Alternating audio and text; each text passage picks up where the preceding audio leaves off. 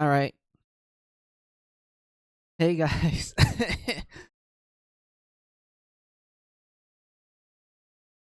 Man, it's been a while. I think the last time I streamed was like early February. Like I missed Valentine's Day and also Single Awareness Day because I did initially plan on doing streams for those 2 days because I was like, "Oh yeah, it's like Valentine's Day. I can play some like, fan servicey games and be like, "Oh, haha, forever alone." I mean, I will always poke fun at the fact that I am single for life. But yeah, but I just didn't have time. I was busy having to clean up for like the upcoming spring. I know it's like, still February, it's still winter, but I felt like doing some early spring cleaning and I had to do a lot around the house as well.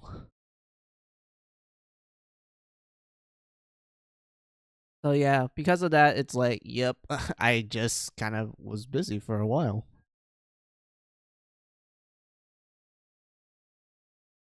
But I do have some free time now, and I just went like, well, I did plan on doing that testing stream that I mentioned at the end of my last stream all the way back in early February, where it's like, oh yeah, I was gonna test out like the PC port of this PlayStation 3 game. I'm hoping that'll work when I, do like when I'm streaming it and such, because it works fine when I'm like by myself, like playing by myself. But I want to stream this game because I was like, I like compile heart games. Like there's a bunch of compile heart games I want to stream. Excuse me, want to stream and whatnot. Like I already streamed the entirety of Mary Skelter franchise. I mean, that's literally how I started my streaming career, and I fucking love that. It was the best. There was me doing different requests where I did 2 playthroughs of it. Like the second playthrough, I literally just speedrun the whole thing just to like show the other endings and whatnot. That was also a pretty cool like stream playthrough that I did. That was awesome. I did start it too, but I kind of just like paused at the start because I was doing other things as well. But I do want to return back to Death End Request 2 and also do like a New Game Plus run of that, since the story does change when you do the New Game Plus run. And then you have this game, which is oh boy, it's like one of the more, I would say, other than Neptunia and like Mary Sculptor and Death and Request, Fairy Fencer F is pretty high up there in terms of like compile heart games that a lot of people enjoy and whatnot. So this game also has like a New Game Plus function as well, where there are multiple endings and it depends on the decisions you make near the end of the game that determines the ending you get. And it kind of makes sense why there's a New Game Plus function as well, because it's kind of related to the plot. This becomes more apparent with Fairy Fencer F Advent Dark Force, which is the enhanced version of the first game, which has so much new content. They changed how the game plays. They added 2 new story routes, and all of the routes have multiple endings. Like there's more multiple endings to them now. Like it's insane. Like it has so much content compared to the vanilla, where the vanilla had like 3 endings in one story route, but it was also a pretty well done story and such.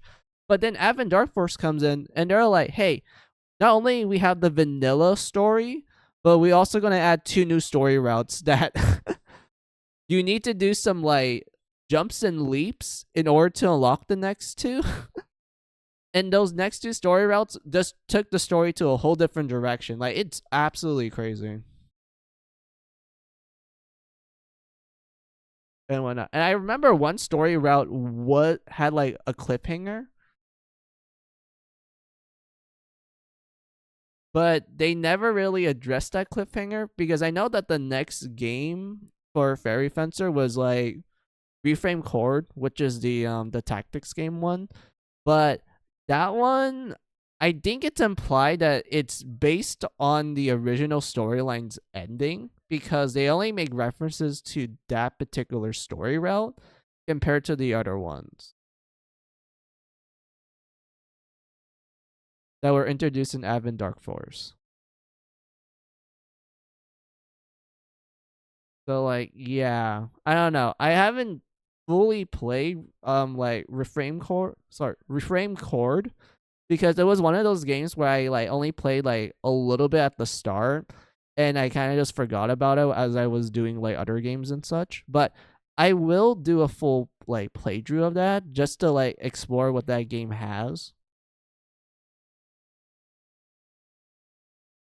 and whatnot. So like, yeah, I know I'm like yapping a lot at the start, but it's literally just me like, just having the opportunity to stream again and just, cause me to kind of yap and whatnot. But yeah, what other things I could like kind of yap about before I decide like, you know what, I'm done yapping. Let's just go straight to Fairy Fencer F. Let's go to my testing stream and whatnot. I'm hoping that Fairy Fencer F will work, like the PC port, because I use a laptop. I don't have like an actual like PC and whatnot. And my laptop is kind of finicky. Let's put it like that. There's some games that my laptop's like, oh yeah, I can 100% run this perfectly well while streaming, which is impressive. And then there's some games where it's like, oh, it doesn't cost that much for it to run, but for some reason it runs like fucking shit when I stream it. Like for no apparent reason. But yeah. what else is there for me to say? Oh yeah, so after I test Fairy Fencer F, maybe like 1 or 2 hours of me testing it, just the first 2 hours of the game, I'll jump to either Blaze Blue Entropy Effect, like they have the recent X update, but I but I looked at the update log and they said that in order to play that new story mode, you have to beat the original game story. The original Entropy Effect story, which you know how I feel about that one.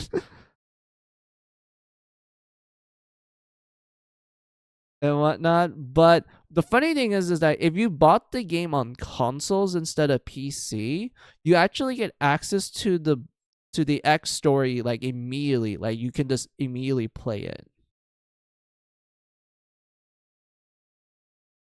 and whatnot. So yeah, because of me not finishing like the actual main story Entropy Effect, I was just busy like just doing the usual like roguelike stuff, like I'll go through the stages and then go on the higher difficulties to get even more rewards and such. Like, that's what I've been doing with Entropy Effect. I just never interacted with the story that much. But yeah, I just been doing that and also grinding to unlock the rest of the cast at the moment. And I think I almost got everyone. I just need to do the last crossover character. But that requires me to do a side mission, which I didn't touch yet. So maybe I might do a little bit of that with you guys while also showing off like the new character in Nanoto, which is recent to that update. So let me see what you guys wrote down.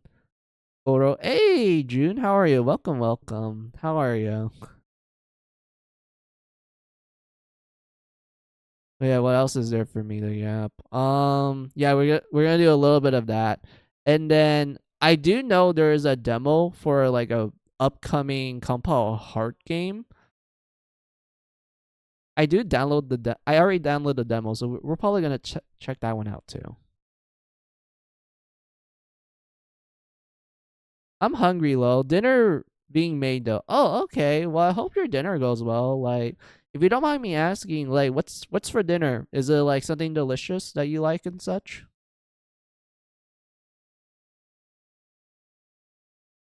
But yeah, man. Speaking of food, since you mentioned that, I did eat like some Japanese curry like roughly an hour ago for like lunch and whatnot. It was made by my grandparents and I liked it.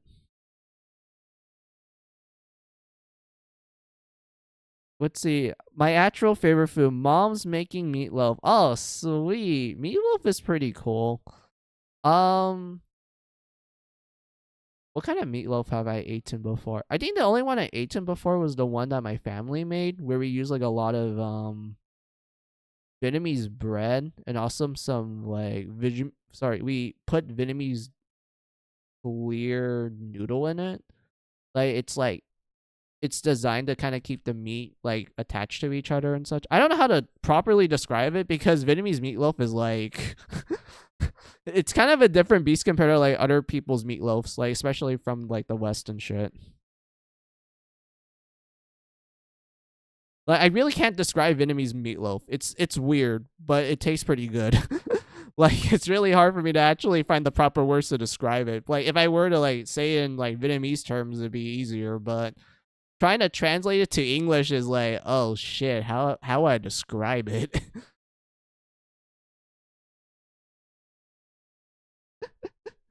But that's cool that you're actually gonna eat your favorite food for dinner. That's like the most amazing feeling, like for real.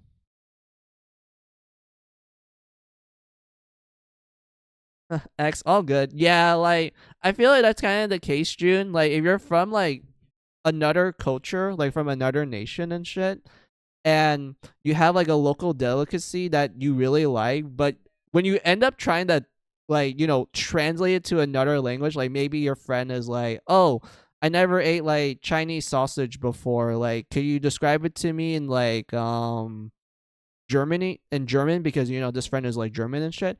And you're just thinking to yourself like, "What's the appropriate word for me to describe it?"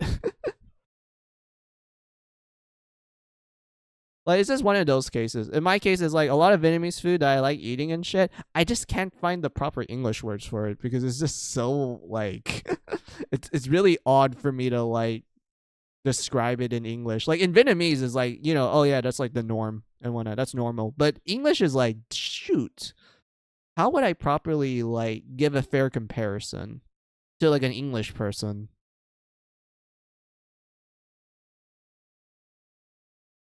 and whatnot? But yeah, um, let's get to the game, June. Let's get to it. I realize I've been yapping for like a good 18 minutes. I mean, that's not bad. I know some streamers that can yap for like a literal hour nonstop, but I do feel like we should jump straight to the game. So let's just do that. So just let me set everything up.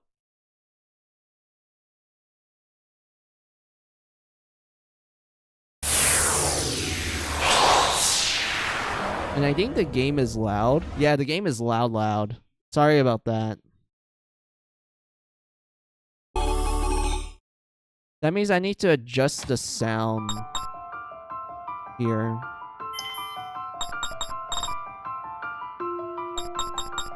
Where is it? Yeah, the BGM is bloody loud.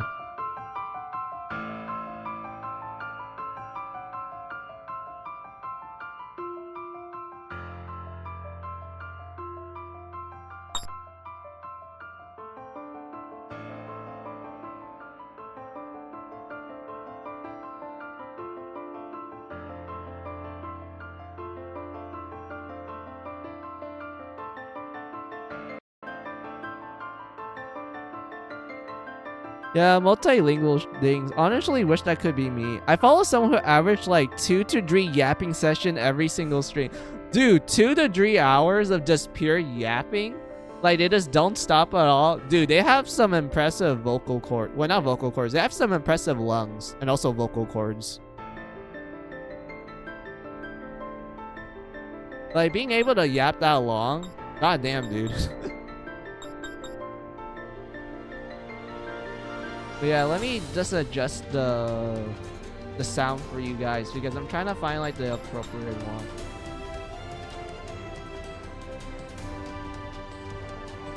Yeah, she got some endurance. Yeah, that's insane endurance.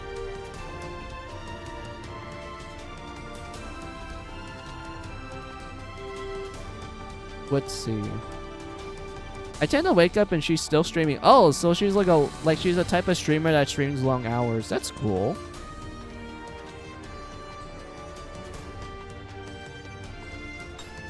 So yeah, let me check something. So it seems like BGM, it's kind of connected to the opening soundtrack.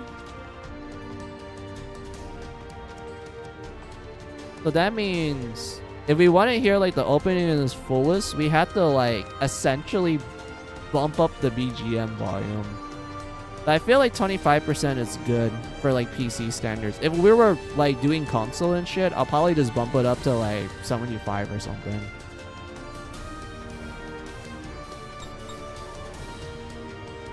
Not sure about voices. I feel like voices...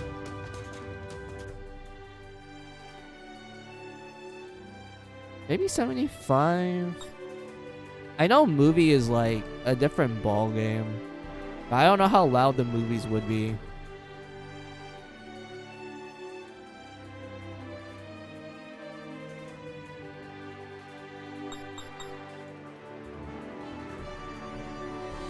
Maybe 30%?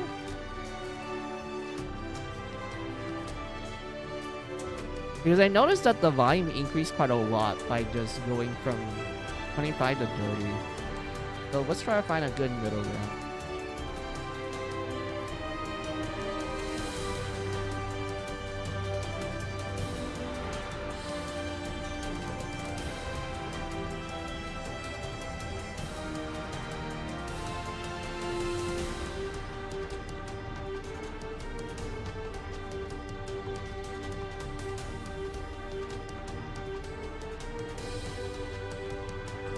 Maybe 26. Just bump it up by 1.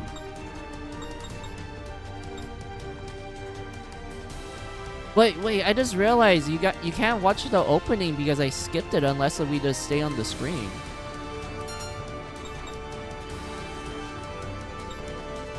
Will it play again? Let's try that. Because I know like a lot of games that tend to have like anime openings, you just have to wait on the screen for like maybe like a minute or two.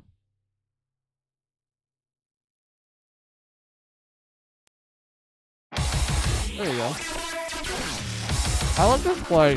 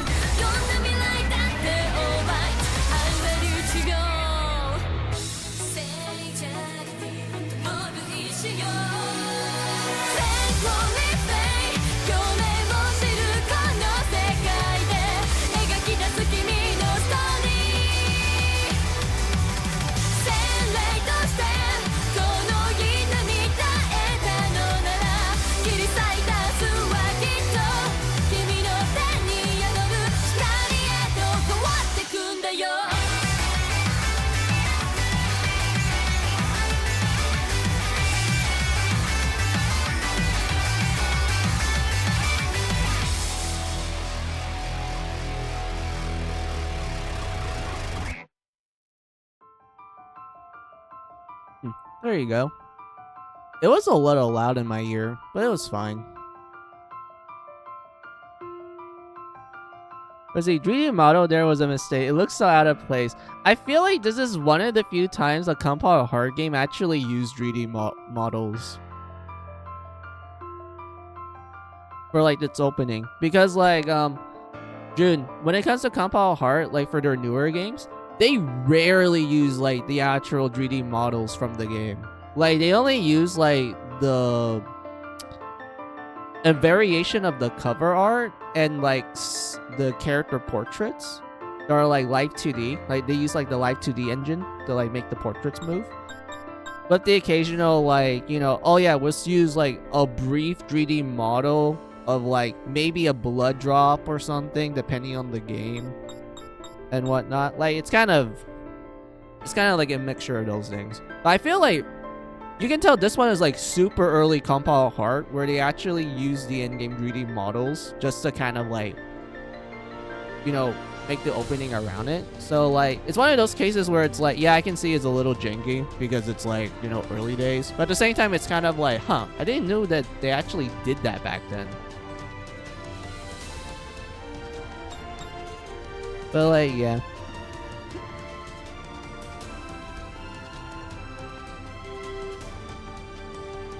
And whatnot. I feel like my favorite compiled heart opening has to be let's see, I play a lot of compiled heart games, but I'm probably gonna show my bias because you guys know me as like the Mary Skelter fanboy, but it's like it's probably Mary Skelter Nightmares. That's like my favorite opening. Like the first Mary Skelter opening, I think that one was my favorite because it just had everything right. And I think my second favorite is like Finale's opening because that one was fucking poggers, dude.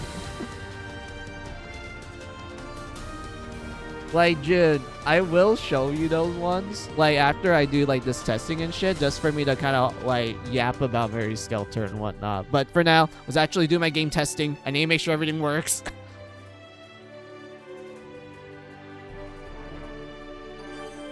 Let's see. Oh yeah, they have like a bunch of DLCs. I remember. So there's like you saw in the menu, there's like a DLC menu. So they let you turn off or enable DLC. So if you're like, oh, I don't want all this like, you know, stuff that helps me in the early game, you can just turn it off in the DLC menu. Or if you're like, I'm not a fan of the Hot Springs DLC because the outfits don't look cool compared to the swimsuit ones, you can just turn off the Hot Springs outfits and just keep the swimsuits on. And whatnot. Like, that's like a cool thing I remember that they would do sometimes for like their DLC practices. Although not every compiled heart does that. I know there's some compiled heart games where you can't even turn off the DLC after you purchase it, so it's kind of a case of like, well, looks like I'm stuck with this.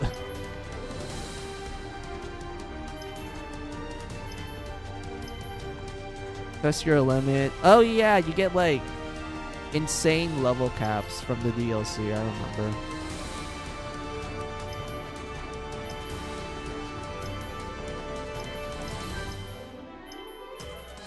We're just gonna skip through this. I'm not reading it.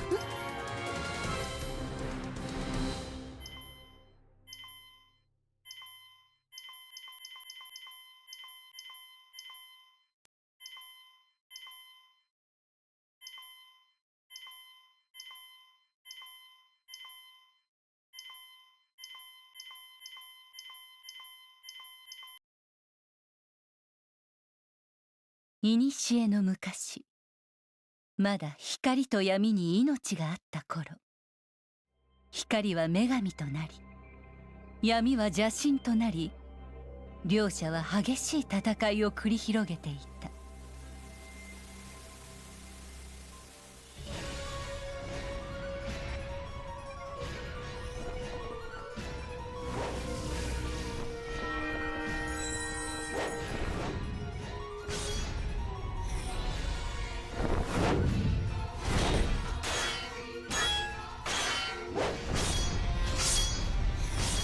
Dude, I remember these sound effects. These are literally sound effects you can find online, and they use this in every compiled heart game. It's so funny how you can trace it all the way back to their earlier games. やがて光と闇は互いを飲み込み、光は闇に蝕まれ、闇は光に切り裂かれ、両者は命を失った。死にゆく星が閃光と暗黒の中に落ちていくように、こうして女神と邪神は永遠の眠りについたのである。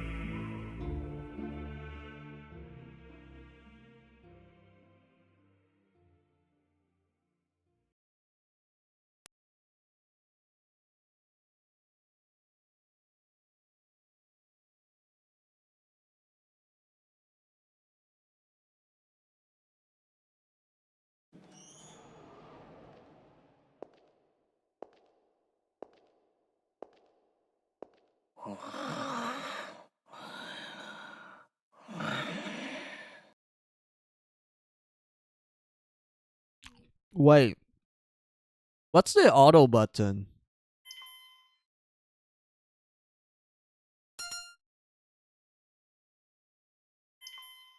This one's a log. I'm assuming I'm using like a PlayStation control. I'm assuming square skip. So it has to be one of the shoulder buttons.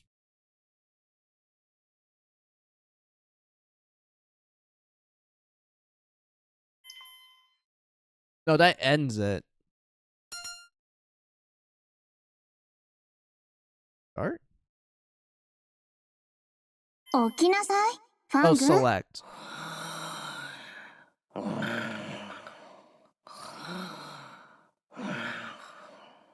起きて、ファング。ちょっとファング、起きなさい。ほら、起きるのよ。とっとと起きて。あたしよ、アリンよ。助けに来たわ。逃げましょう。助ける？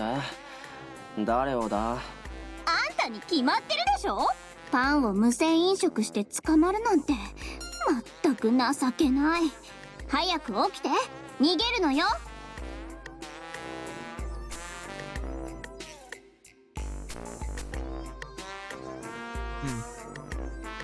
I think the voices are too loud, so I'll probably adjust that later.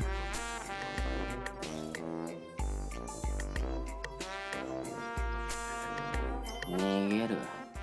なんでだ？あんたにはフェンサーとしての使命があるでしょ。さっさとここから出て、私と一緒にフューリーを集めるのよ。嫌だね。俺はここが気に入った。ここで一生を過ごす。だから放っておいてくれ。は？あなた分かってるの？ここは牢屋なのよ、牢屋。分かってねえな。ここにいればタダで飯が食える。寝たいだけ寝れる。まさに天国だ。Wait, is it? Let's see, prison. You get food, yes. You get a lot of free time, technically.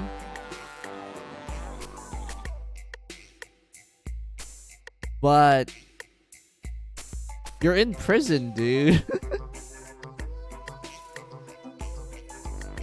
You're supposed to have like good behavior so you can like get out early or get parole early. And whatnot. And also don't drop the soap. I think that's like probably the only bad thing about prison now that I think about that. Oh yeah, maybe the inmates are like just general dickwads to you. Like, doesn't matter if you like rub them the wrong way and whatnot. They probably just hate you for just existing. 俺はここで死にたい。バカ、そんな美味しい話があるわけないでしょ。この町では食料を盗むことは重罪なのよ。しっぺ100回の刑よ。手が腫れて動かなくなっちゃうんだから。それはいい。もう顔を洗わなくて済む。呆れた。あなた本当にバカなのね。手が動かなくなったらもう This guy is ご so 飯も fucking 食べれなくなっち lazy. ゃうのよ。 Why does it feel Yoshi. like I could relate to some extent, but at the same time, it's like, dude, what? 疲れた、オブレ。は？何言ってるの？まだ10歩も歩いてないじゃない。長年の牢屋暮らしで体がなまっちまった。いいからおぶれ。ふざけないで。たった3日牢屋にいたぐらいでいちいち逆らうな。俺はご主人様だぞ。妖精の分際で小生意気な神聖な俺様の体を背負わせてやると言ってるんだ。ありがたくお前。いい？はっきり言っときますけど、私はあなたのしもべじゃありません。フェンサーと妖精は対等なの。覚えておいて。静かにして。魔法で監視を眠らせているけど、目を覚まさないうちにさっさと逃げましょう。仕方ねえな。はあ、なんでこんなやつが私のパートナーになっちゃったんだろう。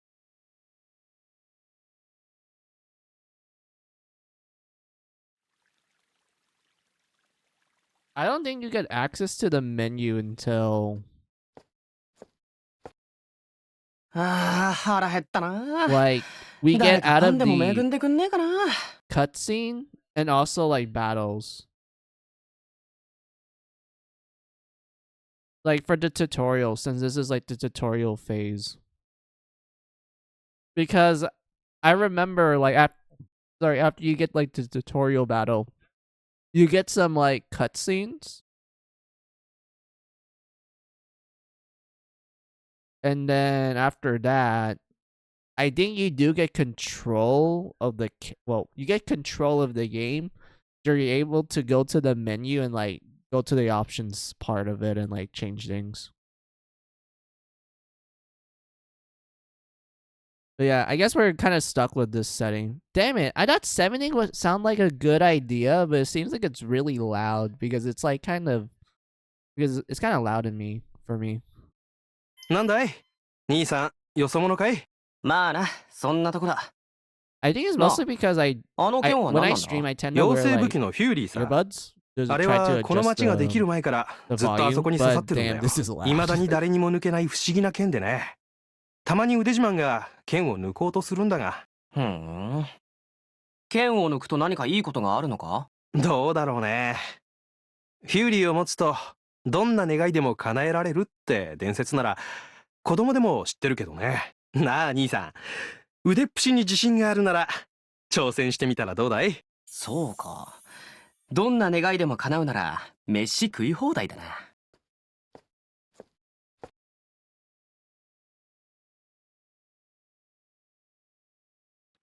Oh, look, it's a 3D cutscene. This never really happens a lot in compile heart games. It's kind of rare. はじめまして。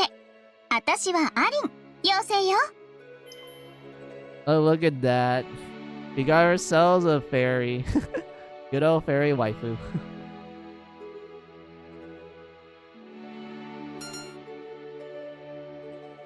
飯出せ。あなたが今手にしている妖精武器フューリーに宿る命、それが私。 Dude, it's like how I word it. It's almost like it's so funny how he just tells her like, hey, can you just give me food? After she introduces herself. It's kind of like if in Aladdin, the moment Aladdin rubs the lamp and the genie comes out and he's like, oh, I'm the all-powerful genie. Aladdin just goes like, hey, can you like make some grub for me? That's like my first wish.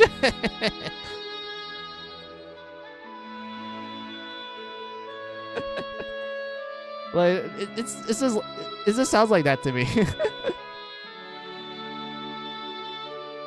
え、あなたのお名前は？俺様はファングだ。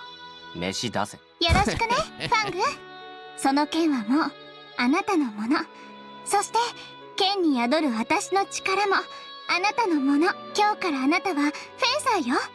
私と一緒にフューリーを集めるの。おいおい、黙って聞いてりゃ勝手なこと抜かしやがって。何がフェンサーだ。俺の運命は俺が決める。いいからとっとと飯を出せ。フェンサーはフューリーを集めるために戦う剣士のことよ。そして今あなたが手にしているのは全部で100本あるフューリーの一つでしかないの。すべてのフューリーを集め、邪神と一緒に封印された女神を復活させれば、どんな願いでも叶えられるのよ。なんだそりゃ、さっきと話が違うじゃねえか。詐欺だ詐欺。この剣を抜けばいいんじゃなかったのかよ。いいえ、それはまだ始まりに過ぎない。さあ、若きフェンサーファング、私と一緒に冒険の旅に出ましょう。やだ。今なんて？やだ、めんどくさい。フェンサーになんかなりたくない。武器を100本集めるなんて考えただけでげんなりする。ちょっと、あなたは私の封印を解いて目覚めさせたのよ。あなたはもうフェンサーなんだからね。私と切っても切れない絆ができちゃったんだから、そんな冷たいこと言わないでよ。絆？ Is it hurtful? そんな絆俺が断ち切ってやる。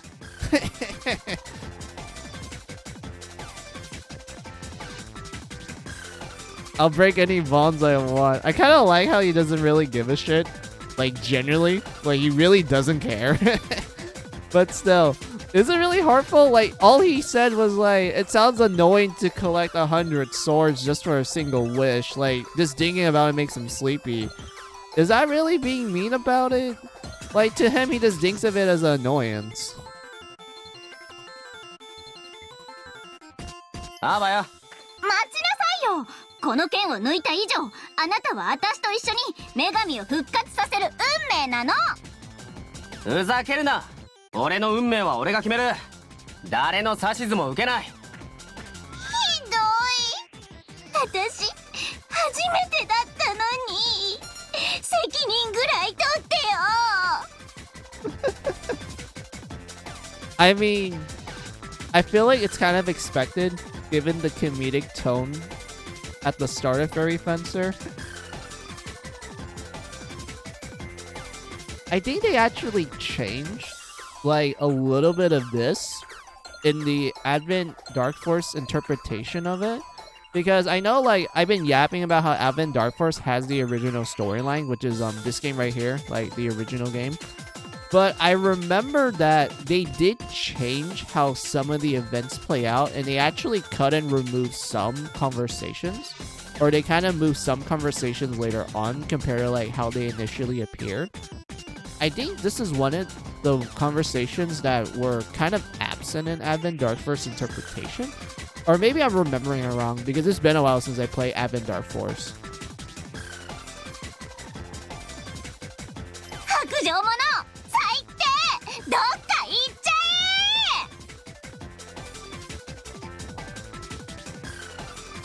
え。 Yeah, how can you say no to her? She's such a cutie, それ dude. で誰も抜けない剣を抜いたから、ファンぐらい多めに見てくれるって思ったわけね。考えが甘いわ。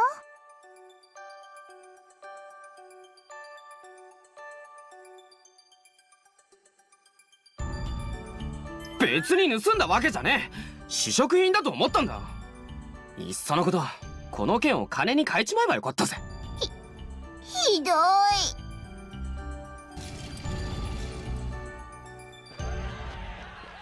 やばい、見つかったわ。衛兵たちよ。よしお前、俺を助けるために犠牲になれ。俺はご主人様だからな。当然のことだ。何度言ったらわかるの？私はパートナー。五分と五分よ。ほら、戦いなさい。ファング、私を使ってフューリーの力を使うのよ。フェアリンク。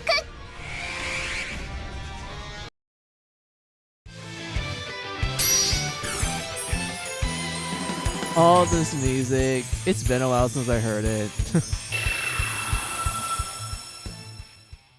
Also, that sparkle sound was really なんだか loud. わかんねえが仕方ねえ。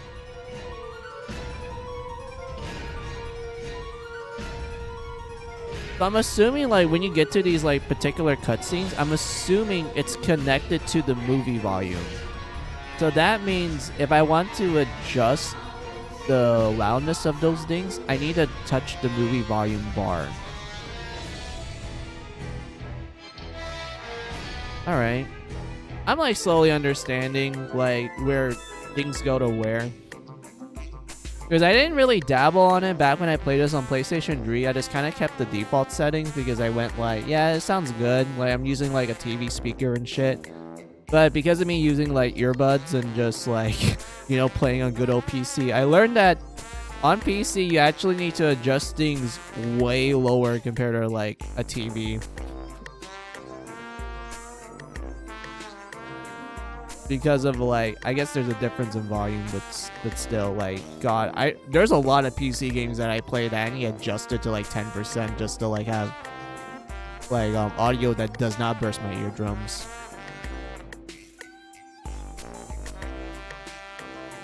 Is he turn-based? Yeah, I already noticed. You guys don't really need to like read this because it's very simplistic at the start. There's not really too much to the gameplay until you get to, I would say, the first 2 dungeons where they actually expanded a lot more.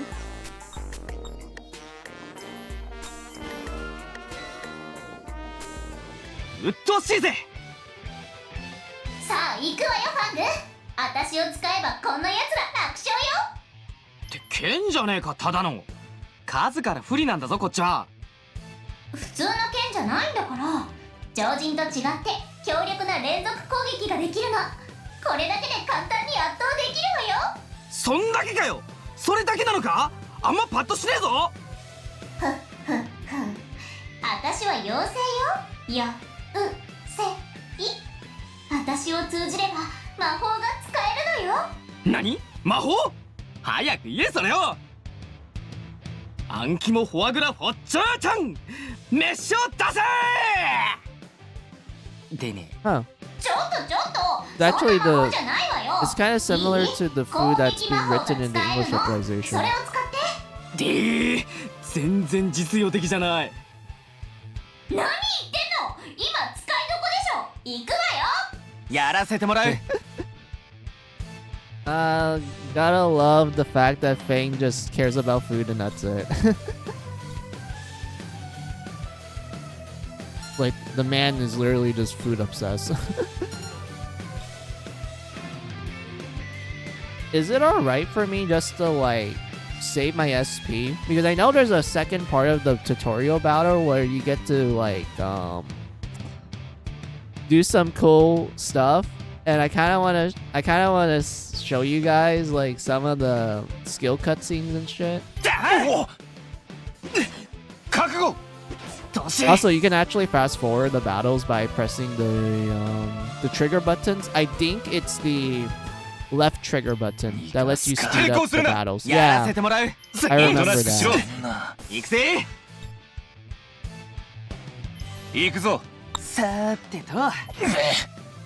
Also, it's fine for us to get damage because of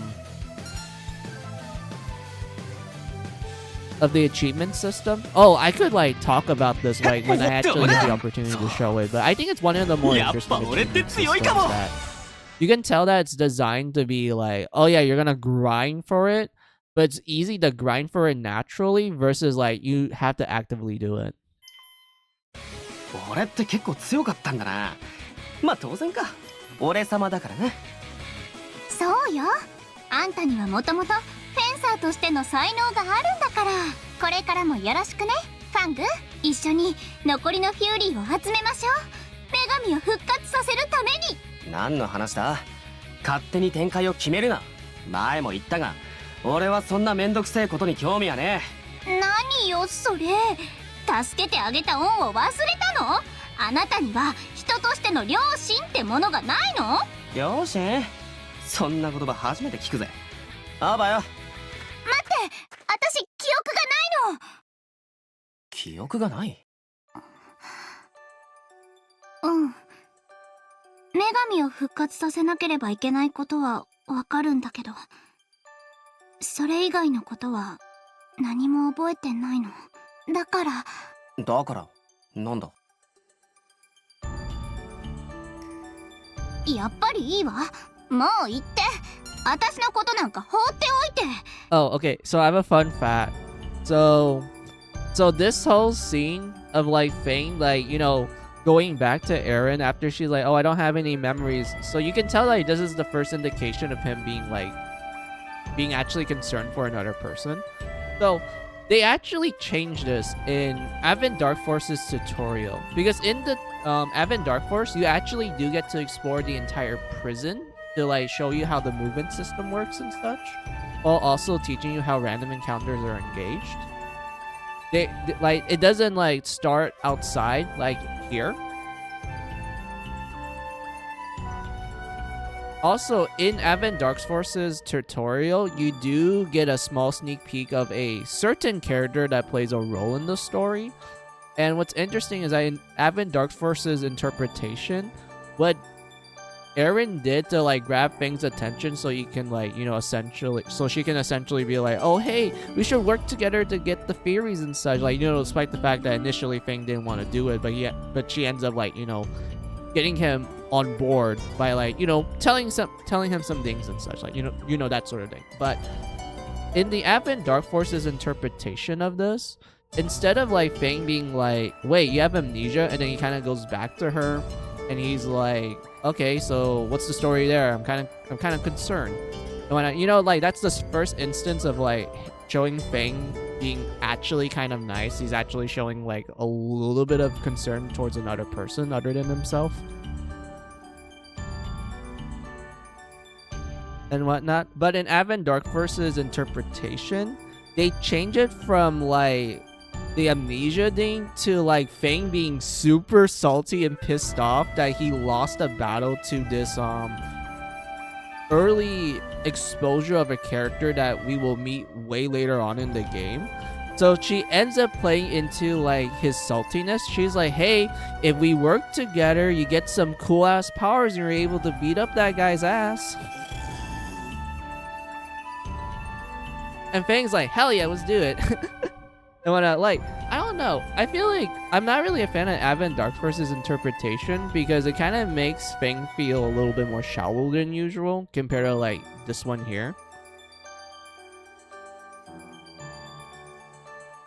Also, hey Joe, thanks for the raid. Welcome. Oh yeah, let me give you 2 shoutouts because I remember you guys stream.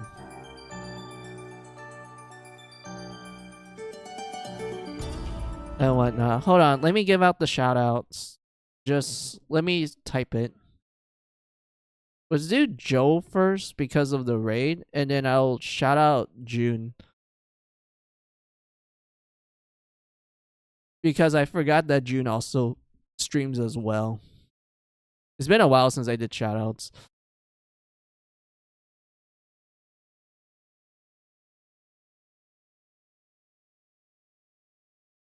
There you go. Oh, hey, you guys are both doing Ace Attorney games. That's cool.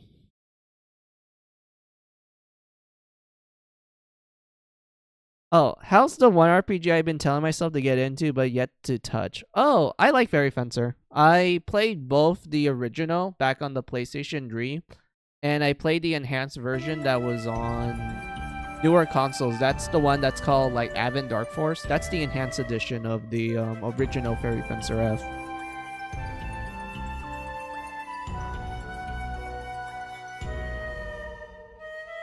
And whatnot. And if I'm gonna be honest with you, when it comes to like the Fairy Fencer games, I do like them quite a lot.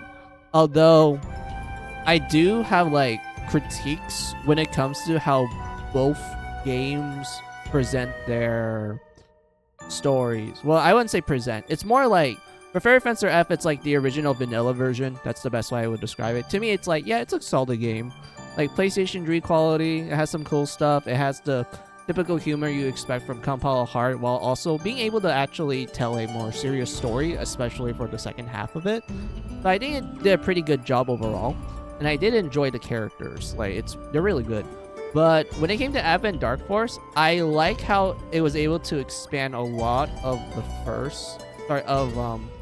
the original game, and adding so much content. Like Advent Dark Force, they're like, oh hey, so we have the original storyline, which I need to tell you this, Joe. The original storyline had like 3 endings to it, and there's like a lot of things you can do in that game as well. They're like, what should we do with Advent Dark Force? They're like, okay, let's have the original storyline, but you can also unlock 2 other storylines that also has multiple endings to them. And you had to like do some easy requirements just to unlock those other 2 routes as well. And everything. Like, they literally did that. And they even changed how, like, the gameplay works. Like, they even changed how battles work. Because in the original version, which is the one I'm streaming right now, Joe, like, I'm doing, like, a testing stream for the PC port of the original. In the original, you have a total of 3 active party members in battle. And they're like, okay, that's cool. What should we do in Advent Dark Force? Was bump it up to 6.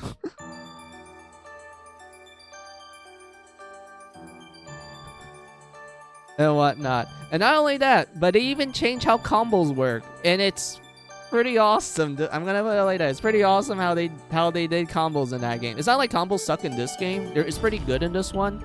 But I feel like Advent Dark Force kind of takes the cake with how they handle the combo system in that one. But what else did they do in Advent Dark Force? Oh yeah, they kind of like added more skills to kind of flesh out a lot more things about it.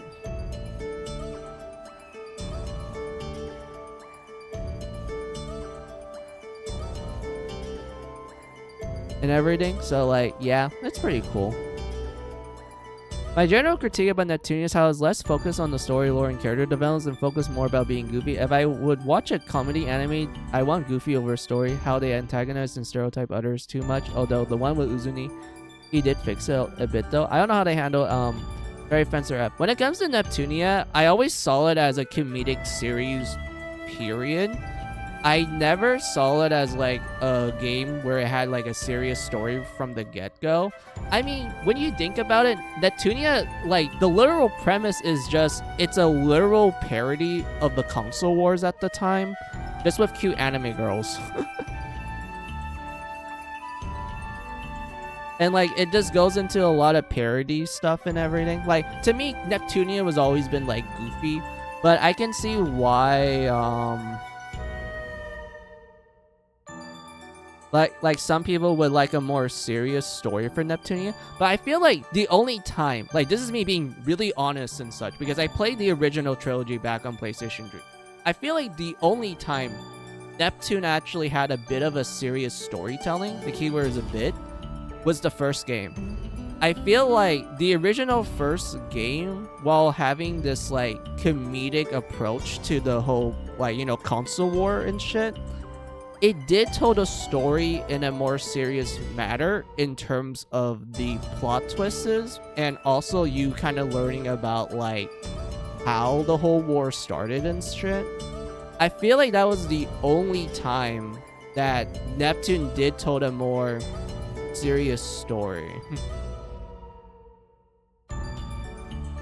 But it's still comedic though. That's the thing. It's still a parody series, but it was able to tell a more serious plot line and whatnot. And then you get to MK2, which was kind of in the same boat, sort of, but it was more comedic than serious. And then you have V for Victory, where that one is completely comedic.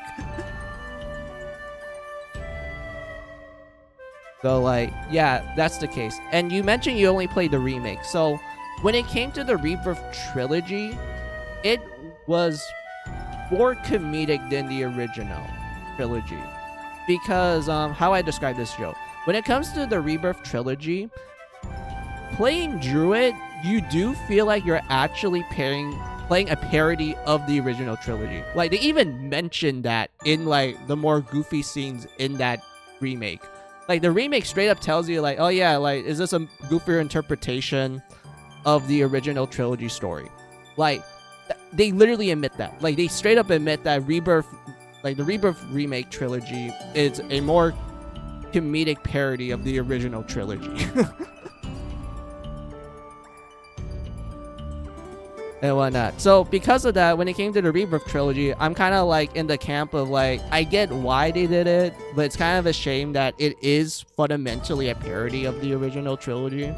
So a lot of scenes that were treated more seriously in the original, it is more comedic in Rebirth, since they admit that it is a parody.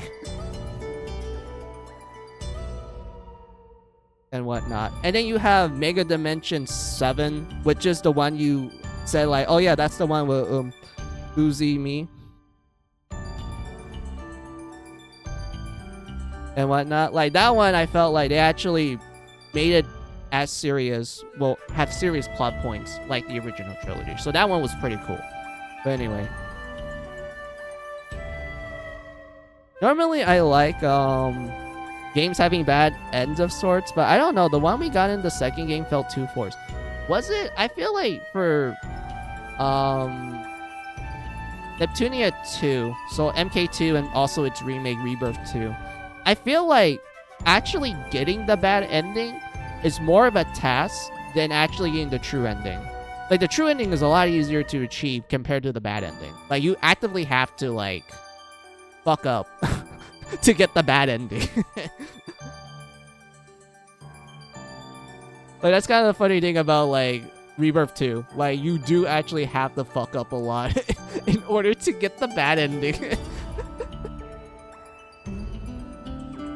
Like, it's just funny to me. It's like, yeah, you kind of have to like do some like terrible shit just to get it.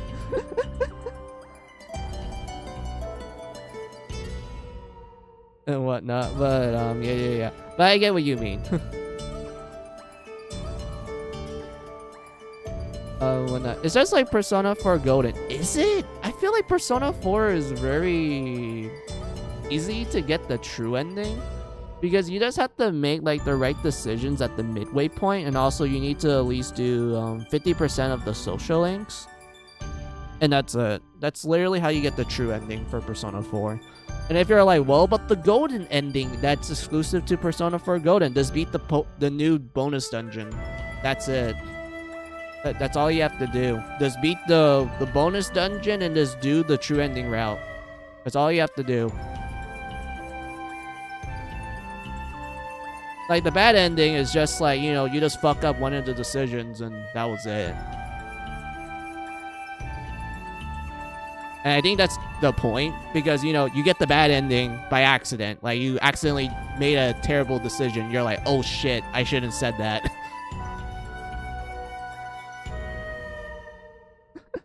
And whatnot. Like, I don't know. That's how I always viewed it. Like, to me, that's like, yeah, that's an easy fix-up. Like, that's not difficult.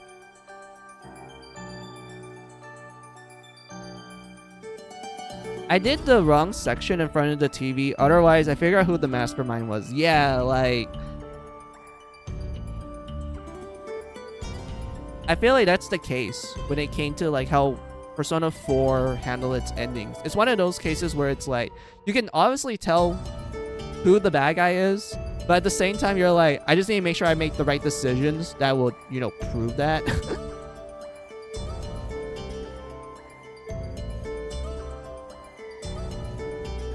Like, I managed to stop Yosuke from pushing him into the TV, but I didn't encourage him to try to figure out the mastermind. Yeah, like, you see stuff like that? That's like, it's not difficult. It's more like, oh yeah, I just kind of fucked up one decision making and it kind of led to that. But if you just like, you know, just reload your save, like an actual visual novel, you can just, you know, quickly fix that.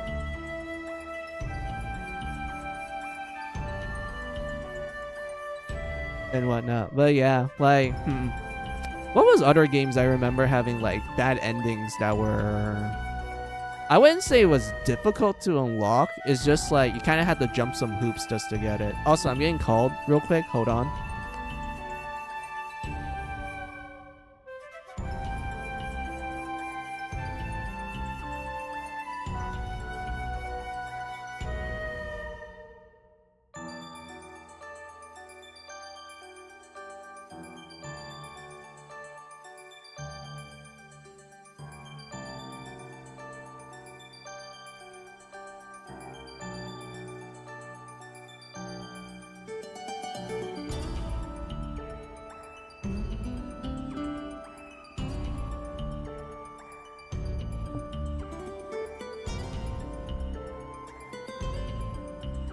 Let's see, generally I don't like doing multiple save states unless I have a really good reason. If I do it for no reason, it's because I'm a misclip or the game doesn't let me delete I'm looking at you, Trails of Cold Steel 3 and 4. I get that, but I'm the type of person that always makes a backup save. I think it's because I played a lot of like I play a good share of visual novels, and it's kind of something that I always done when I was like growing up, like playing video games. I always make a backup save just in case I accidentally fuck up at one point. Like, I always have that backup save like somewhere, just to ensure that I have like a safe place for me to like go back to, just in case if I accidentally fuck it up and I can't redo it. Like that's the only time I do that. But if it's like a game where you are encouraged to make multiple saves all the time, like a lot of visual novels, especially the eroge kind, they always recommend making multiple saves. Like they always tell you like, hey, it's ideal to have multiple saves just in case you accidentally like soft lock yourself into like one of the bad ends. Like they always tell you like, always make a backup save, always make multiple save states and whatnot. Like, I think because of me playing those type of games often, I just have this habit of just making a backup save all the time. I never have like a single save file, like ever. But yeah, let's see what else you guys wrote down. Hey, a fellow Trails fan. Yeah, Joe, I think he streamed like a lot of the Trails games. He even like rated me like when he was streaming them as well.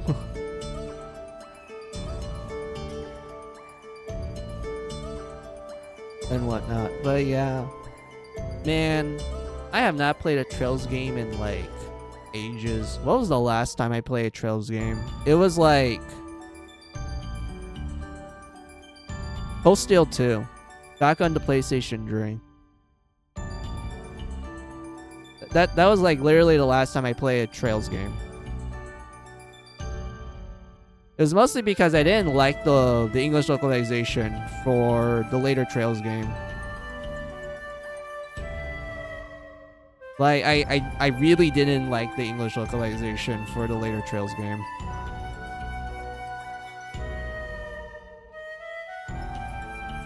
So because of that, I kind of just stopped.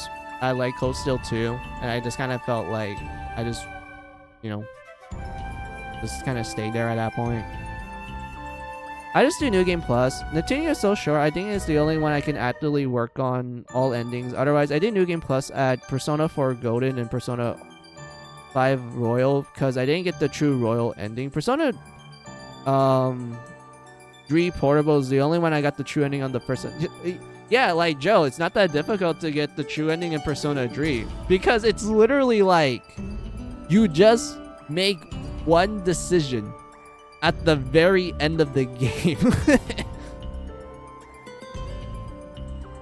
Like, I love Persona 3, but even how that game handles its multiple endings, which are only 2 by the way, it's like, it's literally a decision you make near the end. And it's so easy to just reload from that point. It's like, yeah, you're not gonna have that many issues with that. But yeah, the later Persona games, 4 I didn't have any issues with getting the endings. 5, I also felt like 5 I didn't have that many issues with it because I felt like 5 kind of like hand feed you like the right they hand feed you the hints that makes it very easy for you to not screw it up.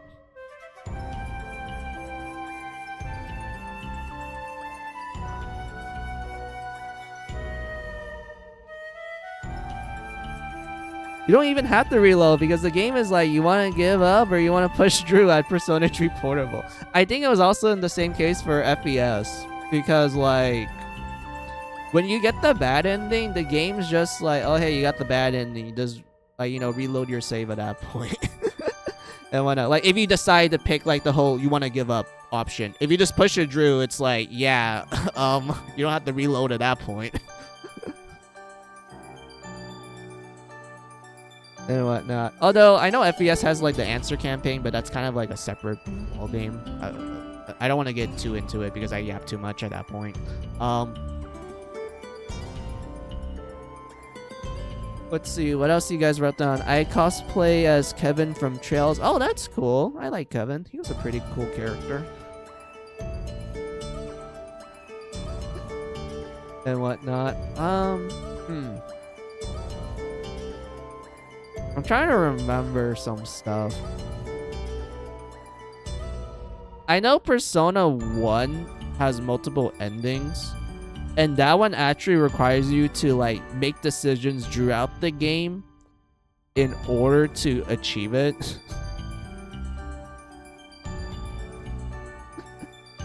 And whatnot. Like in Persona 1, there's 2 story routes. There's the dream, like Butterfly's dream, and then the Snow Queen quest story route. I know for the Snow Queen route, you have to play the game a specific way in order to get the necessary items for you to get the true ending for that one. While the Butterfly's dream, you just have to make the right decisions from the start of that story route to the end. And whatnot. That's what I remembered. Persona 2 was also kind of in the same ball. Well, actually, no. Persona 2 only had one ending. It just had multiple missing. It has multiple stuff you can like miss if you make certain decisions. And whatnot. And then don't get me started with like Shin Megami Tensei. Those games have fucking multiple endings. And whatnot. But like, yeah. Anyway, you guys wrote that. My favorite type of endings are the fake ends where you got the one in Rayman 2. Yeah, that one was pretty funny. Danganronpa 1, when you expose the truth instead of lying. Yeah. Man, Danganronpa. I remember like watching YouTube plays of it back in like, was it, oh, what year was it? It was like 2016 range? And I remember watching it because there was a lot of people like who had, well, they streamed it on their PS Vita, like, you know, through legal methods and shit. Like, I remember that. That was a fun time. I'm still wondering if I should bother with Sky 3. I didn't like Sky 1 or 2. Really? I love the Sky Trilogy the most. Like, compared to the other story arcs, I like the Sky Trilogy the most. I think it's more in my ballpark in terms of, like, the story pacing.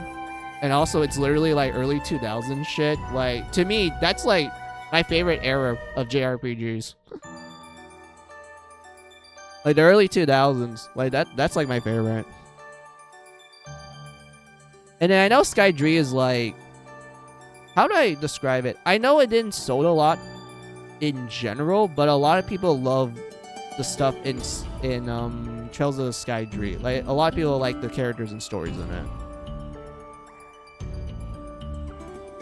And whatnot. But yeah. I think it's how much in the face they are with Estelle and Joshua in Sky 1 and 2. Didn't enjoy that ship. I mean, it's kind of obvious that the two are like a couple sort of thing.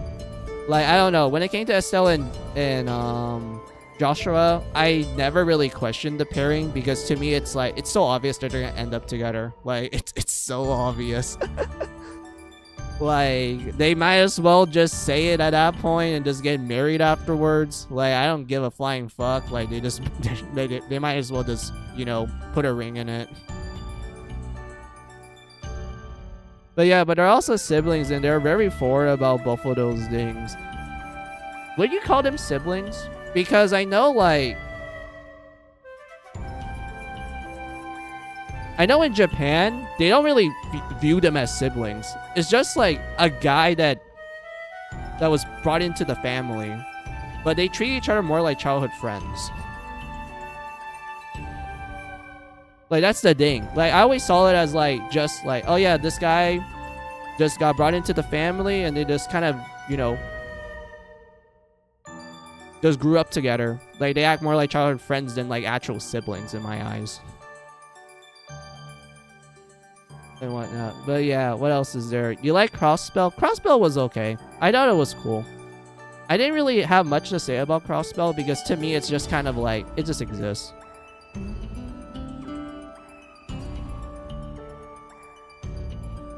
And yes, that's why I will call them siblings. They push that fact a lot. And this too, pushing it aggressively as justification why it isn't weird and it makes it worse. Is it? I feel like they don't. Well, it's been a while since I played it. But even then, I don't remember any of that. Because to me, it's just like, yeah, they're a couple. Like, I don't give a flying fuck that some people are like, oh, but they're like siblings and shit. I'm like, dude, they're like more like childhood friends, if anything. Like, would you do the same logic with like childhood friends? Like, that happens to be brought into like the other family? Like, they don't even straight up adopt them, mind you. They're just like, oh yeah, like this childhood friend is like living with my family because of like certain scenarios and whatnot. Like, to me, it's like, it's the same thing. Like, it's just the same boat at that point.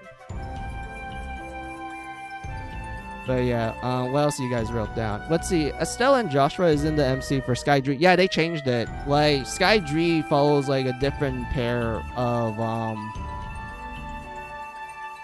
protagonists. Okay, but Joshua was introduced to the family via adoption. They were raised as siblings. In the English localization, I know in Japan they didn't really say they adopted him. They just say they just brought him in.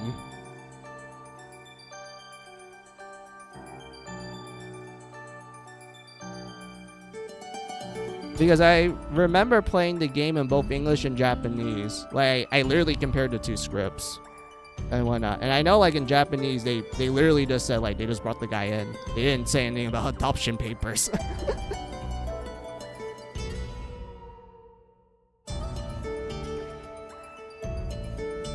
And whatnot. Same thing with Rain and Estelle. I mean, Rain and Estelle are, like, described as like literally the typical canon pairing. Like, it's in the same boat. It's like, it's obvious that they're the closest thing to like a canon pairing. Like, you know, oh yes, we're gonna ship them more often compared to like the other girls.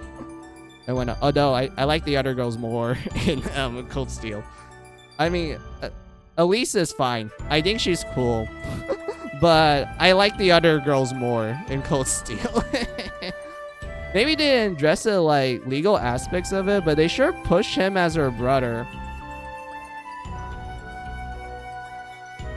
I'm assuming that's still in English because Japan literally just described them as like childhood friends. They never mentioned once that she saw him as like a brother. She literally just saw him as just a random guy that her dad brought in, and that's it. And she just grew up with him. And just a childhood friend at that point. Yeah, I played the English stream release. Yeah, like, when it comes to like the Trails games, when you compare the English script to Japanese, you might as well be playing two different ballparks at that point. Because they, like, the Japanese is, how I word it, the English word things a lot differently compared to Japanese.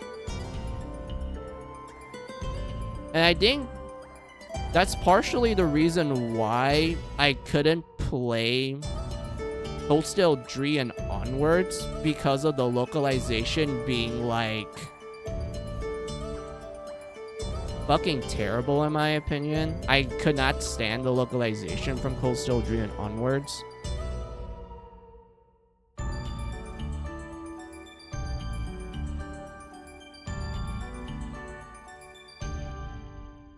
And whatnot. Let's see, to be honest with you, the only entries I have a harder time digesting was Cold Steel 1 and 2. That's where I started my trails, mostly because it felt more plain and generic than the other series.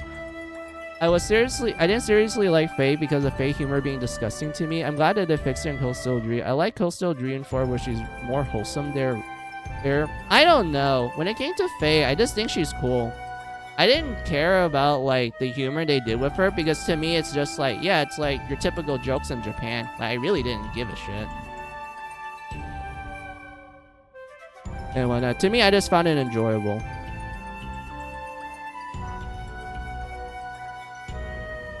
Who else? Who would joke about killing people and sending out bombs and other terrorist stuff and such openly? She had that too much at Cold Steel 2 and 3, and the others just kind of laugh it up. I don't remember her doing it at least once in Cold Steel 3 and 4.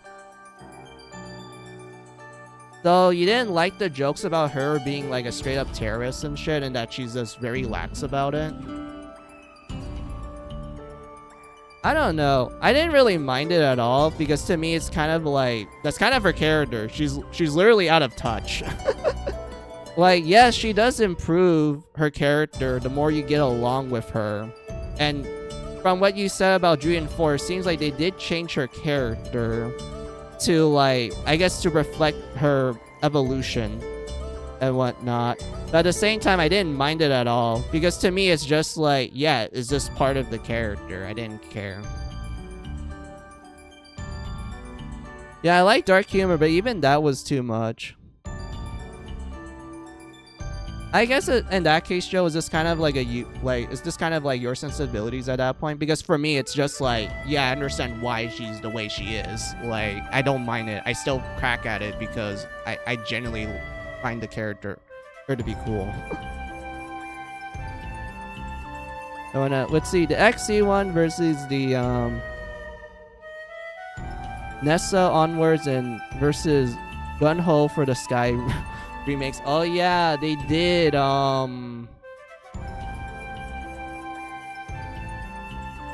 had a different localizer for the Sky remake. I forgot about that.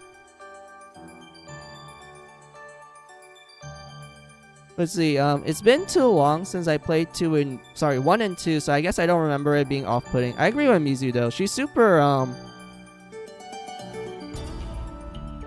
out of touch because of her origins. Although, yeah, my all-time favorite is going to be YS. Oh, sorry, East. I keep forgetting it's pronounced East, but I grew up calling it YS. It will always be YS to me. I don't give a flying fuck if, I don't know, someone in chat is like, actually, Mizu, it's pronounced East, not YS. Shut up. Like, it's my stream, okay? Like, I grew up calling it YS. I'm gonna call it YS, alright? But yeah, let me see what you guys wrote down real quick. Let's see. Will forever be YS. 8 is what got me into Falcom games, and I played all the localized entries. Xenoblade 8 is in 2nd place, and Trails is in 3rd place. That's cool. For YS, who's gonna point blank jokes? Yeah. But yeah, but all seriousness, Joe and June and Jinx things. When it comes to YS, I really like I like 6. And I know a lot of people would be like, isn't 6 the mid one? Like, isn't that one the mid one that has a terrible like PlayStation portable port? Like, no one like would ever play that one. Guess what, buddy? That was the one I grew up with. That was literally my first YS entry. That was like literally my first game. And I loved it. All right, I didn't give a flying fuck that port was notoriously bad. Like, to me, it worked fine. I like YS6. That one was a fun game. And then I did play the older entries, like, you know, 1 and 2, Dree, despite the fact that Dree has like multiple versions of it made by like different like companies, and no one knows which one's the canon one for some reason. Like, I don't know what's going on with YS. Like, it's weird when you look at the older entries. But I try out 4. That one was cool. 5 was neat. I played what was it called? Origins? Like the first, like the YS game that's like a prequel to like the whole franchise. Like, was it called Zero or Origins? I don't remember. But I played that one. That one was absolutely poggers. That was a great game. There's Origins. Okay, so it's just called Origins. Got you. Thank you. Thank you, Joe. Yeah, Origins. That game was cool. I did play 7 back on the PS Vita, and I remember that one had a notorious like localization where they didn't fully translate it, and they had to do like an update patch for it. and whatnot. I remember 8 being like, you know, the edgy one. Like, you can tell by the aesthetic they were going for. It's like the edgy one. Like the use of dark color, the neon like highlights, the characters having a more grunge look to them. Like 8, I kind of have a soft spot towards because of like the grunginess and whatnot. Wait, was it 8 or was it 9? I think I mistake 8 with 9. My bad. Yeah, I think it was 9. that had the grunge look. My bad. And whatnot, but let me see. Oh yeah, June. I forgot to address your question. I never play YS. Are they like continuous from game to game? Yes.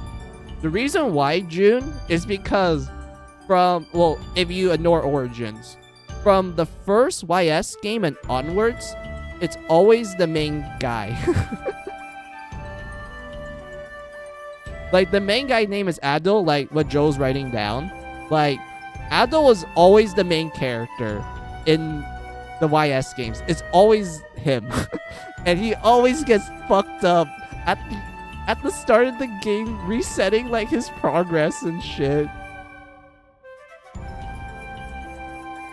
Like, it's so funny how like Adil has the worst luck out of any JRPG protagonist. Like, the start of each of his games just make you feel so bad for him. Like, he saved the world in one game, only to get royally fucked over and has to restart at level 1 in the next one.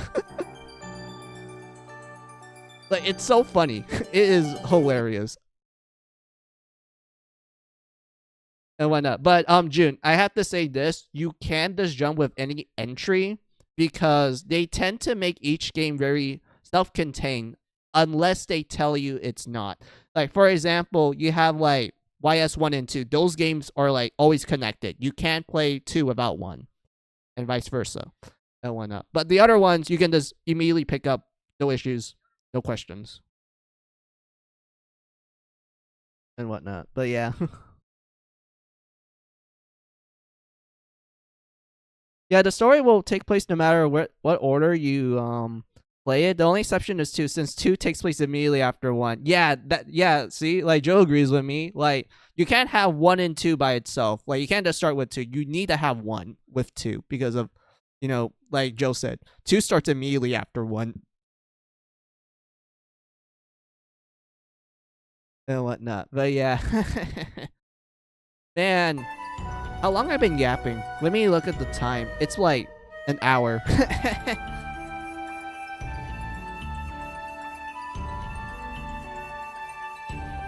I've been yapping for an hour with you guys.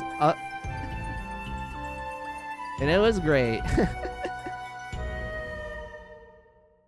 Let me see what you guys write down next. Let's see. You like 10? 10 takes place in Nordic, and you're Nordic yourself since you live in Sweden. Yeah, I can see why. Because I remember when Nordic like came out, you can tell that it's taking a lot of inspiration from that region. So because of that, I'm assuming that a lot of Nordic country folk, well, people from Nordic countries, they will have like a fondness towards it. Like they have like a soft spot for that. I guess that's like kind of the same case with like games that either have Vietnamese tides to it, or it happens to have parts of it that literally takes place in Vietnam. Like, Joe, I know this sounds like, to some people, they think it's like, why the fuck would you like this? Like, wouldn't this be a bad thing? I unironically like the Rambo movies. And it's actually really popular in Vietnam. Like, my grandpa literally told me that when the Rambo films came out, so many Vietnamese people watched it. They love it to absolute bits. To the point that some Vietnamese parents would actually name their kid after Rambo for them to have like a cool Western name. Like, so it's easier for them to like integrate, well, to intermingle, like mingle with like Western folks if for some reason they decide to move from like Vietnam to like Western countries that speak English and whatnot. Like for some reason they pick Rambo and whatnot. Like to me, I like Rambo. Rambo's cool, but I know there will be some folks that be like, isn't Rambo about the Vietnam War? Isn't that like a touchy subject of sorts? To which I'm like, it's both is and not really. Like people in Vietnam, they don't really care like in a extreme degree about it. Like sure, you're gonna have like the older folks that express like sadness and disappointment, but at the same time, Vietnam is known for having so many dramas and songs that talk about it. Like to them is just part of history and it's something that they're not gonna forget. They rather just like, you know, just treat it as like a normal topic than like something that's like, you know, too touchy to touch and whatnot. And whatnot. Although, if I'm gonna be honest with you, it kind of depends on the region. Like, I'm gonna be honest. If you go in, what's the word I'm looking for? I would say South is more tourist friendly compared to Central and Northern. Because when it comes to Northern and Central, they're a little bit more old fashioned. And there are some parts of those regions where they're not the happiest folks. Like, if you happen to know Vietnamese, like the language, and you're able to understand, like, I guess, their old-fashioned stuff, you're gonna get along with them. But if you don't, then they will just kind of treat you as, like, well, you're Vietnamese, but not really, so we're just gonna, like, kind of keep our distance from you. Which is kind of the treatment I got when I went to Vietnam growing up and whatnot. Like, whenever I get, like, the opportunity to visit it. And whatnot. Like, that's kind of how it was like. And whatnot. South, they're a lot more friendlier. They're more tourist friendly. Like, if I'm gonna be honest with you, I feel like the dialect of the South is way too weird for me. I can't really talk to a certain Vietnamese person. Like, Northern and Central, I'm able to talk to them because that's actually where most of my dialect is from. Given, like, my family history and such. That's where, like, most of my family, like, lines kind of come from. But the South, I don't know, dude. It's really hard for me to actually talk to them. Like, I really can't understand them at all. Like, Joe, if I'm gonna give you a fair comparison, it's like talking to, like, how I word it. I need to give, like, a fair comparison. It's like a Northern, it's like someone in the East Coast talking to someone in the West Coast in America. Like, the East Coast people, they're kind of, like, busy. They don't have time to, like, chat and whatnot. They're busy doing their own stuff and everything. They're like, oh, hey, I'm walking here. I'm trying to get to work. Like, you know, that sort of attitude. But then you have the West Coast who are, like, more friendly. They're more chill.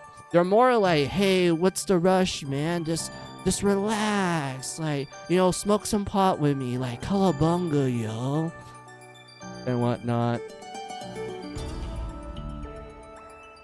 Like, that's the best way I would describe it, Joe. That's the best way I would describe how you would describe each region of, like, Vietnam. And how it's hard for me to talk to a specific region. Like, the South are way too nice. They're way too friendly. I can't even understand most of their dialect. Like, to the point where I felt really uncomfortable. I felt really uncomfortable interacting with them. Like, I feel more comfortable with Northern and Central Vietnamese dialect because it's a lot easier in my ears and I actually understand it. But, like, yeah, on the other hand, Saigon has that street food, street IMO. Vietnam has the best ice cream in the world. Yeah, I love Vietnamese ice cream. It's the best. Although I do have to avoid Vietnamese food that has, like, coconut in it, which is funny, Joe, because Vietnam loves their coconut. The reason why is because I'm actually one of the few Vietnamese people that are not a fan of coconut. Like, I like the smell of it. I just don't like the taste. Like, I'm like one of the few Vietnamese people that just don't like coconut. And it's considered blasphemous there. Like, it doesn't matter what like region you're from, Joe. Like, it doesn't matter if you're from the north, central, or south. If you don't like coconut, you're kind of considered the straight up weird Vietnamese person. Like, all those 3 regions will consider you the fucking weirdo. And whatnot. Like, it's kind of funny. It really is funny.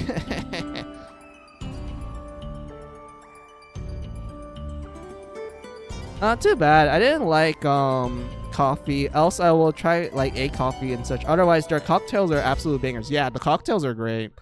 Vietnamese coffee, I grew up drinking, so it's kind of a case of like, yeah, I like it. It's just something I grew up drinking throughout my life and whatnot. But the cocktails, those were good.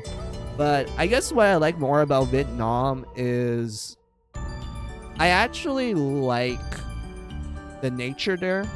Like, whenever I go to Vietnam, I know like most of the time my family would prefer me interacting with like the locals and shit, but I actually like just walking around and just taking in the scenery and whatnot, like ranging from like the nature sites to like how some of the cities look. Like, either it looks all nice or maybe it's a little rundown and whatnot. Like, to me, I actually like looking at the scenery a lot more compared to like doing what, you know, most tourist things will do, where they're like, oh, let's interact with the locals, let's go to the shops, like let's go to like these landmarks and shit. Like, personally, I don't really like doing those things. I kind of just like walking around and just looking at just my surroundings, and that's it.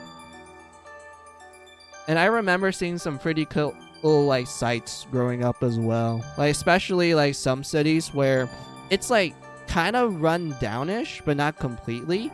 And sometimes when you look at certain buildings at a certain angle, I can't help but just be like, man, this is a cool place.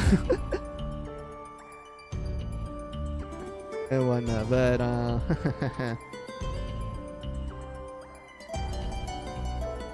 let's see. I also got surprised in the rooftop restaurant in the hotel I stayed at. Among their jazz music they played in the restaurant, they even play a jazz version of one of the Trails in the Sky OSTs. Yeah, so Jojo, I have to like go into detail of this because this is like kind of part of like Vietnamese like stuff. Like, this is something that we tend to do. I always like how when it comes to Vietnam, I guess you can also extend that to other Asian cities / countries like Hong Kong, Shanghai. I know Shanghai is a city, it's not like it's a country, but it's part of that same category in my eyes. But Thailand and such, like, I always notice that when it comes to those countries and cities, they love using a lot of random music from like all kinds of cultures. Like, for your case is one of the Trails in the Sky OST, but I remember growing up hearing like fucking Mega Man in like a random ass ice cream shop. Because the guy just went like, oh, I just think it sounds cool, and that's it. Like, he doesn't know where it comes from. He just heard it randomly from like some tourist that probably like, I don't know, dropped their phone or something, or just blasted for some reason. Like, for some reason when it comes to Vietnam, we tend to just grab like all kinds of random shit and just kind of just went like, yeah, that works.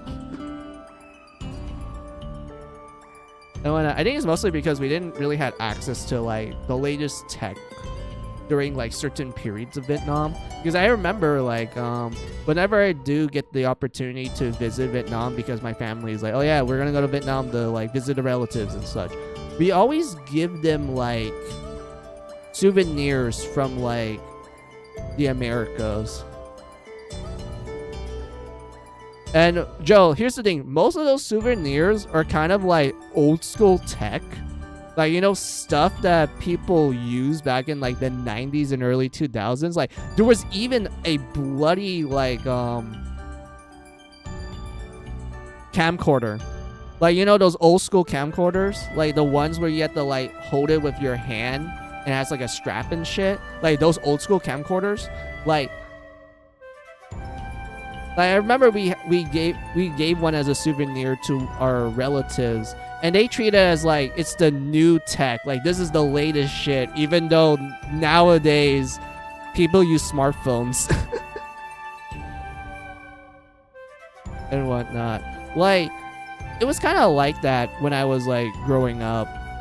Like whenever there's like a new thing, for some reason Vietnam ends up getting like the old school stuff, and they kind of just treat it as like, oh, this is the current hip thing and whatnot. Like I don't know if that's like a anecdotal evidence sort of thing, that like that's how I remembered it. And I remember that was also kind of a stereotype that Vietnamese people do get, and I remember that. But personally, I always find that funny. I do. Oh yeah, I remember how Winter Olympic sports in Japan actually had Dragon Quest main theme and such. Yeah, like, dude, I remember that moment.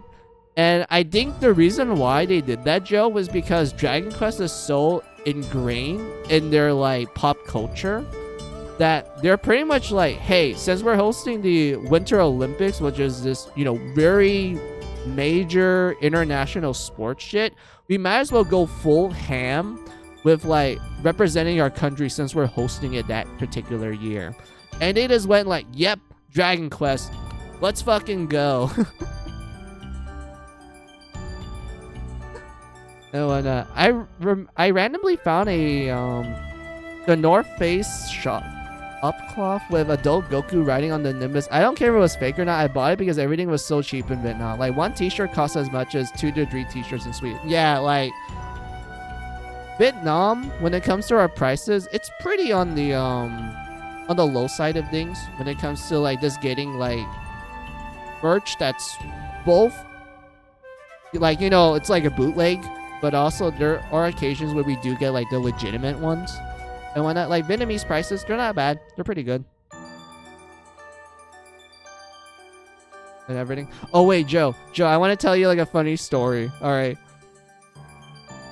It revolves around Mega Man. So I remember growing up in like the Western internet sphere where there was this internet rumor where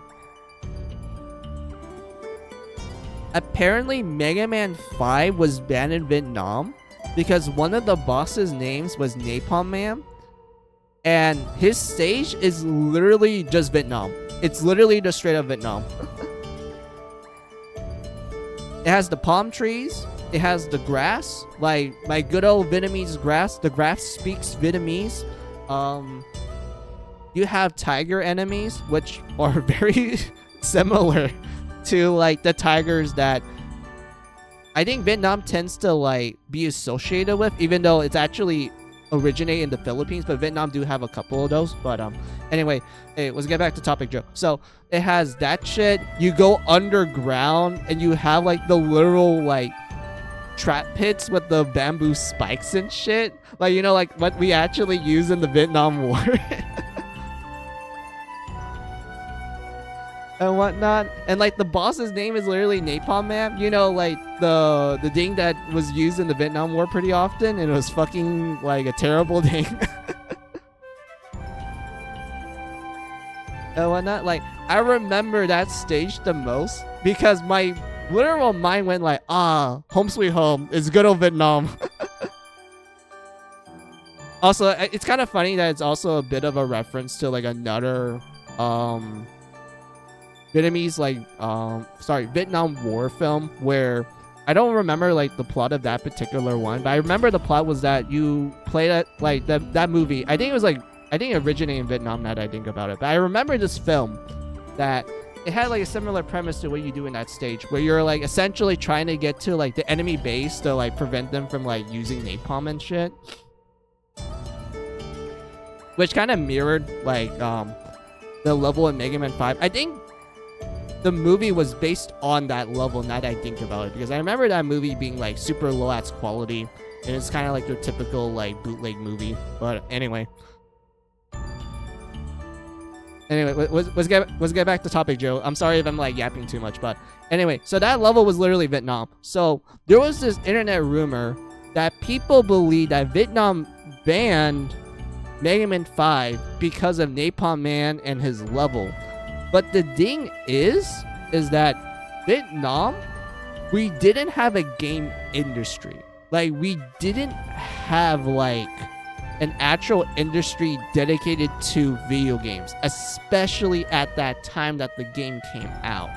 If anything, the only way for a Vietnamese person to realistically get games is through those, like, you know, one game, like, you know, 50 games in one cartridge bootleg shit, or like bootleg games from like bootleg consoles from like Russia or like China and shit.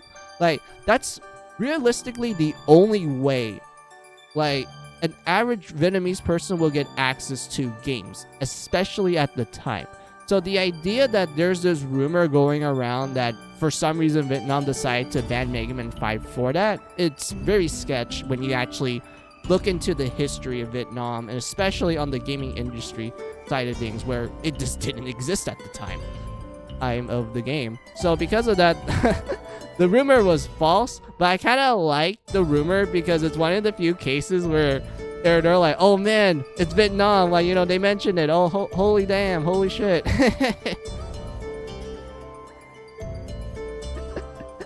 And whatnot. But like, yeah, I'm gonna tell you guys now, it's a fake rumor. Like, it never happened. And even when we did got a gaming industry, in terms of like, you can actually buy games in Vietnam now. Like, we actually have like a Steam store and whatnot. Mega Man's not banned there. You can play Mega Man 5 with no issues whatsoever. Like the Vietnamese government didn't ban it, so hey. Anyway, India's kind of the same too. Like at the hair salons, so you can get like a full package, like shaving, haircut, face spa, and shampoo. It will cost even less than a simple haircut in Sweden. Yeah, like Joe, I do agree with that like thing, because I noticed that when you go to like another country, you always get like a full package of like whatever you like and shit, compared to like some other countries. Like other countries, they like overprice shit for some reason. Like this is apparent in America, because like Joe, the amount of times that I actually talked to like a Vietnamese friend of mine, and they tell me like, oh yeah, like I was able to buy like this huge ass pizza for like, let's see, how much was it in Vietnamese?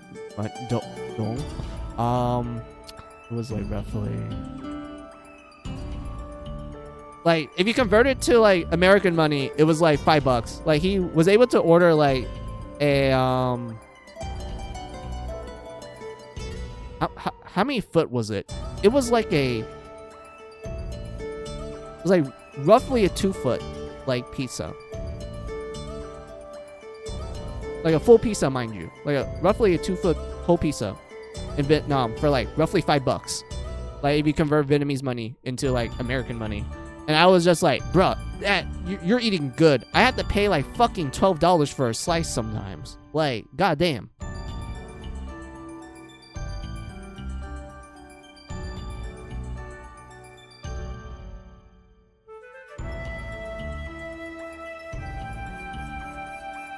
And whatnot. But like, yeah.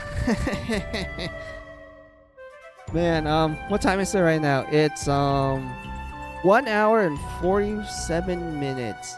Damn, you guys really do know how to make me yap hard. I do appreciate it. And I do feel like I do need to take a break from the yapping.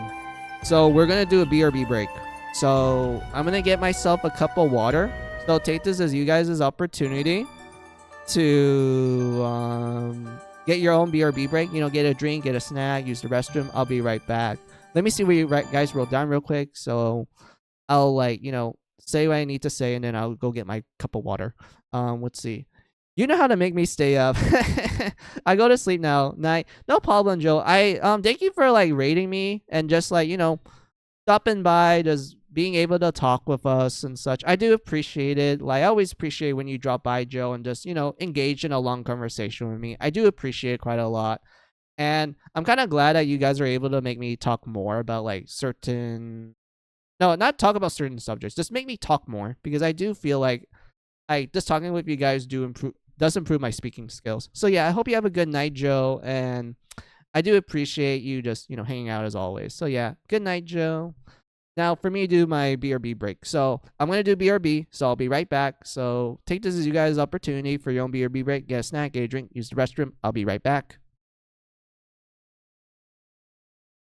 ファングにしてみたら迷惑な話よね。こんな Oh, わ oops. けのわか I ら didn't ない mean う to ざい妖精 advance に the つきまとま dialogue. れて I was meant to like click on the window so that it doesn't fall asleep.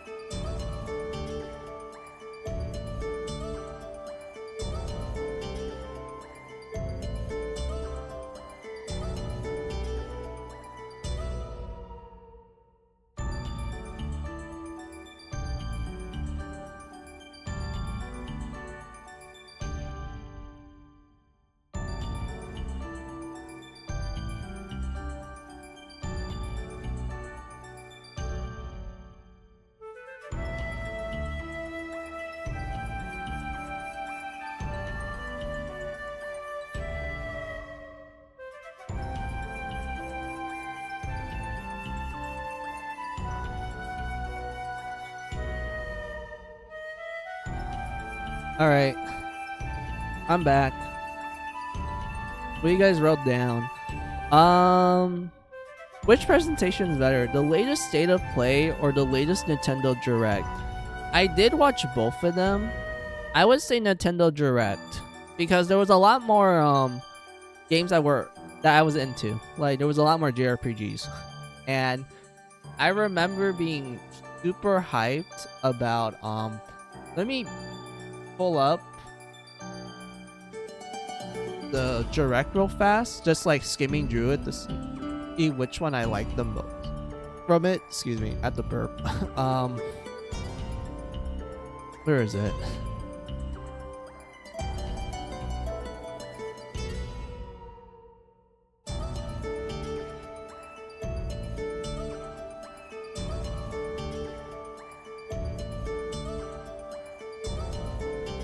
Where is that?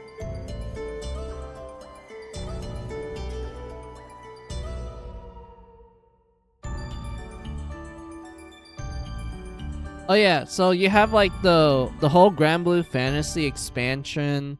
Oh, sorry, Relink expansion. You have the new Xanadu game. That one I was super hyped about because Xanadu, I like both the Xanadu Next, which is the one that's available for like modern consoles. Although I do want to play the original that came out all the way back on old PCs.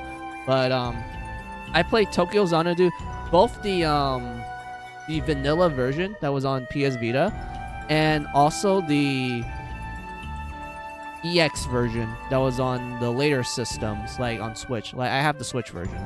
I was super hyped about that one, and I was also hyped about the retro game collection that I was watching from the Japanese side of the Direct, like Bomberman collection and such. Like those ones I was really hyped about because I was like, yo, these are actually games I would enjoy playing and whatnot. But like, yeah, also I did like the whole you know, oh hey, there's Digimon Time Stranger port on the Switch. Like sure, it's gonna not look pretty like on PC and PlayStation 5, which were the consoles that those two games came out on. But hey, it's a Switch port. I can play on the go. That sounds cool.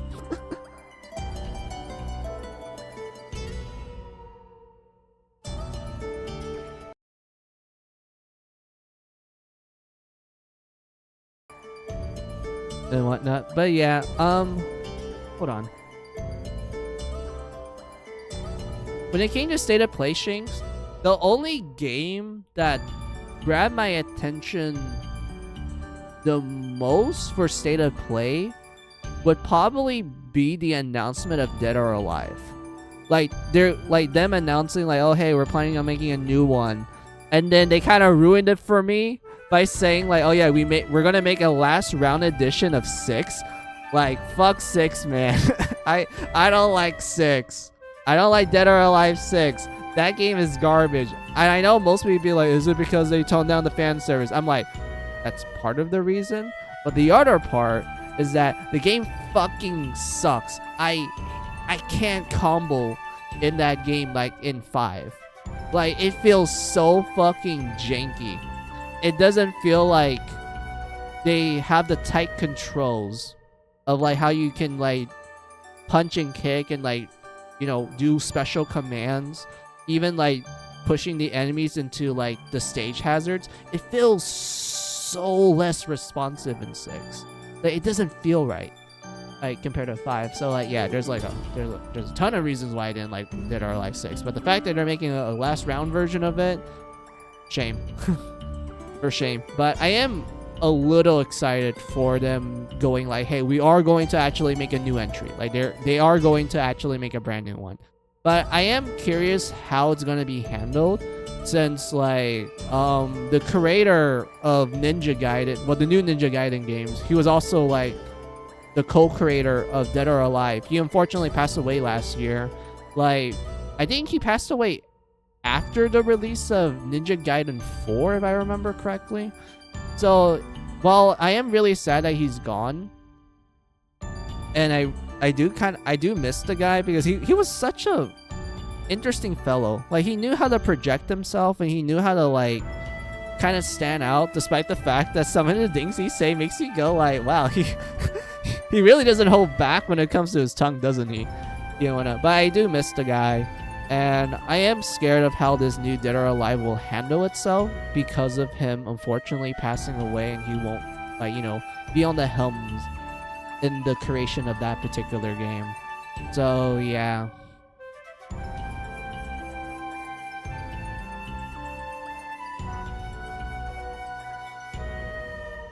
And whatnot. But let's continue on with Furry Fencer F. I feel like I've been yapping too much. We've been stalling this game for way too long. I do apologize. It's just you guys always make me yap hard, and I always find enjoyment in actually yapping. But I do feel like we need to get back to the game.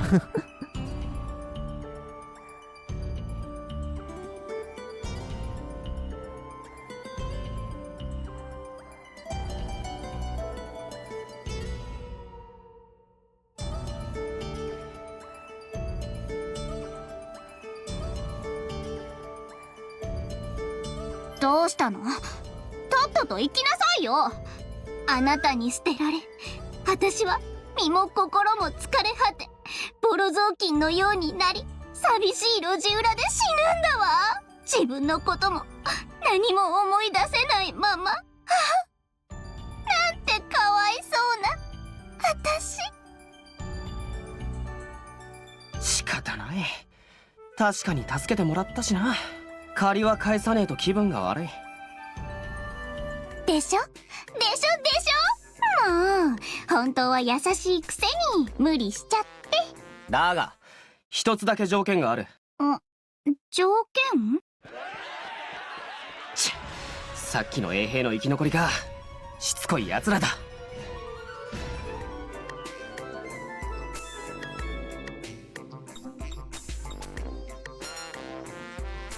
Oh yeah, the tension.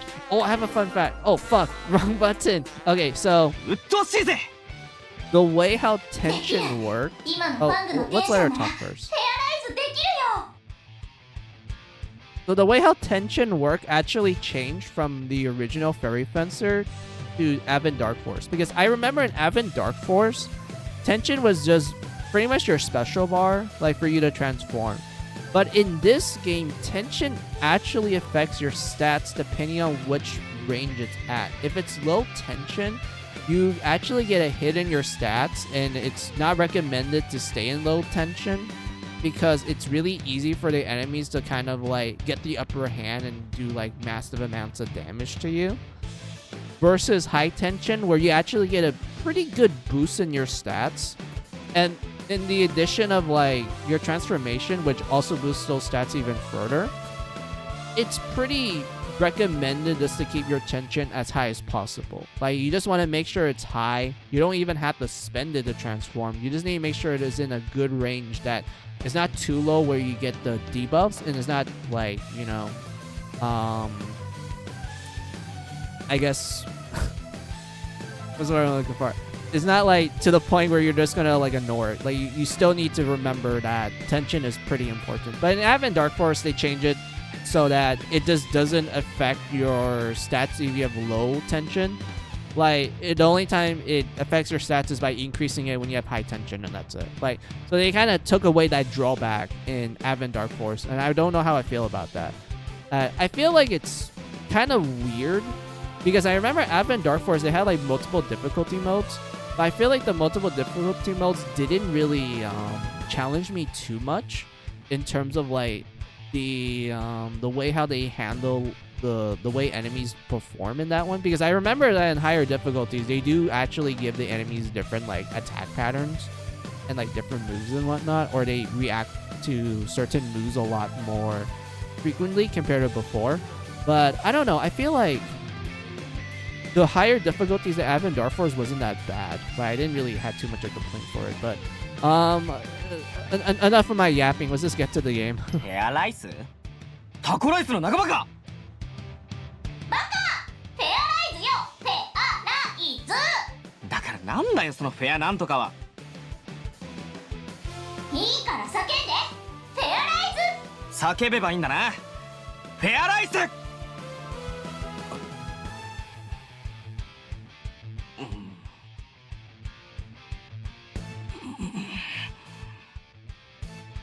何も起きねえぞ。恥ずかしい思いしただけじゃねえか。だからフェアライスじゃないって言ってるでしょ。ズーよズー、もう一回行くわよ。さーてと、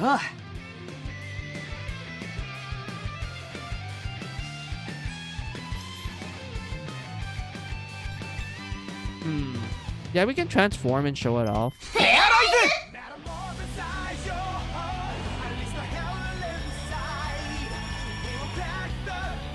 フェアライズシーケンスコンプリート。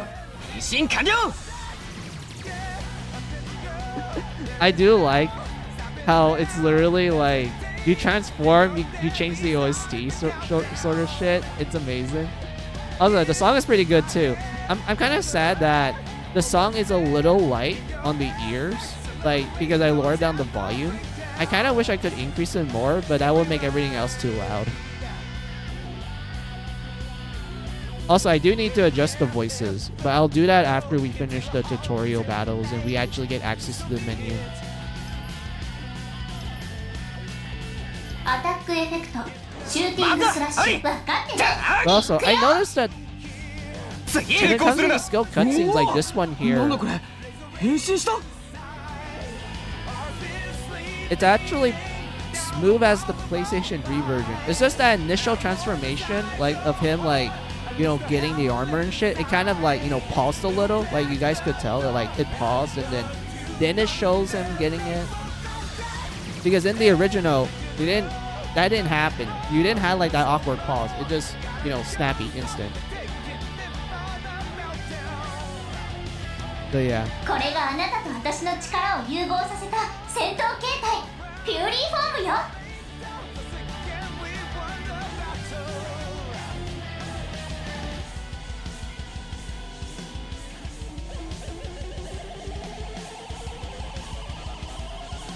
っておい、さっき腹に剣刺さったぞ。それになんで思わずポーズ取ってんだ俺は。超恥ずかしいぜ。これであなたの戦闘力が大幅に強化されたはず。さあ行くわよ。それにフェアライズって要は変身って意味だろ。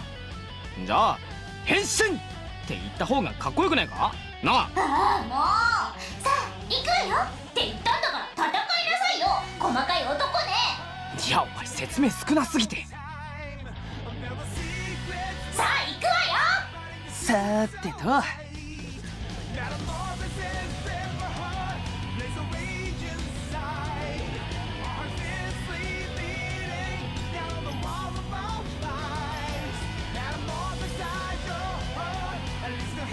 リミットアタック、弾けろ。バーニングストライク。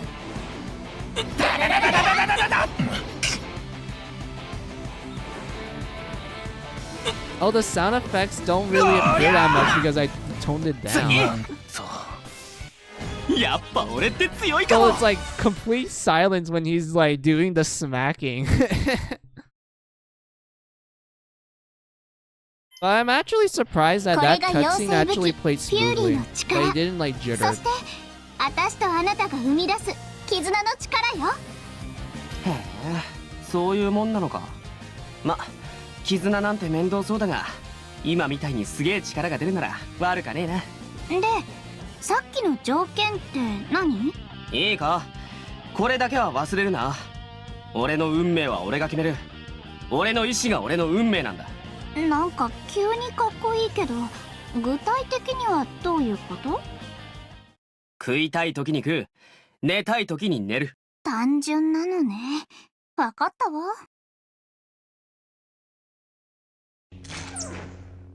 Metamorphosize your heart, unleash the hell inside. We will crack the door as the two thunder labor contact. Here, take my hand, resurrect what was there in your head. Accelerate, no time for breakdown. And we ride.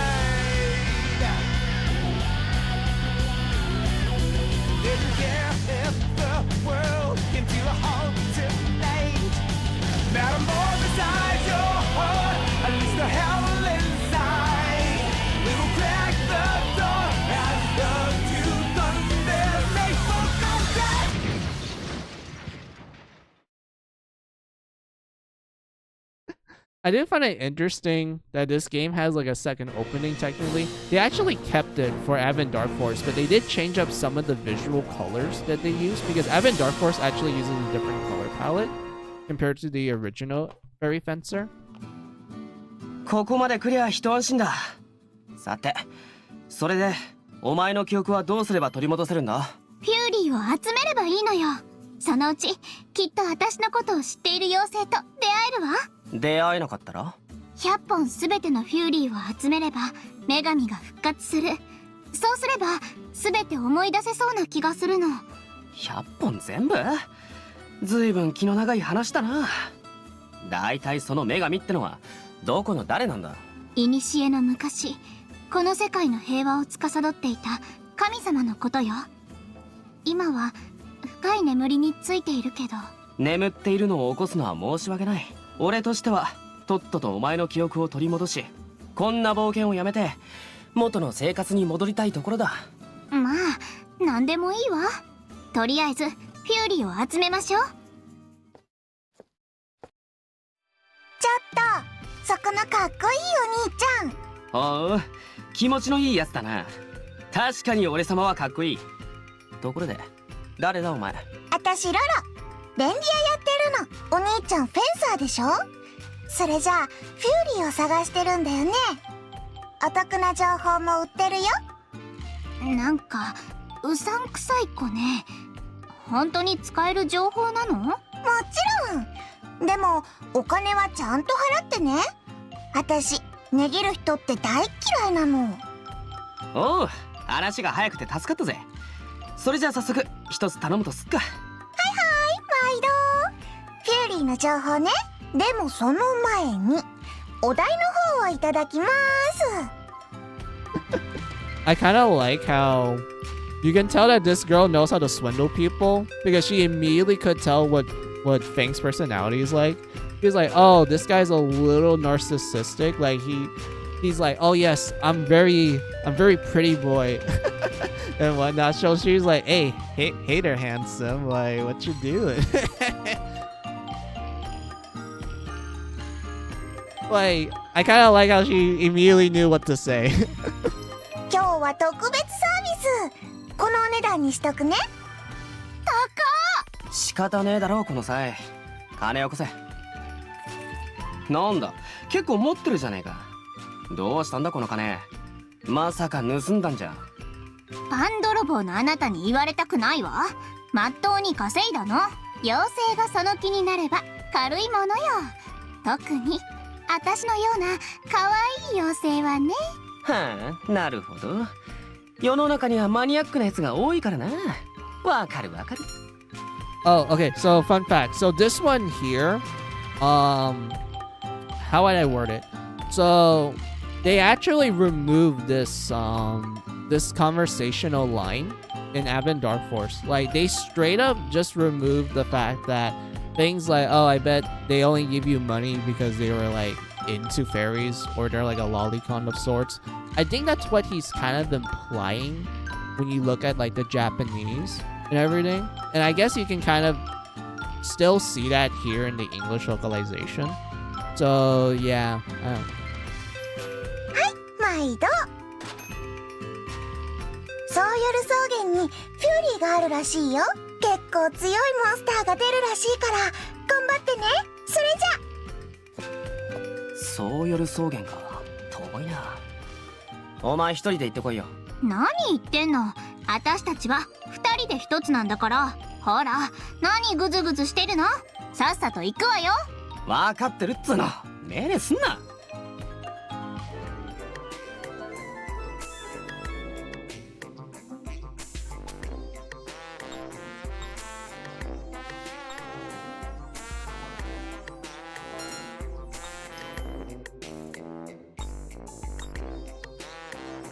Oh, wait, hold on. So this is not a tutorial. This is more like them explaining to you like the lore.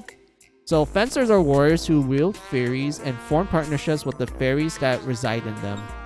Fairies not only provide amazing combat strength, but also access to magic too. Magic is always useful in any situation. Fencers can only be officially partnered with one fairy though, but they can still use a portion of another fairy's power to create a resonance effect between two fairies.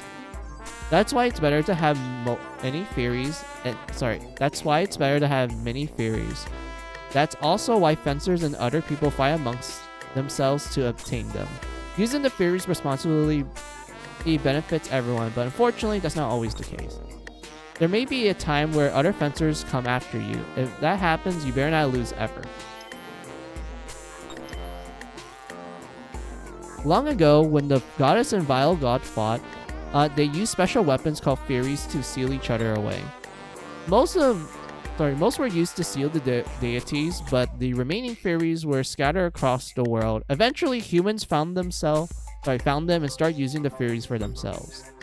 There's a rumor that there are 100 fairies in total, but no one has ever made a precise count.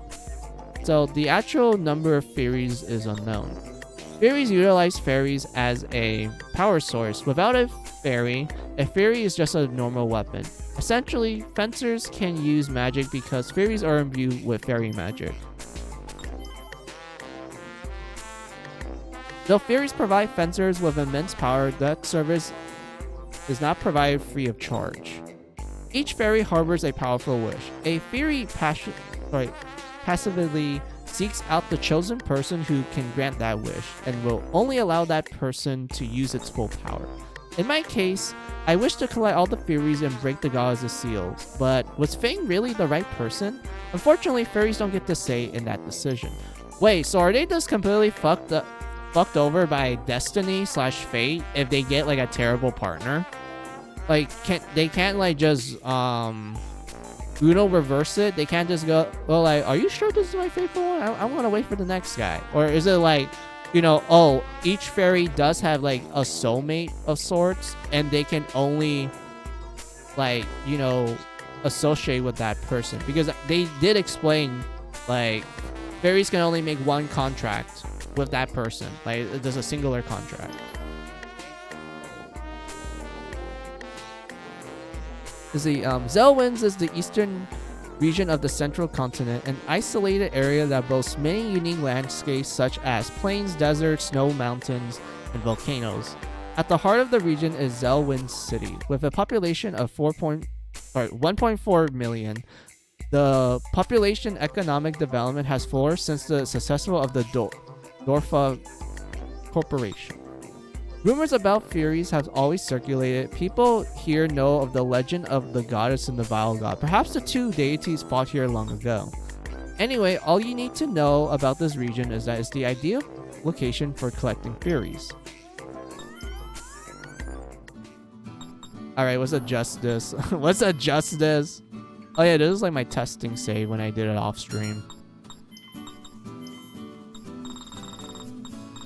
I'm kind of sad that you can't adjust it by tens, like in the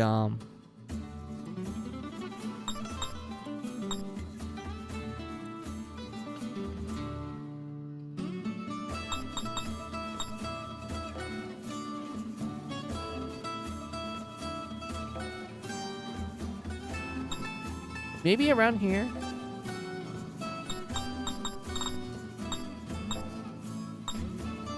Average or slow? Maybe average, since we're just like letting the cutscenes play by itself instead of me like reading it out, because I'd rather just have the voice actors do all the work. It's not enough to own gear, you need to physically equip it using the select menu. Can't remove a fairy. Wait, hold on. Can't remove the fairy that I reside in, which is displayed in red, but you can freely change other equipment. Okay. What we have here? Oh yeah, these are literally the DLC stuff. Like, they give you so much stats in it. And I like how it does change, like, your appearance of the weapon. Like, it's pretty cool in my opinion. But yeah. Hold on. Oh, hell yeah. Hell yeah, we can dress up in, like, swimsuit attire. And it even gives you, like, a little bit of bonus stats. Look at that. That's cool. Can we zoom in? Oh, look at that. Fang's kind of fit. He has some muscles there. He has some ab muscles. So he's like a bit on the fit side. I wouldn't really expect that given like I thought he would just be like your typical like protagonist that doesn't have like a lot of muscles on them. But it seems like Fang actually has a good amount of it.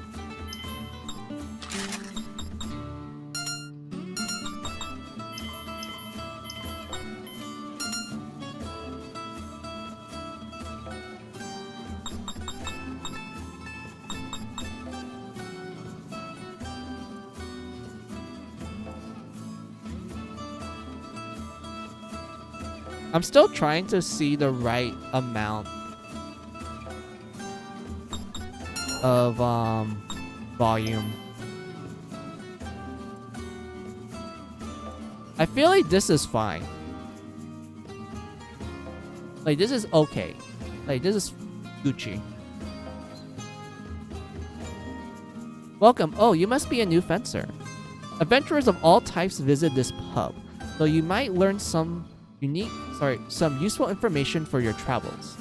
There might even be something I can assist you with, so please speak to us freely. Tell me why? Okay. What you fighting for and what you living for, my dude? Huh? I never think about that kind of crap. I just do what I feel like doing. What?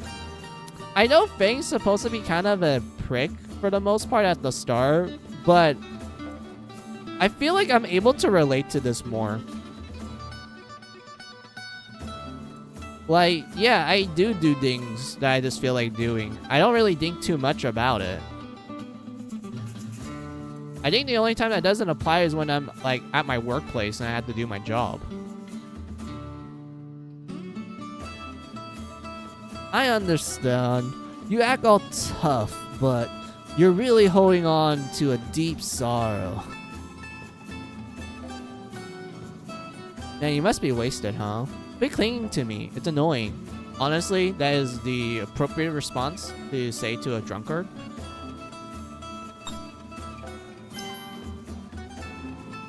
Hey kid, you're having fun drinking? I'm not a kid, the name's Fang. I'm a handsome guy, or so I'm told. Hahaha. Do you really just said that about yourself? You're an interesting guy. I have to agree. Fang is pretty interesting. I kind of like how Fang, compared to everyone else, like this is me just talking about like the later games and shit. I kind of like how everyone else has like a bit of a backstory and shit, but Fang does not have one. He straight up doesn't have one. Like the developers even admit that they actually designed Fang to not have a backstory. Like just straight up, and it's kind of funny given like the more comedic tone that this game tends to go for.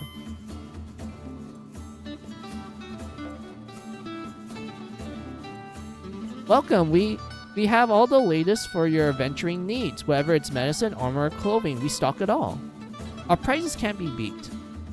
If you got items that you don't need anymore, we even buy those off you too. Sorry, buy those off from you too. Looks like you can buy stuff from Tomoe's shop. Well, it is a shop after all. I mean, yeah, Wait, plan your shopping so you don't waste your money. Got it?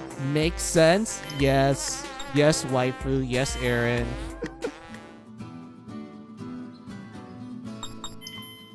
Special requests. Welcome. What are you looking for today? Do you sell anything I can use to make collecting fairies easier? Please come again soon. Hey, you totally ignore me. Let's see. We don't really need to buy any of these. Wait, I forgot. You could like do, yeah, you can like make stuff. But you unlock the recipes early in this version compared to Advent Dark Force. Because in Advent Dark Force, you don't get these recipes to buy until you actually unlock the ability to create stuff.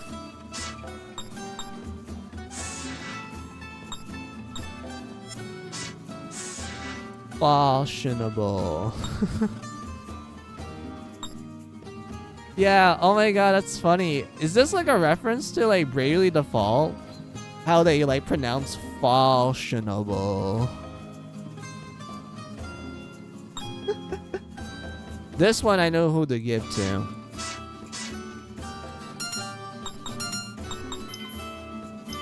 Oh, people. Oh, damn. That's a lot of people. Oh my. You seem to have an ill omen regarding women.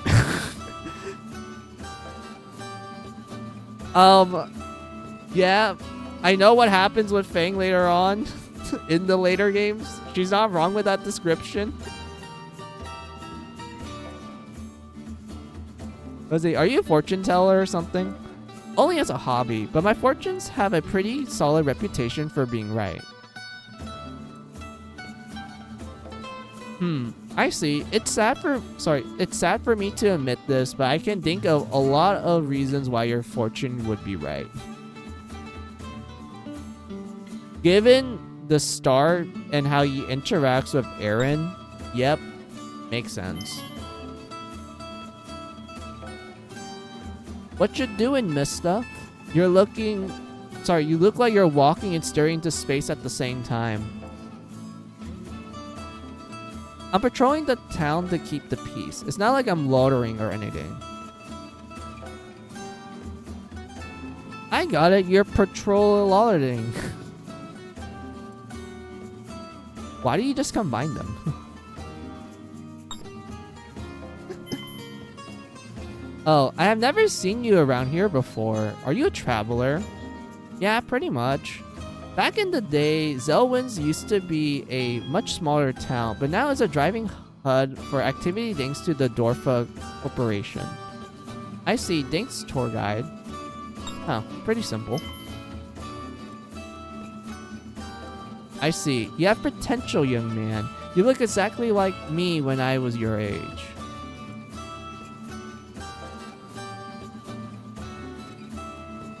It's true I have potential, but when I get old, I'm gonna be the dandiest old man anyone ever seen. Dude, Fang has so much confidence in his looks. I wish I had that. I wish I had that sliver amount of confidence in my appearance, just like Fang. Goddamn, dude.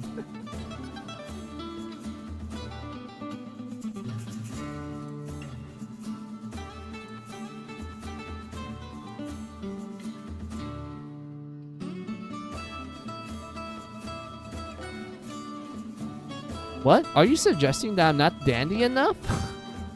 I feel like the old man's I think he's dandy, but we need to be more dandier. We need to be someone like Velcom R.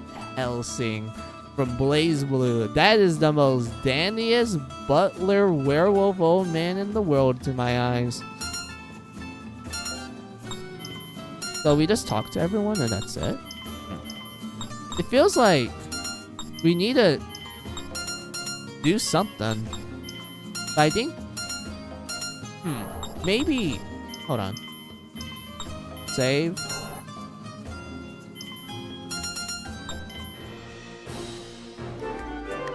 Okay, so we have to go to the world map. Alright.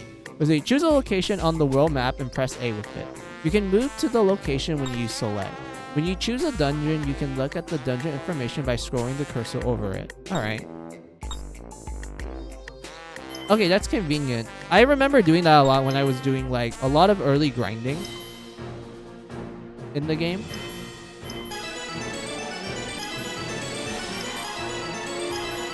Oh, I remember these fairies.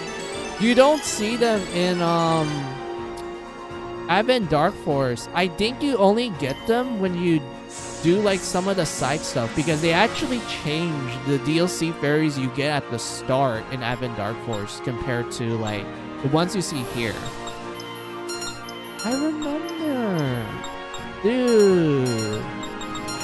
Of course, we can't associate with them yet. We have to go through the main story and unlock our first party member for us to actually get in depth to the game's mechanics. So let's save real quick. Let me look at the time.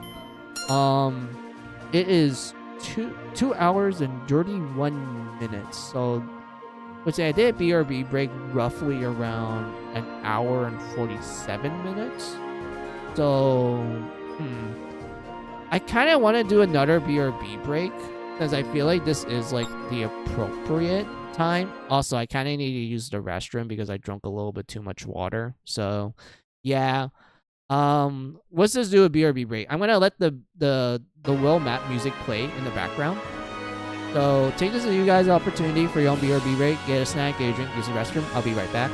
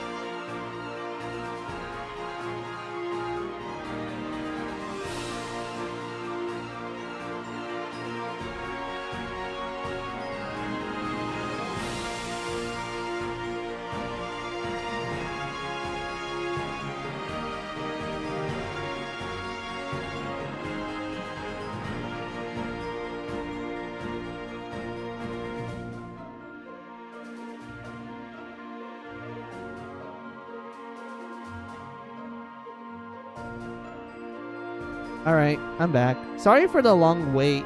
I had to like grab some stuff and like help folks out a bit after I used the restroom.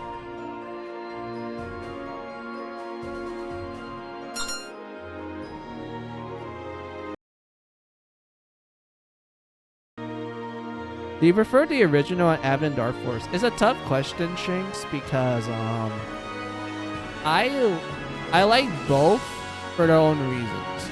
But if you ask me like which interpretation I like of the original storyline, like the original or Advent Dark Force's interpretation of the original story, I would pick original. I like how the original handled the story beats of the first story route, which is referred to as the Goddess route. I like how that game handled it more than how Advent Dark Force handles it. Because I feel like with Advent Dark Force's interpretation, they kind of had to move things around to kind of justify some changes they would do. Well, sorry, to justify like why this particular character would appear more often in another story route compared to the Goddess route and whatnot. So because of that, I felt like those changes did kind of felt out there. Like it didn't really mesh well with the original storytelling and whatnot. So because of that, I honestly prefer the original game's interpretation of the Goddess route a lot more. In terms of gameplay, I don't know. I feel like they're both equally good in that aspect. Although I did like how Advent Dark Force did kind of fix a lot of the game's lack of difficulty in the original. Because the original, in my opinion, is a very easy game. There's no difficulty sliders, and that it's very easy for you to overcome things without having to go for a guide, or you have to like go insane grinds. You can literally just beat everything on your first try, and you're just not gonna suffer at that point. Although the game is grindy if you want to grind, and I mean that's the appeal of Compile Heart games. Like there's always like these cool like other extra stuff, and they always let you grind to your heart's content if you feel like it. Like it's completely optional sort of thing, and I always like that thing. But I felt like in terms of the difficulty, I did like how Advent Dark Force handles it. So I like that game more in terms of the difficulty balancing compared to this game, where I feel like it barely exists.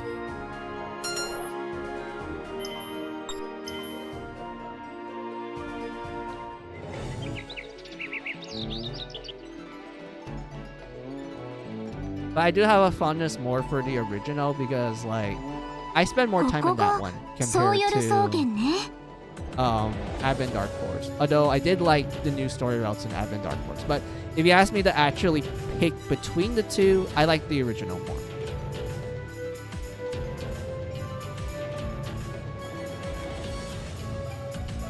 Oh yeah, I need to test the volume since I adjusted everything and shit. Hold on. I need to, like, put my earphones on. Let me hear this.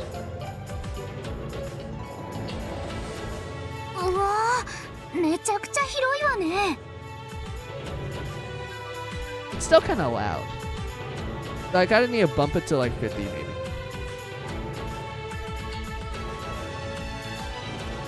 ああ、今日のところはここまでにしねえか。ってあからさまにやる気なくさないの？ほら行くわよ。はいはい。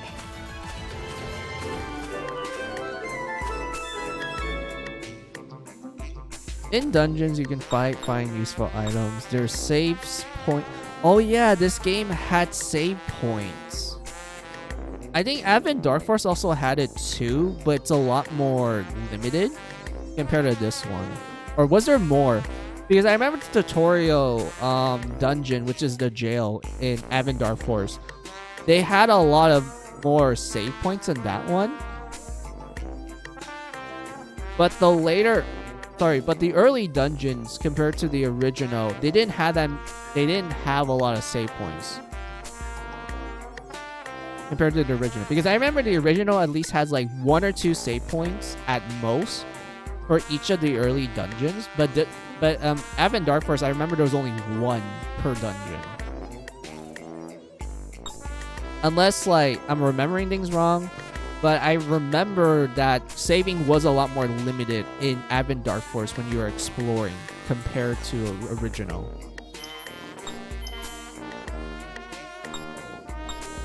Oh look, we can jump. Yeah, like you guys can tell.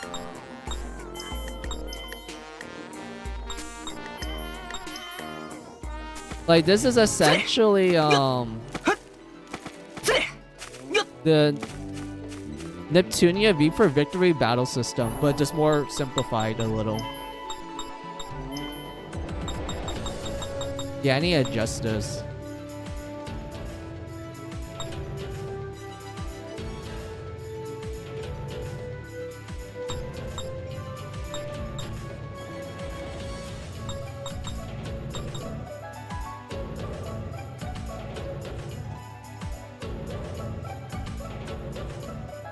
Hold on, I'm getting called.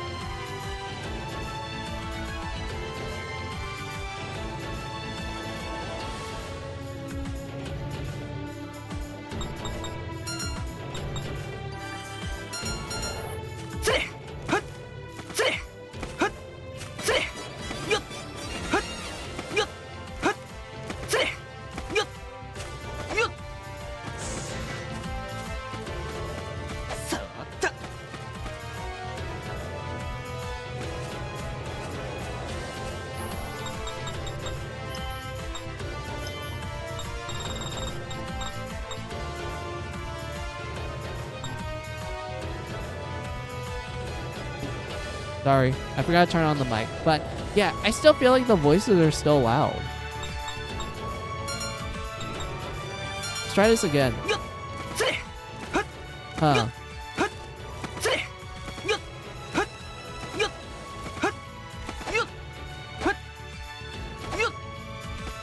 It still feels loud.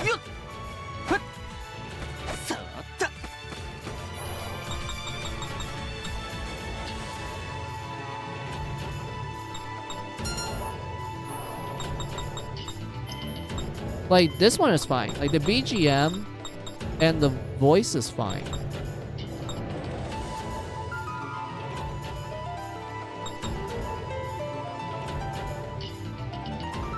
Let's try this.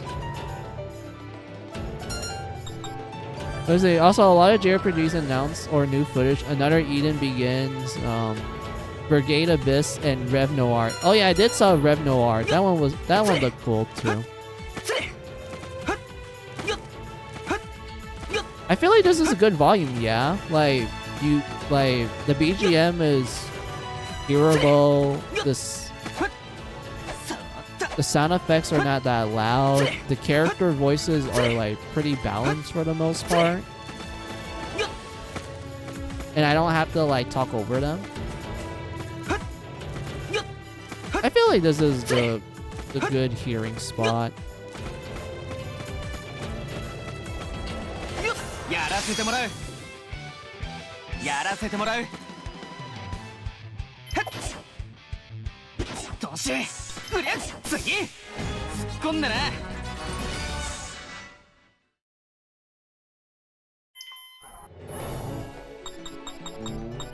Dude, oh look, the challenges. Oh yeah, this is like something I wanted to mention too. So you have like an achievement system essentially for each character, where depending on the achievement, if you fulfilled it, you get like bonus stats. And I remembered actually taking some time. Well, I know you could naturally get these just normally. You don't have to like actually grind the hell out of it. You can just naturally achieve this throughout the game.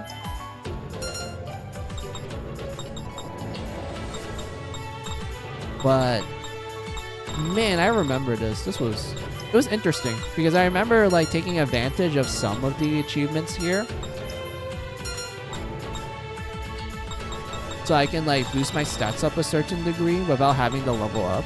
I feel like this game, the way how they handle level up is both the experience way and also through the challenge ways. Where like sometimes it might take too long to like get another level, so you might do some of the achievements to get some bonus stats.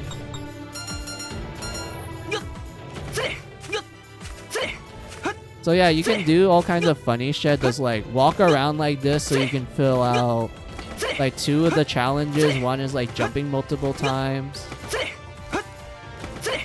And like you having to walk around as like one specific character for a certain distance. How much did we achieve from that?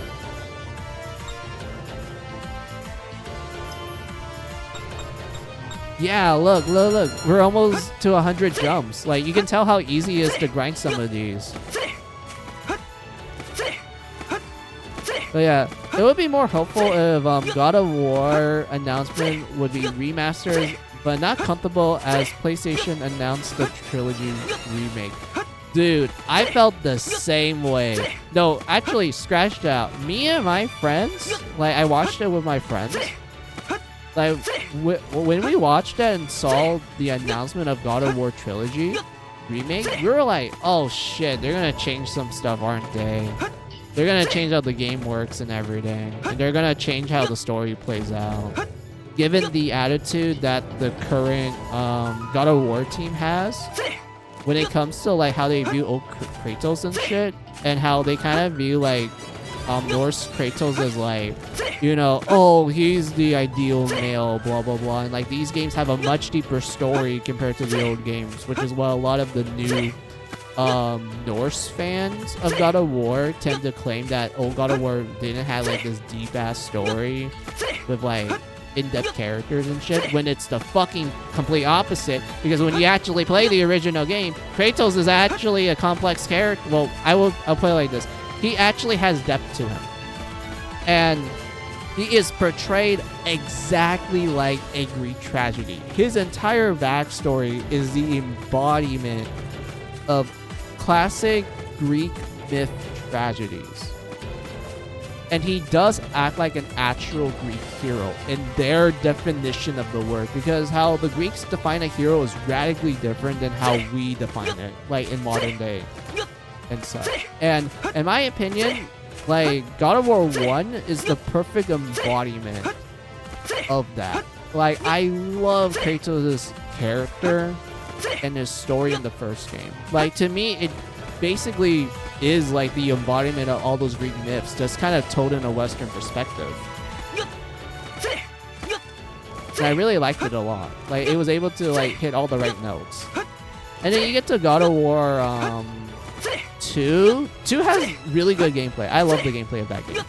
Although I did felt like the story of God of War 2 is kind of it's okay. It's like an okay sequel.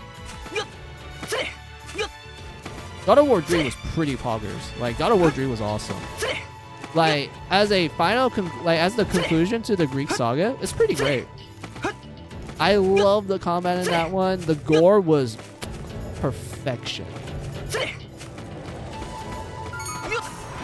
And then you have like the side games for God of War, like Chain of Olympus. That game, also great ass story. Like, it had one of the most emotional ass moments in that game, and it's a fucking mini game that actually has nuance to it. And then you have Ghost of Sparta, which I thought was cool gameplay wise, although I did feel like the story was kind of just okay for the most part, but it did do a good job at showing why Kratos kind of act the way he does in God of War 2, like at the start of that game. But I would say overall it was a decent equal. Like, it was okay, but I did like some of the cool stuff that was in it.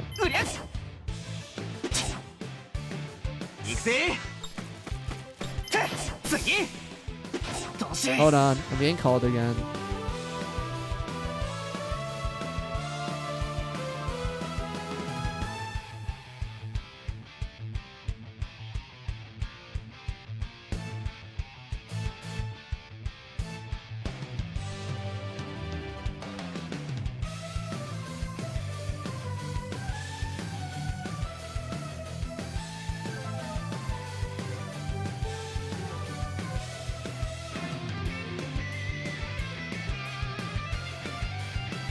What was I? I know I yap a lot.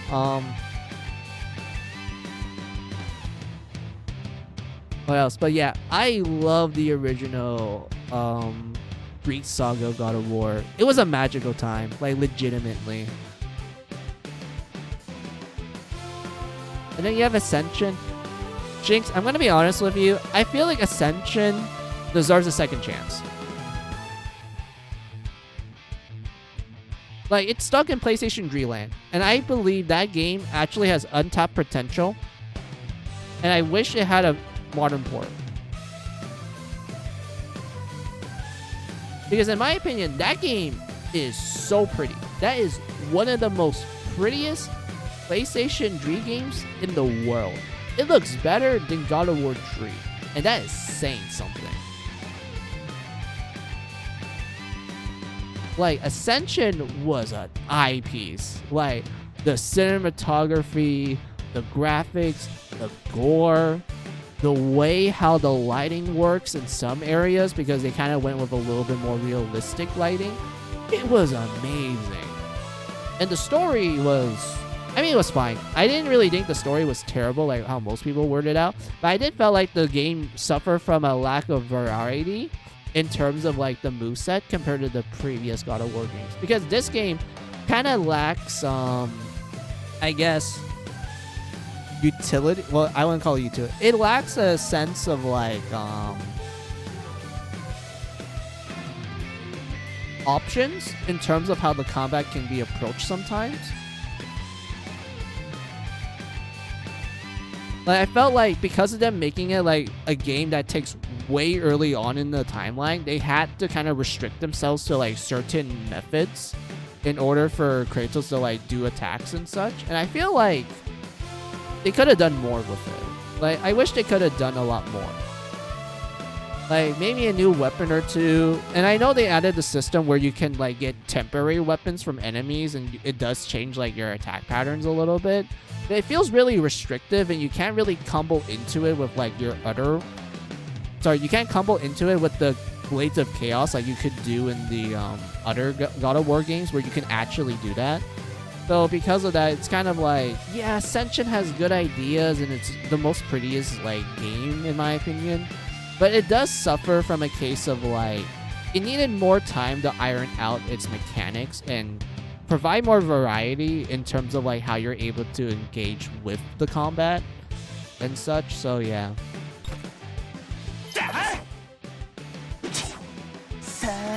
どうだお夜食再々よ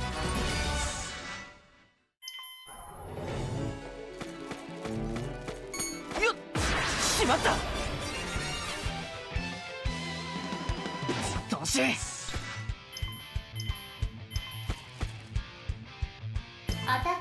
次 Oh, you can't dance? Really? お夜食再々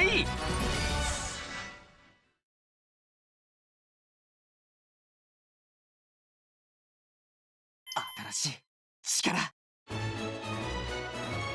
Yeah, that's a good level up. Let's see, do you think Ascension is pretty as top 10 prettiest PS3 games comparing with Japanese games prettiest at the time? I would say yes. I feel like if you're looking at games purely through a graphical standpoint, I think Ascension is one of the most prettiest games of the PlayStation 3. And I think the reason why, Shinx, is because that game came out during the dying years of the PlayStation 3. Like, at that point, the developers know the PS3 to the max, and they're able to go like, hey, let's push this console like to the absolute max. Like, it's the last years. It's gonna die soon to make way for the PlayStation 4. So we might as well give it a final hurrah.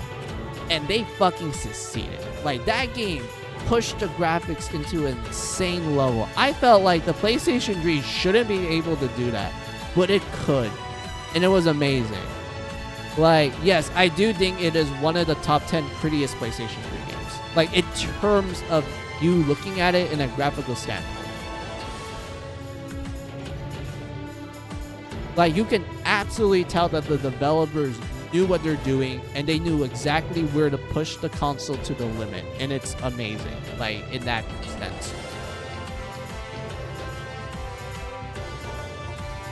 and whatnot. I don't remember a lot of Japanese games during the late PlayStation 3 period. Like, if you ask me about graphics wise, I feel like maybe Final Fantasy. I feel like Final Fantasy during the PlayStation 3 era, like the 13 trilogy, in my opinion, the 13 trilogy looks really good. Like, I feel like the graphics of the 13 trilogy holds up to this day. I don't think it aged at all. It looks really good.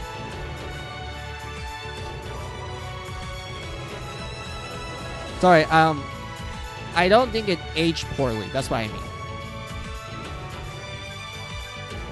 It aged like fine wine. There, that's the word I'm looking for. It aged like fine wine.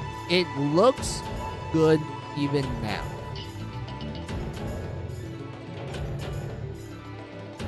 And I would say, yeah, 13 trilogy, part of the top 10 prettiest PlayStation 3 games other than Ascension. If you ask me about an art style wise, I would say like if you're going for a more stylistic art style is what I mean, Shinx. I would say probably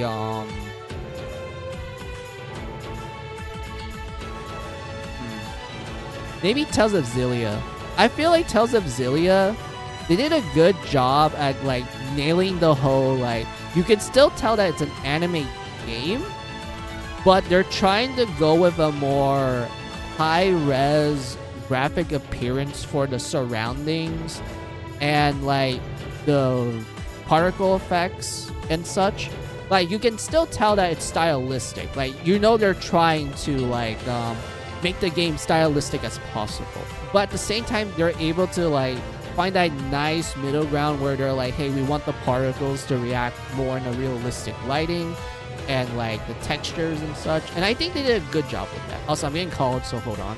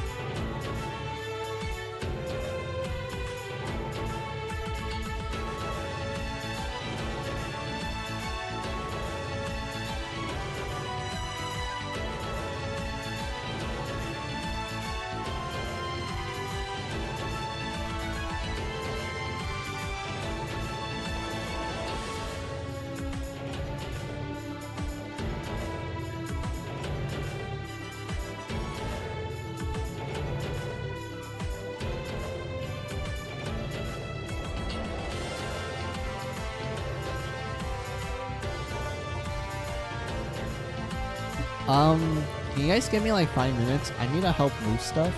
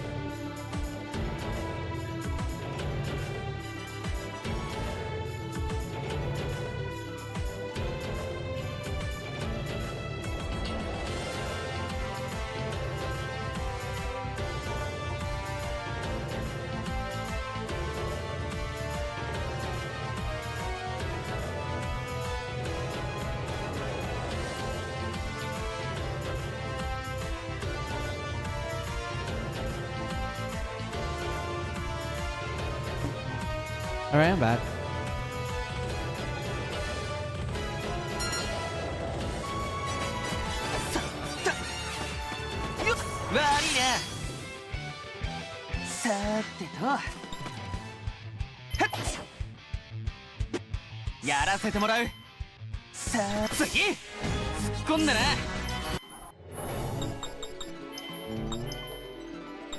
There's something I want to check. Hold on.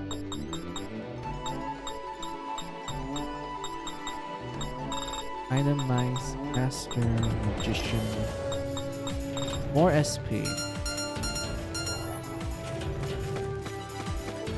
I feel like having more SP is ideal.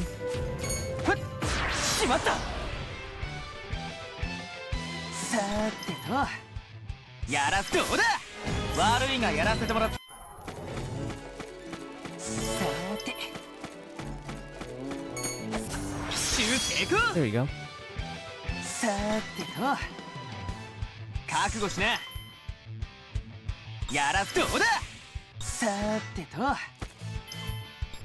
And then we use one potion for the achievement where you have to recover like a certain amount of HP in battle.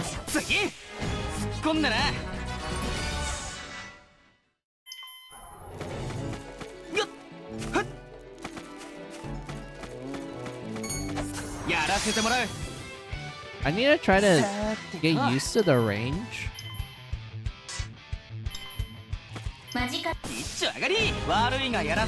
for your like symbol attacks, because I remember that in Advent Dark Force they actually extend the range for you to like hit the enemy to get a symbol attack. Compared to this game, you have to be really close to the enemy for this to work. In the original, in Advent Dark Force, you can actually be at a certain distance, like actually pretty good like distance from the enemy for symbol attacks to work. Like you don't have to be like super up close like what you're seeing right now.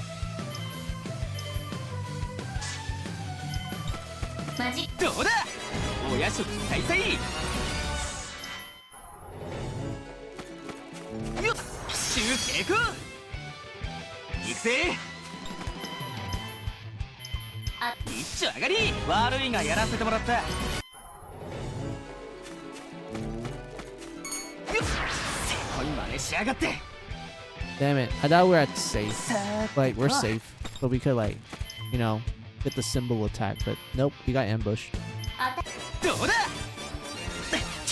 やらせてもらう。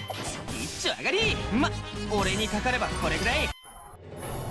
Let's see. How many times do we need to get hit? 5,000. I feel like this is more possible if we like keep our defenses low and we attack enemies that are like higher level than us. 行くぜ。 But I don't think it's possible at this point. So it's better for us to like 重点にしろ。どうだ。突っ込んだな。 just kill the enemies instantly. Do you think you want to play let's see, Goemon Remastered, Rayman Remastered, or Super Bomberman Remasters the most? Dude, that's such a tough decision because I like Rayman a lot. I love the early Rayman games, and Origins and Legends were so cool. I'm so sad that that's the last time we will see Rayman, who used to be the mascot of Ubisoft, but not anymore. But man, I remember that Rayman 1 was notoriously hard. Like, it was a hard-ass game that a lot of people would be like, yeah, we won't blame you if you use the 99 lives cheat. Like, we straight up don't blame you. And also, you have to, like, collect all the collectibles in order to unlock the boss, the final boss and shit. And I remember there was also a cheat for that, too. Like, the first Rayman game was notoriously difficult, even by, like, platformer standards. And I know that later ports of that game did, like, lessen the difficulty and, like, kind of put some quality of life improvements in it. So I'm kind of curious what the Rayman Remaster would do. Like, would they just, like, give it quality of life improvements but keep everything the same, like, in terms of the movement and, like, how you progress through the levels? Or are they going to, like, do what... or they're gonna provide an option where you can like do a remix like mode, like a remix mode where like it changes the layout and like the movement and everything. Like it's less, you know, they just remix the game. It's not, it doesn't play like the original. It's like a completely different thing. Like, I'm kind of curious about that. But Goemon Remaster, it does sound appetizing because I do like Goemon as well. Although I think I was more of a fan of the Nintendo 64 games more than the ones that were on like Super Nintendo and NES. I was more of a fan of the 64 Goemon games, but I am curious to like try out the older entries again to see if that changes my opinion now, since I'm a lot older and whatnot. So let's see, Super Bomberman Remasters. I think I'm probably gonna look forward to that the most in terms of like me just buying it and just just me buying it and just playing it with friends and family. Because to me, Bomberman it's a really fun party game. Like I would unironically use Bomberman to play with like my friends more than Smash. Like my friends like Smash more, but I would also like would play Bomberman with them if like, you know, they decide like, hey, let's play this instead. And I feel like Bomberman is a lot more fun to me because I actually like the gameplay loop of Bomberman more. So I feel like the Super Bomberman Remaster is probably the one that I look forward to the most if I'm doing like scenarios where I'm playing with like multiple people. But by myself, it'd be Rayman. But I feel like Rayman is the one I'm probably going to spend the most time by myself, and is the one that I'm going to look forward to the most, since I do like Rayman. Rayman is fun. I love the Rayman series.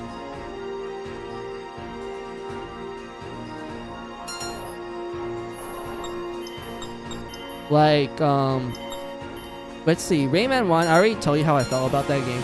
Rayman 2, I like it, and I do enjoy a lot of the stuff that happens in that game. But I feel like out of Rayman 1, 2, and Dree, I like Dree a little more because I really like the combat in that game. The combat of Rayman Dree is so fun. It is really fun to like do combos in. It's fun to like jump around and like doing like different maneuvers to take down the different enemies and such. Like Rayman Dree's combat is amazing. Story-wise, it feels like you're on acid all the time. Like like Rayman Dree's story really does feel like you're on acid all the time. It really doesn't make sense in the grand scheme of things. Like even more than like Rayman 1 and 2. But yeah, Rayman Dree's story, I always felt like it's a cool story, but I didn't enjoy it compared to 1 and 2 story. I feel like 1 and 2 had the better stories, while Dree had the better combat, and I like the humor a little more in Dree and such. But yeah, wait, why am I grinding? Like my brain instantly just went into grinding mode.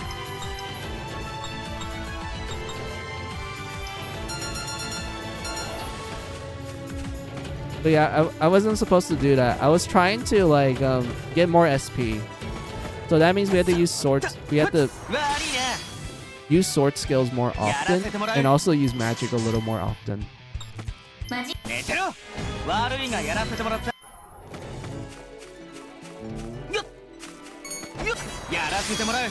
Ooh, all right, that one's good.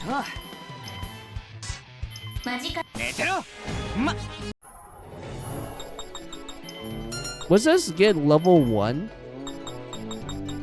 for these two?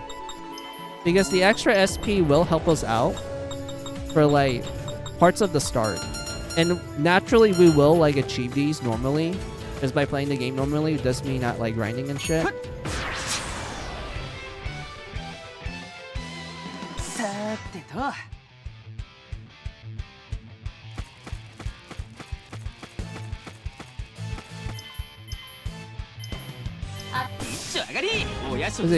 You know what game I know you wish to play with friends, especially if it's require orbitals.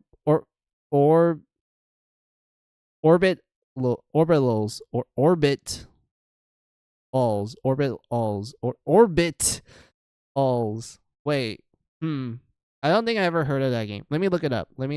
I have my my phone with me. I can like search it up. Hold on.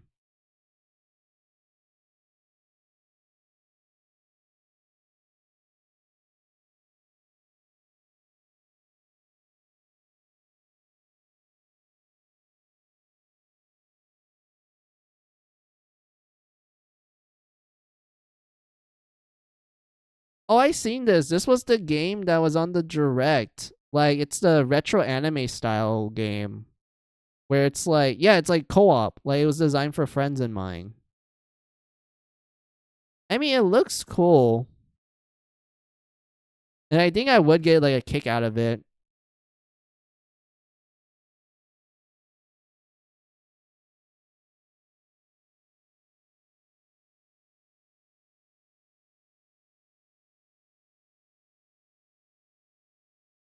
Yeah, overall, I think the game just looks cool. Like in an art style point of view, it's really nice. It has.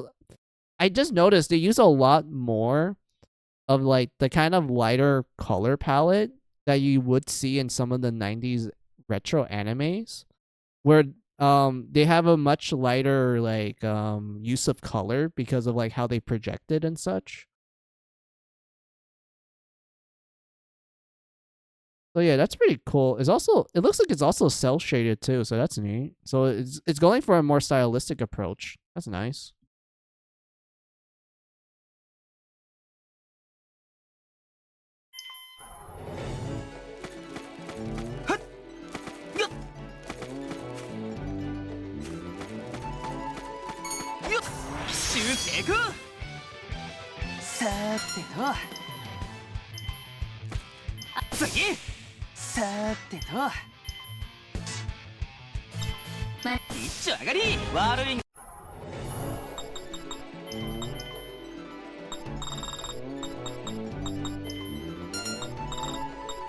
So 1 time for this, but 5 times for magician, so we can get our like SP upgrade.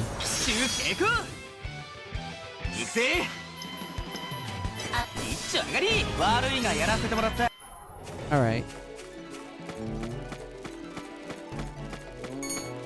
We really need a SP. I remember you will be spamming a lot of magic and skills often in this game, since they're kind of like how you're gonna finish off a lot of the stronger enemies outside of like your long ass combos that you can do later on. Like outside of those, you will be using skills more often to like kind of turn the tides with the bosses later on and such, and also the more tougher enemies, of course, because I know like magic is it's kind of busted on certain characters, especially if you know how to like not only invest in them, but you also know which skills to grab early on. 悪いな。覚悟しな。寝てろ。力が。ペアライズ。 Metamorphosize your heart, unleash the hell inside. We will crack the door. ペアライズシーケンスコンプリート。 Yeah, see, there's like a small pause there. So it's kind of weird that the game paused there. I'm assuming my laptop is just not able to like swap the model quick enough. Because I remember like other people don't have it. Even more SP, sweet.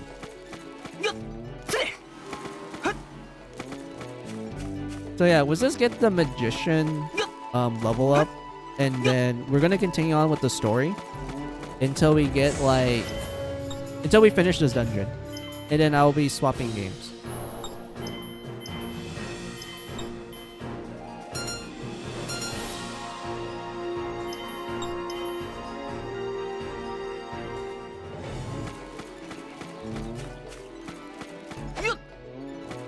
Yeah, you have to be really close. さてと。マジカル。どうだ。おや。 How many more times I need to use magic? One more time. Okay, so one more time, and then we'll just play through this game normally. Like, you know, the dungeon normally.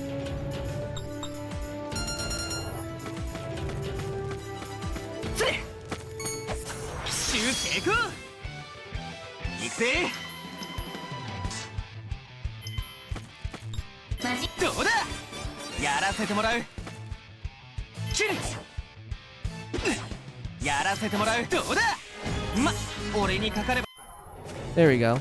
You got that upgrade that I mentioned.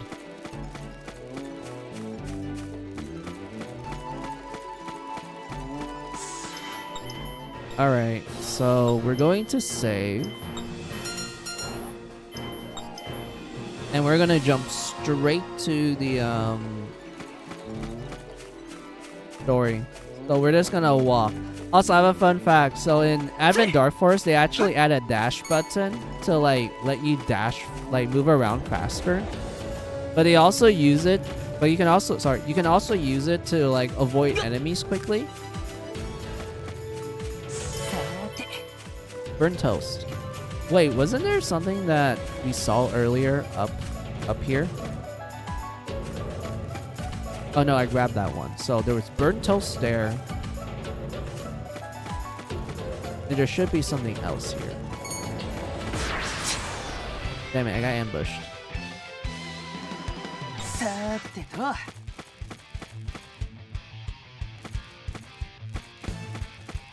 I don't want to waste my SP. But I wonder if I can take all of these guys down. No. I don't think I can. Hold on. I'll read what you say, Shinx. Just let me try to adjust myself.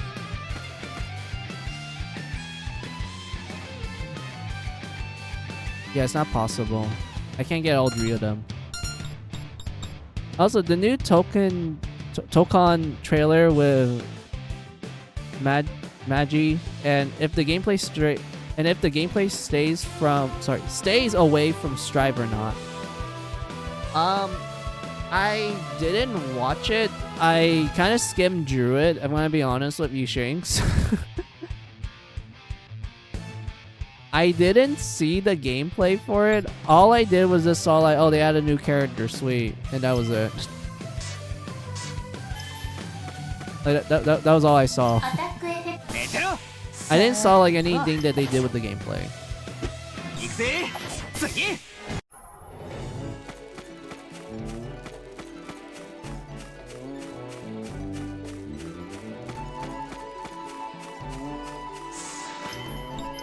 And I don't know how I feel about the game either, because like, yes, it's an Arc Systems game. I love Arc Systems fighting games. Other than like SNK and Capcom. Also Team Arcana. Like, oh man, I love their fighting games. French bread too. But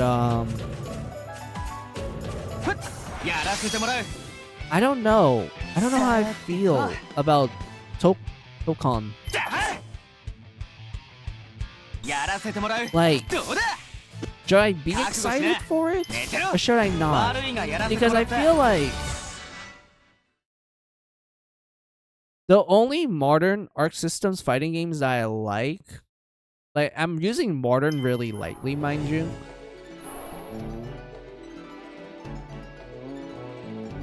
is like Grand Blue Fantasy Versus.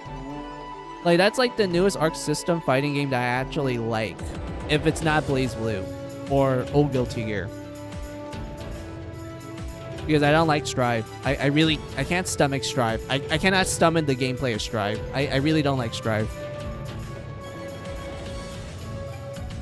And whatnot. But, yeah, that's like the only new Arc Systems fighting game that I liked. It was Grand Blue Fantasy, like Grand Blue Versus and also Rising.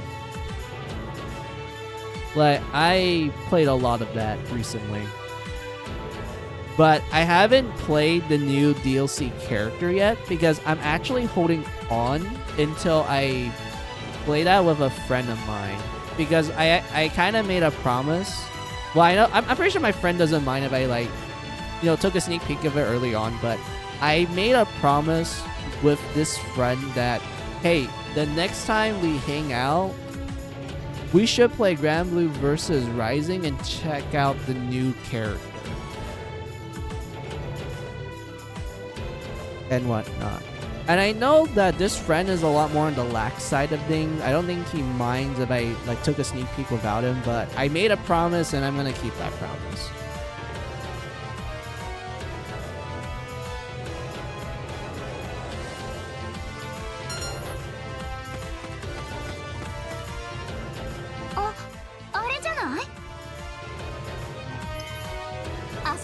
Oh, we got the Fury. 散々苦労させやがってとっとと引っこ抜いてずらかろうぜちょっと待って何かいい匂いがするぞおおうまそうちょっとファング、フューリーはどうすんのよ。フューリーは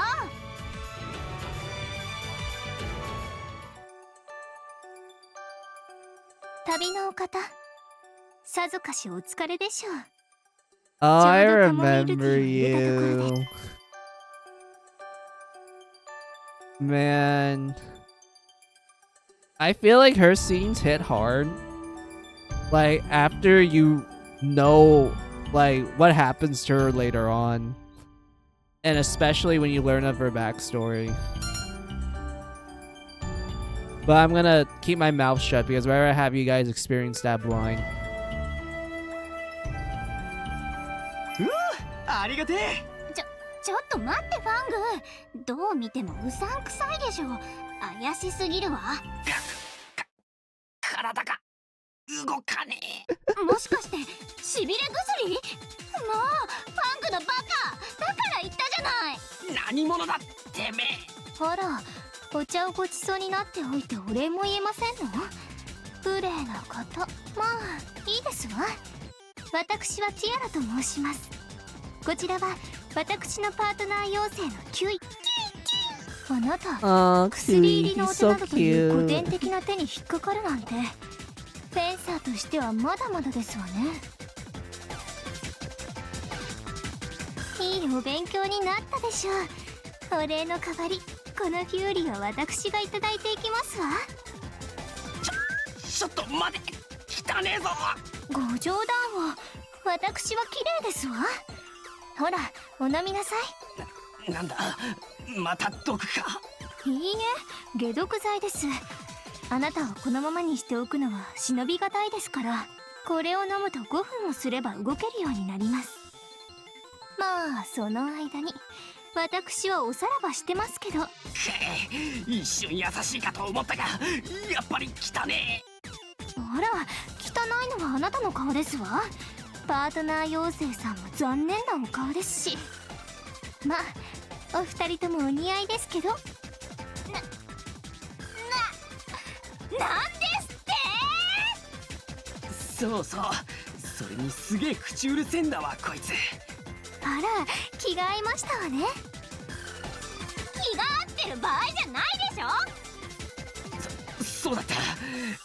そこの上品ぶった動物野郎、根性ババ色だな。ろくな死に方しねえぞ。なんてひどいことをおっしゃるの。でもなんだか新鮮。 Of course. This is the one of many moments you will see Tiara like this. But I remember this the most. Good first impression. でもなんだか新鮮。 But yeah, it is funny how she has a sharp tongue, he has a foul mouth. Like, it's like they're kind of meant for each other at that point if you want to go into the shipping stuff, but still. 何この女。では目的の品も手に入れたことですし、私は失礼いたしますわ。ごきげんよう。ちょっと待ちなさいよ。ファングしっかりして追いかけるわよ。まだ体がしびれて動かねえんだ。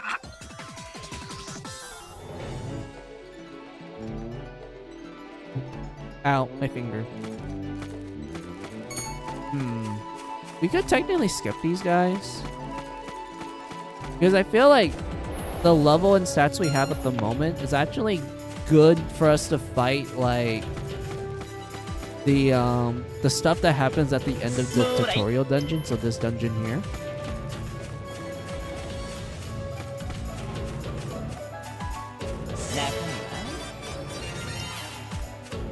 Yeah, so I don't think we need to do anything else other than that. But let me double check something.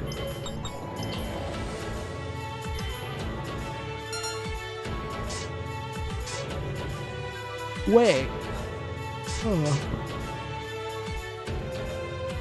Huh. Oh, okay, I have a fun fact. So, in Advent Dark Force, they actually made this enemy drop like accessories if you play on the harder difficulty. If you don't play on the harder difficulty, it actually just drops like random loot that you can just go like, oh, okay, that's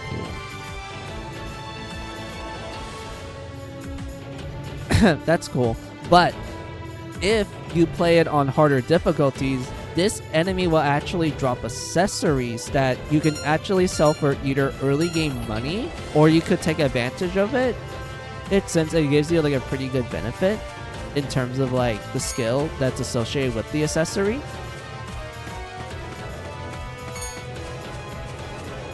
しまった。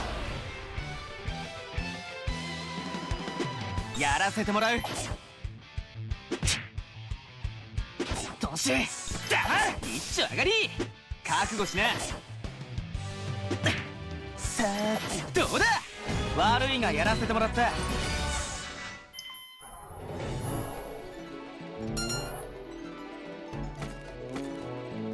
Alright, this should be the end. Oh wait, that's a save. Wait, is that a save point? I don't think that's a save point. I don't think there's a save point in this starter dungeon.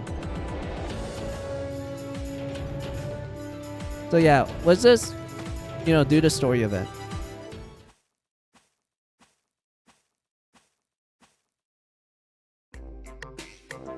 あら、どちら様？俺はいわゆるチンピラさ。お決まりのキャラってやつだ。黙ってそのフューリーを渡すんだな。さすがお決まりキャラであってずいぶんつまらないお顔をしていますのね。あなたに差し上げるものはございません。けなら腕ずくでいただくぜ。あんたごとな。そのお高く止まった顔が泣き顔に変わるのを見てみたいね。それは俺も見たい。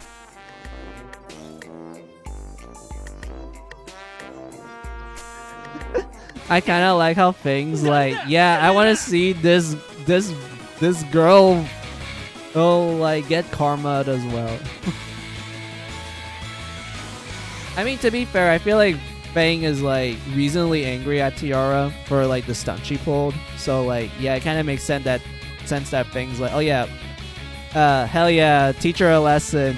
Like, you know, teach her a lesson for like tricking us and stealing our fury.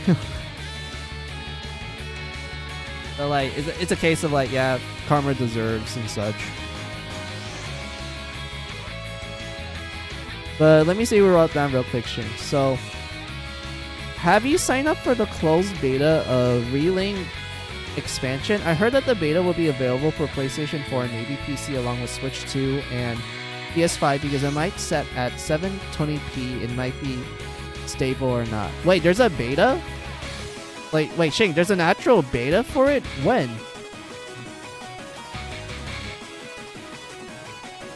I never heard of this. There was a beta for the Relink expansion? When did they announce this? I don't remember. I didn't know they announced that. I was too busy doing the gacha game. Let's see. You sent a link. Okay, let me... Alright, let me copy and paste this. Alright.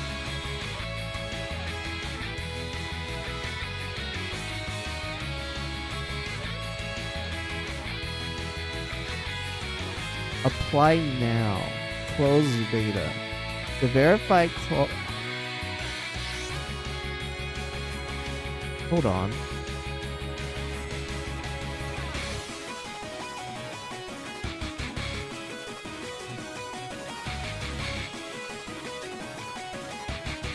Game ID account must be 18 and older. Stable connection. Be willing to complete a web survey after the closed beta.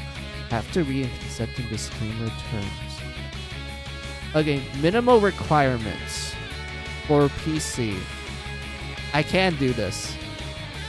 Jinx, I cannot play this on PC. My laptop cannot handle this shit. I do not even meet the minimal requirements for it for my laptop. So I'm probably gonna do PlayStation 4. I don't have a Switch 2.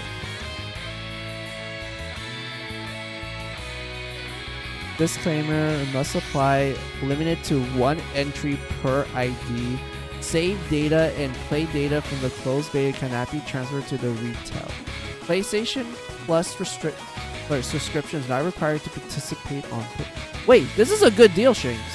You don't need a PlayStation Plus subscription to play the beta. Like, you know, the multiplayer part of it.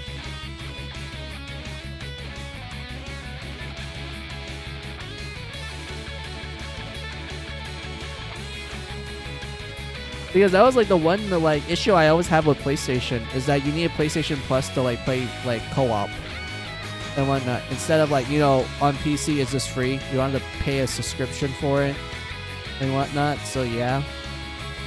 So yeah, that's like one game. Okay. You know what? I'll try my luck. I wanna give this a try.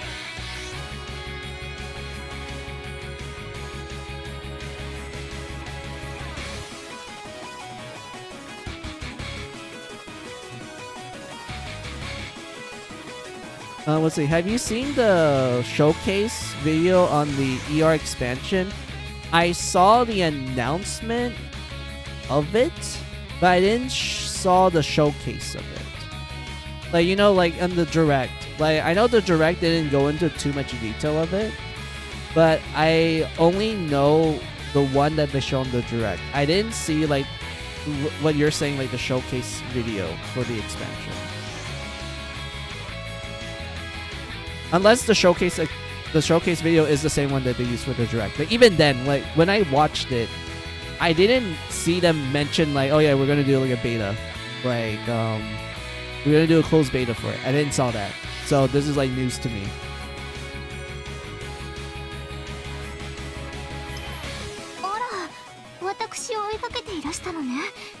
So yeah, I'll definitely give it a whirl. So I just need to have a side game ID. I mean, it kind of makes sense. しい方でしょう。なわけねえだろ。てめえこの女の仲間か。違う。ええ、そうですわ。こちら私の頼もしい下僕ですの。ファングさん、私あちらの方に迫られて困ってましたの。助けていただけます？って誰があん Is た it の here's 味 it for 方なん after か。 stream? Okay, okay. てめえもフェンサーか。だったらちょうどいい。てめえのフューリーも置いていきな。あっちゃWe're forced to help this girl that swindled us. 片付ける。 Classic やらせてもらう。 scenario.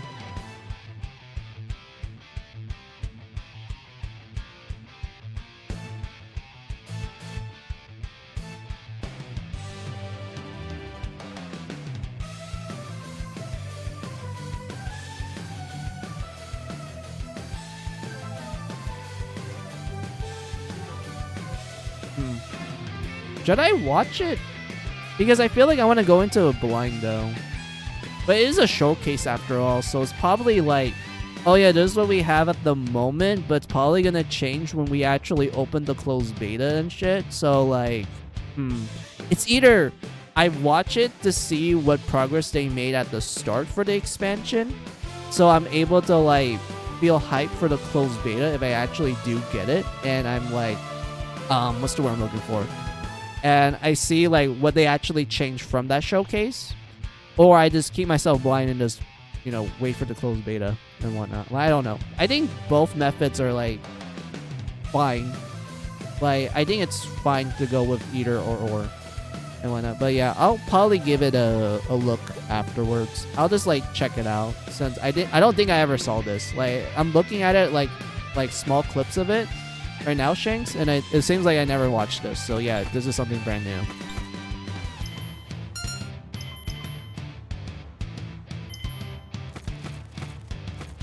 Should I waste it?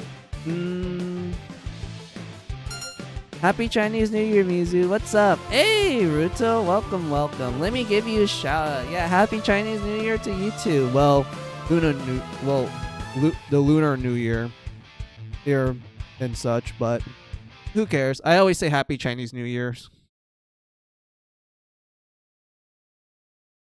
Let me give you a shout out, my dude. I am doing fine, Ruto. I spend almost roughly 2 hours of stream yapping. Like I got rated by like a streamer friend of mine's, and I ended up going into like a yapping session with that person, like talking about the Trails of series and such. And I also kind of yapped about like Vietnam a little bit as well for some reason. I think we kind of got into the topic of Vietnam while we were talking about Trails and shit. But anyway, I kind of started the stream with like almost a 2-hour yapping session, and then I decided like, okay, I need to focus on Fairy Fencer. I need to test if this game works on my good old laptop because I'm using the Steam port. I'm hoping that the Steam port works. Yeah, let me give you a shout out, Ruto. Here you go. So yeah, happy Chinese New Year to you too. So Ruto, we're like at the start of Fairy Fencer F original, and we are forced to fight this hooligan because he's trying to steal a Fury from Tiara, which is the cute waifu girl right here, Ruto. This girl here, you know, she's just drinking tea in the middle of the dungeon. Just you know, has a literal tea setup and everything. You know, just relaxing in the middle of the dungeon. I need to clarify this: in the middle of the dungeon. So she offers Fang a cup of tea. He drinks it. Turns out that the tea has paralyzing poison in it, so he's paralyzed. And she's like, yippee, I can get the Fury now. And then took the Fury that we just got. And then as she's walking to the exit, you have this like hooligan guy trying to get the Fury. And she's like, why would I give a fury to some like nobody NPC like you? You don't even have a text box, my man.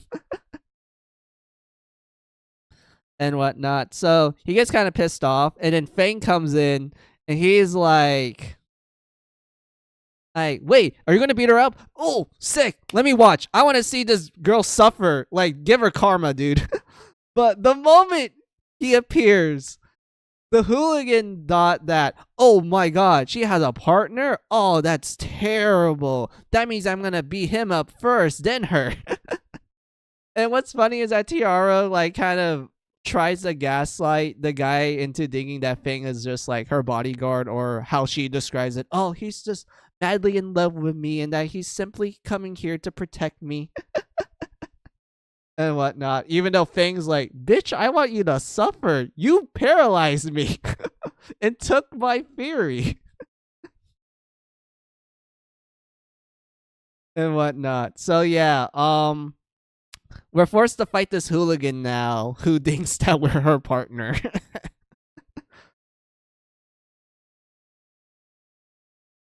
Let's see. Thanks for the shout out. Inserts attempts to see if Johnny Silverhand from Cyberpunk can be an origami and God Eater here. If he can use a God Arc, then he can. If he can't, then he's pretty much mincemeat at that point, unfortunately.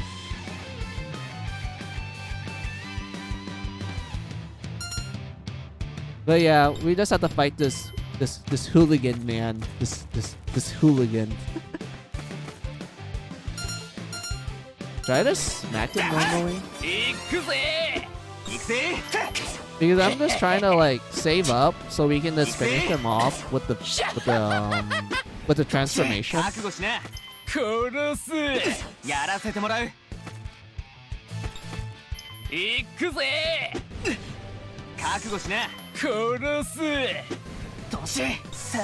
you serious? Increase my tension, please. Hold on.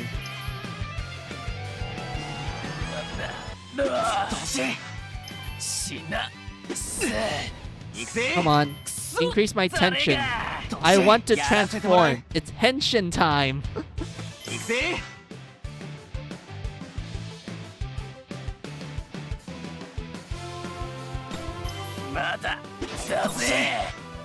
Was it the only physical for Relink with the expansion is PlayStation 5 because they will not print copies of PS4, and the Switch 2 physical is a game key card? No, not the key card.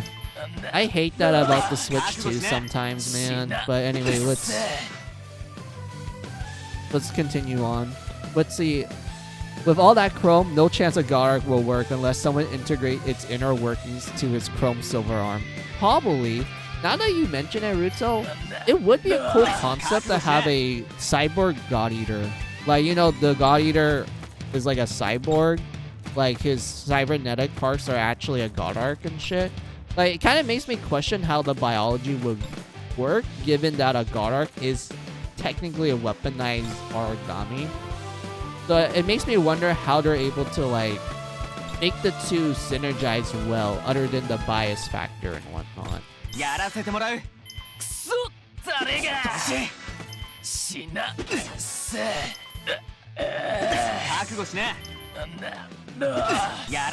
Come on. Come on. Hell yeah, we can transform now. Let's heal up real quick. And then we're gonna transform.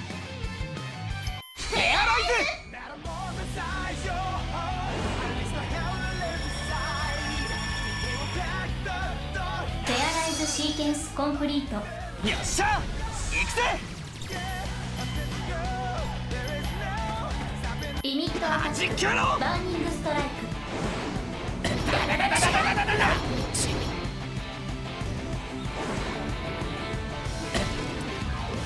おりゃ次だろ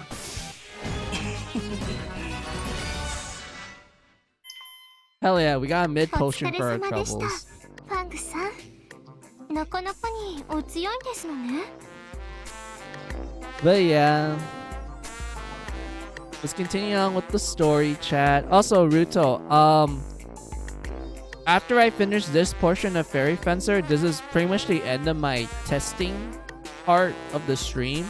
Because I'm gonna swap games and we're gonna go test out, well not test out, we're gonna show off the new character they added for the BlazBlue Entropy Effect update. Which the update not only gave us a new character, but it also gave us a brand new story mode for Entropy Effect that's actually written, like this story is actually written by the author of one of the BlazBlue light novels.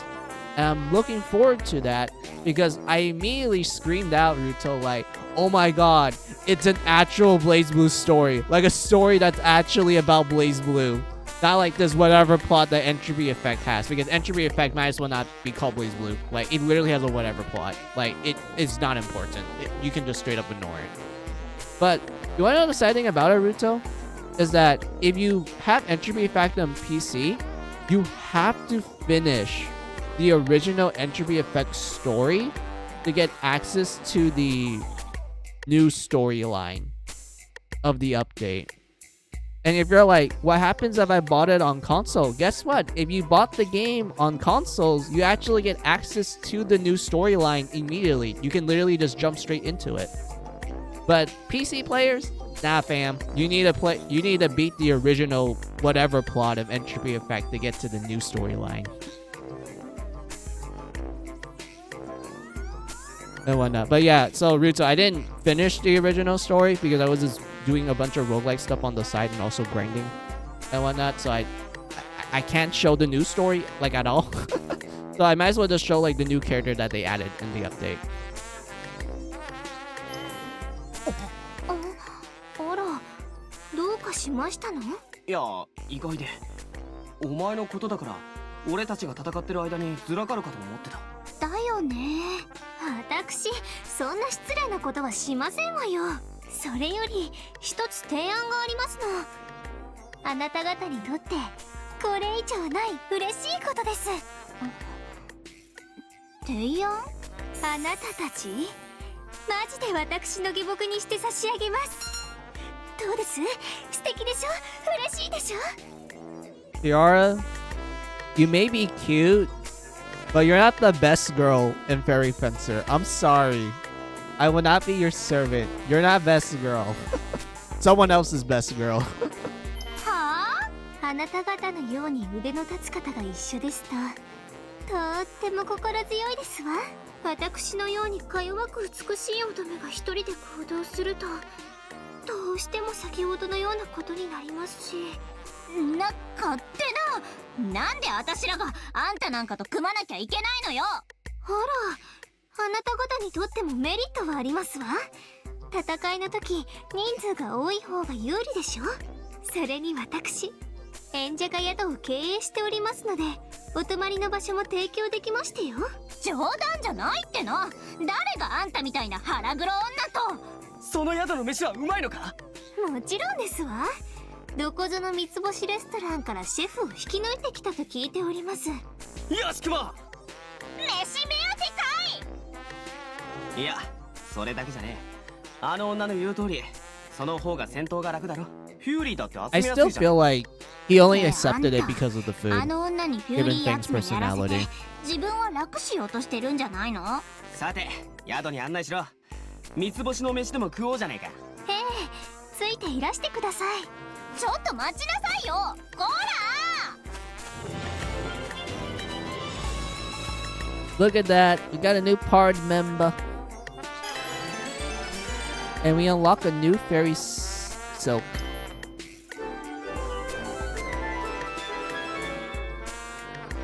Let's see. Whenever you attain a new fairy, you can view each fairy that resides in a particular fairy by accessing the fairy menu. I did not mean to skip it. You can press that and get a gift from them. Let's see, detailed info. Experience, they can't gain experience unless it's equipped with a resonant effect. Each time the fairy levels up, its perimeters will increase and learn new abilities too. You have nothing to lose by equipping fairies, so give it a whirl. About switching. When there's two fencers, I'll explain the switch command. If you have fencers who aren't participating in battle, you can switch them in. Sorry, you can switch them in on the fly. Oh yeah, so they kind of changed how. Well, I wouldn't say they changed. They made switching less of a ding in Advent Dark Force. Because in this game, since the party limit is 3 people on the battlefield, you would be using switching more often if you have like an ideal way of extending your combos from switching.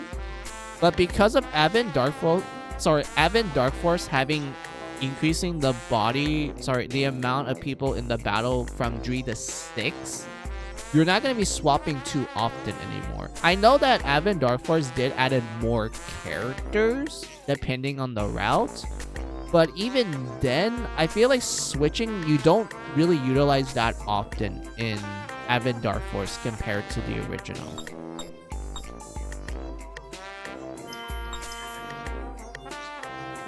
Let's see. Oh, the weapon boost. So this is how you learn new skills. I remember having to grind my ass for this. Like, I literally spend so much time grinding for weapon points to like get all the skills and shit. Like, honestly, you guys are probably gonna see me grind when I will actually properly do my Fairy Fencer F stream, which I am planning on actually doing that because I know like I streamed Mega Man for quite some time, but I do want to get back to JRPGs. And I kind of thought hard about it, and I went like, I'd rather play a compile hard game than like play like a random JRPG that's like probably mainstream and shit. Like I know I do need to continue like Final Fantasy, Star Ocean, and Etrian Odyssey, but I feel like with those games, you're probably gonna not have me like yap too much. Given that in Final Fantasy 2, I'm just busy trying to get like certain like stuff real fast and like grinding, so you're not gonna have me yap as much as usual.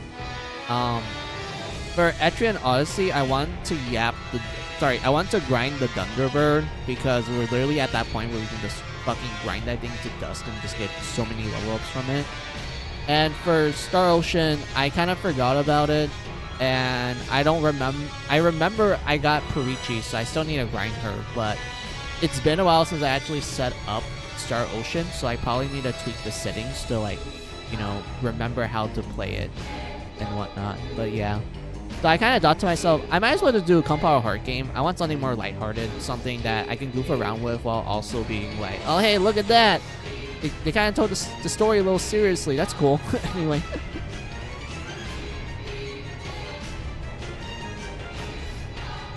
And whatnot. So yeah, I will do Fairy Fencer F. I know I also have Deafen Request 2, since I'm also at the start for that one, but I feel like I want to do Fairy Fencer. I want to go Fairy Fencer. I want to go a little more lighthearted. I want to go with a story that is lighthearted, but you can tell there's some serious stuff that happens on it as well. So I think Fairy Fencer is probably like the good middle ground for me, that I'm like, yeah, I'm able to do this. I think I'll this one and whatnot. Also, who knows, maybe I might do like one half of the stream Fairy Fencer and then the other half is Mega Man. Like, since we finished Mega Man X, we can do Mega Man X2 next, but I'm still puzzled at why the games run slow when I stream it versus when I just play it by myself or when I record it. Because I noticed that when I do those two methods, like the game actually runs the way how I remember it and is like utterly smooth and shit. But when I stream it, like on Discord and like on, you know, Twitch, like what I'm doing right now, I noticed that the game fucking dips in the frame rate, and I have to play the game in a small ass window in order for it to actually do well and whatnot. So yeah, enough of my yapping. Let's just get into the game. So yeah, like I said, I will continue doing Fairy Fencer F, and I'll probably play Mega Man on the side like when I reach a point in Fairy Fencer and I'm like, okay, we can like swap games in the middle of the stream and like, you know, play some Mega Man real fast and such. Like I will do that. I will do that. But yeah, let's, you know, get into topic. Let's just watch this cutscene, and then I believe after this cutscene ends, you will get access to the menu so we can save. おじいちゃんうるせえごちょごちょ言ってるとバッサリ行くぜ命が惜しかったらさっさと身ぐるみ全部置いてきな。ついでにそのガキもな。なに命は取らねえ。俺たちでたっぷり可愛がってから高く売り飛ばしてやるから安心しな。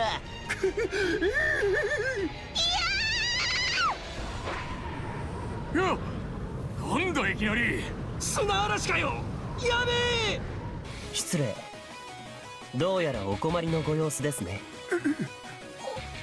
あなたはなんだてめえは。どこから湧いてきやがった。貴様何者だ。僕の何が知りたいのですか。名前ですか。生き方ですか。それとも剣の腕ですか。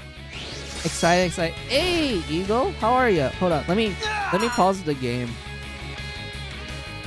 Let me give you a shout out, Eagle. How are you, my twin birdos? Happy Chinese New Year. I mean, yeah, it is today.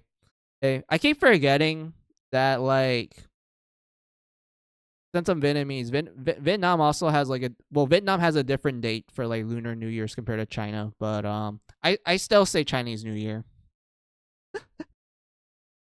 And whatnot, but yeah. So yeah, happy Chinese New Year, all. Just let me give you that shout out. There you go, Eagle. But yeah, Eagle, you didn't really miss much. All I doing is like the testing stream that I mentioned from my last stream, and I actually spend almost the first 2 hours of stream just yapping for no reason. Like, it wasn't even on the topic of Fairy Fencer. I was just literally yapping for like different subjects that like Chad brought up. Especially one streamer friend that like rated me and whatnot. Like, they ended up like saying some stuff and I ended up like yapping along with them. And whatnot. I literally spent like almost the first 2 hours just yapping for no reason. And then I actually got back to the game. Like, we're just doing the start. I'm just like testing to see if everything works out. And so far, it's actually really smooth. Like, there's no issues. There's no like delays. There's no bugginess to it. The only time I noticed that the game kind of acts a little weird is when you're watching the transformation scenes. Because, like, I'm assuming my laptop just couldn't render the outfit change, like, instantly, like in PlayStation Dreamland.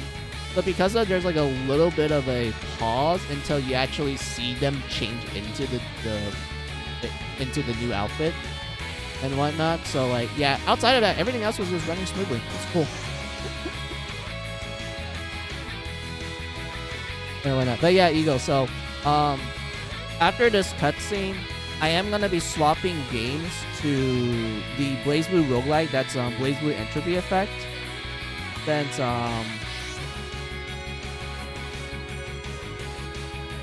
there's like a new update for it, and there was like a new character that came with the update. So I was gonna, you know, show that off and whatnot. Also, I have a question for Fairy Fencer. Is there an alternate route, or is it just an infinite loop story? Because I never figure out how to trigger a different ending. If you're talking about the original Fairy Fencer and also the Goddess route, if you play the Advent Dark Force, so the way you unlock multiple, the way how you get different endings in that one is that near the end of the game, you will be given 2 events that are associated with Tiara and Aaron. So depending on who you talk to first will determine the ending you get in that original Fairy Fencer and also the Goddess route in Advent Dark Force. So let's say like you decide to see the Aaron like event. So as a result, you get the second ending. Well, let's say you decide to reload your save and you went like, I want to talk to Tiara. I want to do her event. So if you do her event, you get ending 1. If you don't talk to either of them and you just go straight to the final boss, you get ending 3. That's how it worked for the original Fairy Fencer and the Goddess route in Advent Dark Force. And if you're like, oh, how do I unlock the other story routes for Advent Dark Force? That requires you to do a little fuckery with the with the god and goddess statues. Let's put it like that. You need to do a little fuckery with those two in order to unlock the other story routes of Advent Dark Force. And when it comes to those ones, like those endings for those 2 routes, I don't know, Eagle. I didn't really spend a lot of time in Advent Dark Force, so I don't know how to unlock the multiple endings for those 2 like new routes that they introduced in that game. So it's a case of like you probably have to look it up, but I only know the original because I spend more time with it. And but yeah, that's how I will explain it, Eagle.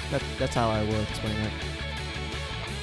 So original, you just have to talk to either TR or Aaron to determine the ending you get at the end of the game. If you don't talk to either of them, you get essentially the neutral ending and whatnot.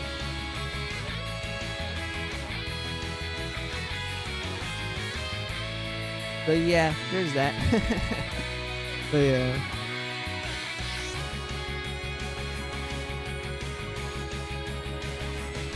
Good to know there's alt routes. I never figured out, not sure which route I kept taking because it played the same thing over and over again. Oh, so I'm assuming you're talking about the events of Advent Dark Force.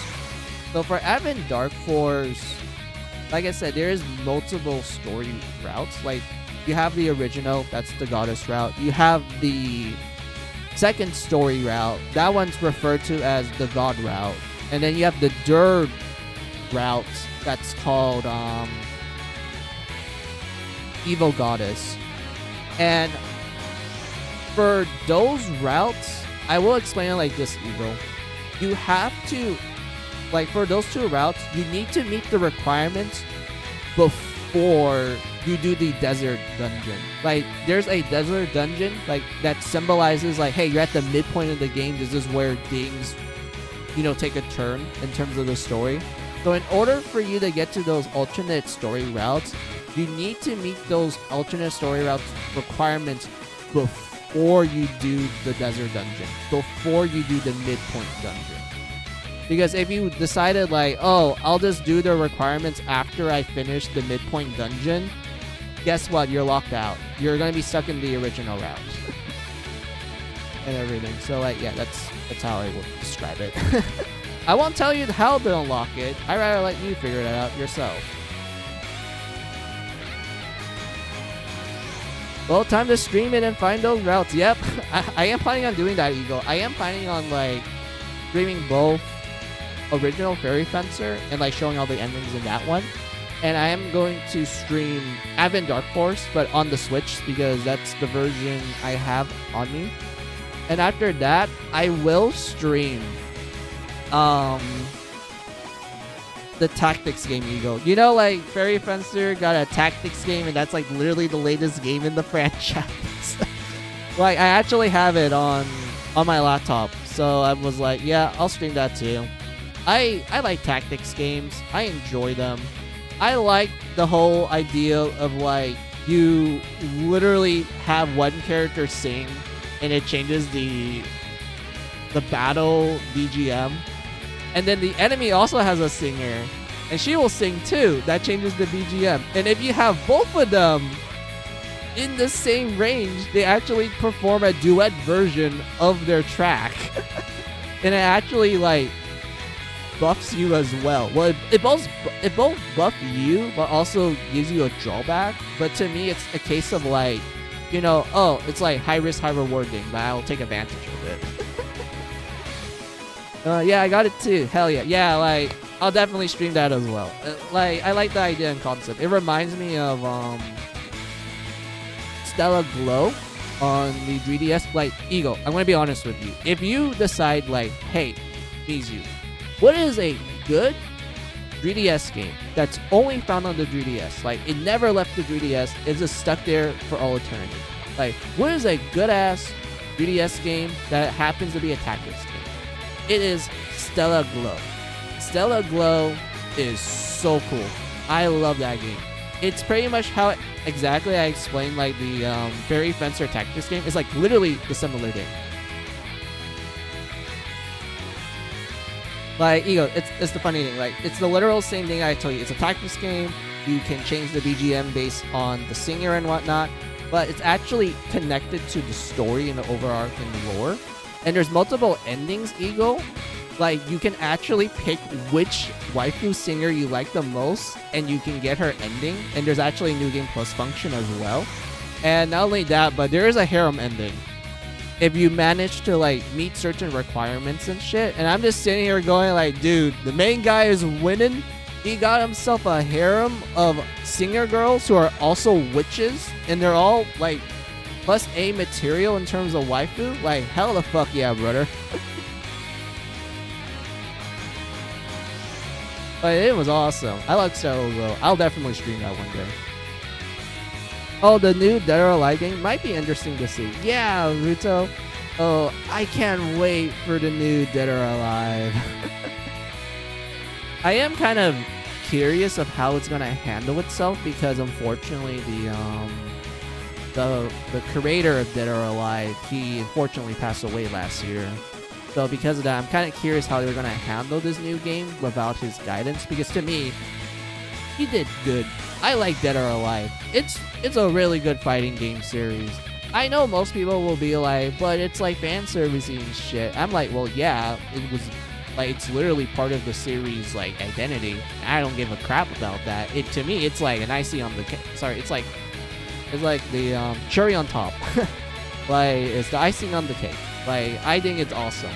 And I love each of the entries. I even like some of the volleyball spin-off games, even though I'm not a fan of volleyball. Like, I really suck at volleyball and whatnot. But I did like the Dead or Alive games, except 6. Dead or Alive 6 is crap. I will never play 6 again.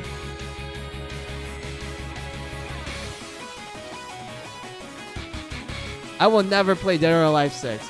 I don't care how many times someone's gonna walk up to me and be like, actually Dead or Alive 6 has better gameplay than 5, it feels more balanced. No, it ain't. It felt like crap.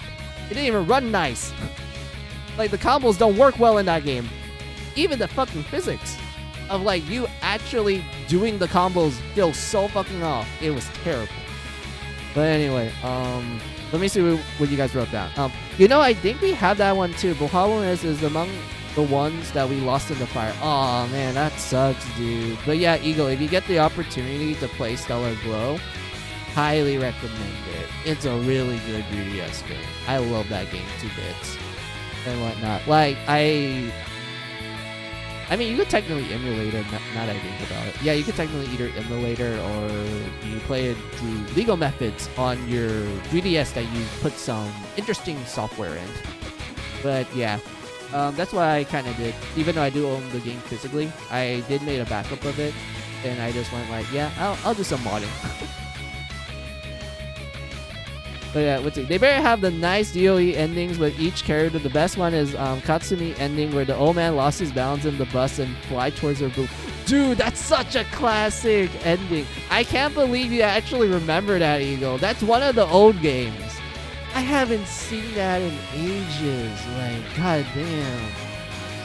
I'm actually impressed that you know, like, old Dead or Alive. Like, you specifically describe one of the old game endings, and I'm like, damn, I'm impressed. But like, yeah, let's get back to Fairy Fencer. Let's just end this cutscene. Let's let this play out. But still, I'm really glad that you guys are just like, allowing me to like interact and yap with you guys. Like, I'm actually, I do feel like my speaking skills are getting better and better. It's just been a while since I streamed and such. そう君も彼らの後を追うつもりですかならば容赦はしませんリシン全兵力解放合体しますネガティブ目標の戦闘力は低レベル合体の必要を認めずシャルマンの戦闘力なら勝率 100%どのような時も全力を持って当たるのが僕の流儀ですが、君がそう言うなら仕方ありませんね。この野郎、なんだか知らねえが俺をバカにしてやがるね。ぶっ殺してやれ。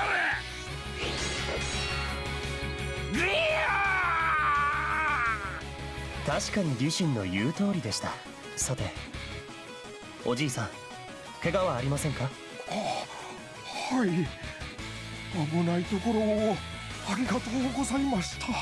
お兄ちゃん、ありがとう。僕はするべきことをしたまでですよ。これは一体。うわー、綺麗。どうか良い旅を。 It's so funny how much of a show off Sherman is. He is such a show off. I know that his character is meant to be like he's like this humble guy. Like, you know, he's overall nice and shit. He has this strong sense of justice until you play the later parts of the story, and then you kind of realize that Sherman has some marbles loose. Like, he really has some marbles loose. I won't spoil it because I'd rather have the rest of chat go into blind. Like, you know, the one that never played Fairy Fencer and whatnot. So, like, yeah, it's kind of funny how even early on, I feel like, yeah, he is kind of a show off. さあ、行きましょう、リシン。 Let's see, is Ego and Ruto pissed at the God of War trilogy getting a remake? きっと I 神様のお使いだよ。 I am kind of curious of how they feel about it, but it's up to you guys if you want to, like, you know, talk, like, chat it out and such. But yeah, I mean, I already expressed how I felt about it early on in stream, so oh well. I'll just listen to what you guys have to say if they want to. Why would I be pissed? The old games still work. Indeed, they do. Oh yeah, we can equip fairies now. Hold on.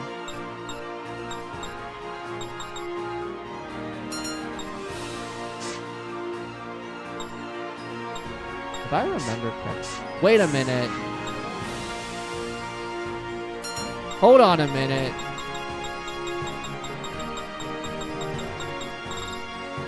Okay, so I just noticed something because I played Advent Dark Force a little recently. I was playing it on the side. I noticed that the DLC fairies for Advent Dark Force, they actually have bigger stat gains compared to the ones here. And they actually have a more diversity in terms of like the skills that they provide. Like Stella's, like stuff like for example, let's take like this row here. I remember that in Advent Dark Force, these are different fairies. Like these are like completely different fairies. Like it's completely different from the ones you see here in the original. And I noticed that those ones actually have more things going on for them in terms of the ability. Like they made, like, let's say, I remember there was a Dunder one where in that one they're like, oh yeah, the Dunder one has more magic attack and it's almost triple digit, and they gave it the ability to both be supportive with electricity but also kind of decrease your movement as like a bit of a side effect and such. But these ones are just straight up benefits, but it's a lot more restricted from what I'm seeing right now. So that's interesting. Yeah, same case with here. I remember this. I didn't know that this person learning early, because there's no fairy like this in Advent Dark Force. Like none of the DLC fairies have this. Like they don't have this, or this. It's only these ones in the original. Huh, interesting. Cool. Huh. But yeah, since I saved, time for me to swap games. How long it's been? It's been like, oh damn, 4 hours. But yeah, let's just swap games. We're going to test out the new character introduced to the Blaze Blue Entropy Effect update. as I'm setting this up, guys, I'm going to do a BRB break because I feel like it's the appropriate time for us to do it. So let me get the game set up, and then once I make sure everything's, running slickerly smooth, I'll do the BRB break. But like, yeah, Ego. I remember when they announced the God of War trilogy remake. At first, I thought it was just gonna be remasters. Because to me, I feel like the old God of War games age well. Like, I don't think it needs to be remade. I just think it just needs to have a fresh coat of paint. That's it. That's how I felt. Like, I love God of War 1 a lot the most. Like, between the original trilogy, I like 1 the most. Because to me, 1 is like the closest thing to like the actual Greek myths. Is just told in a edgy Western way. Like, it's like drew a Western point of view where, us Western folk kind of view these legends in a different way compared to how the ancient Greeks view it and such. So I like how the first God of War game was able to be this embodiment of what those ancient myths are like, but just drew our modern Western lens and whatnot. And you want to know what else I want to like yap about? I actually like how they made Kratos an actual Greek hero, like the ancient Greek definition of a hero, not our definition. Our definition of a hero is radically different from what the ancient Greeks believe is what a hero is.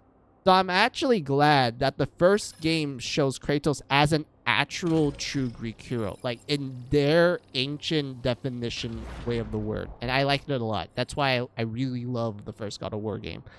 God of War 2 and onwards, it's like, I don't know, it feels kind of weird in terms of like how they kind of handle the overarching story. But I love the gameplay in those ones. The gameplay in those ones were really great. They also improved on the gore. In my opinion, the gore was awesome. I am not the type of person that likes gore in real life. I actually get squeamish and I actually get a little pukey when I see real life gore. But in video games and like movies, I fucking love that shit. That's amazing. It's awesome. But yeah, enough of my yapping. Let me. Shit, it's not. Wait, it's not appearing. Hold on.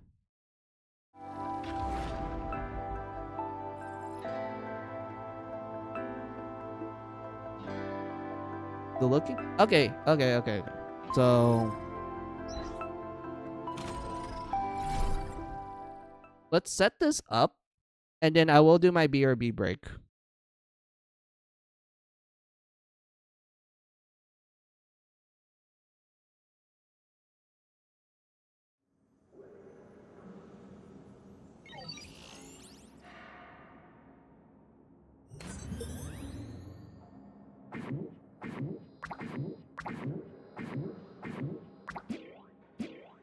Okay, it's not lagging.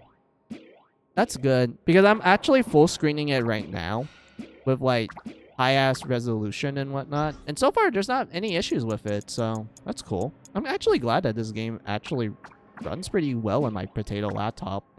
And I'm like streaming it at the same time, so that's awesome. But anyway, like I said, let us do the BRB break. I really need it. So yeah, BRB time. Take this as you guys' opportunity for your own BRB break. Get a snack, get a drink, use the restroom. I'll be right back.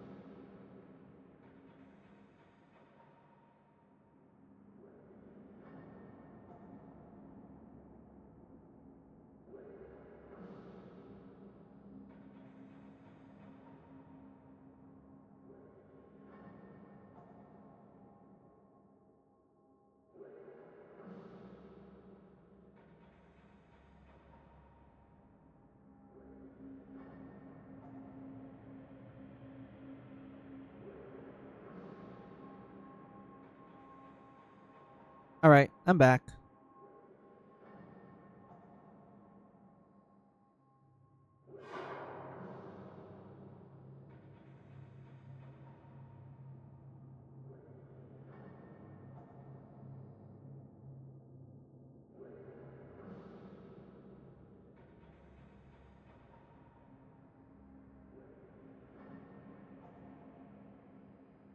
Oh yeah, I changed my little avatar because oh fuck, hold on. There we go. I changed my little avatar because when you unlock the third floor, you get access to the avatar shop.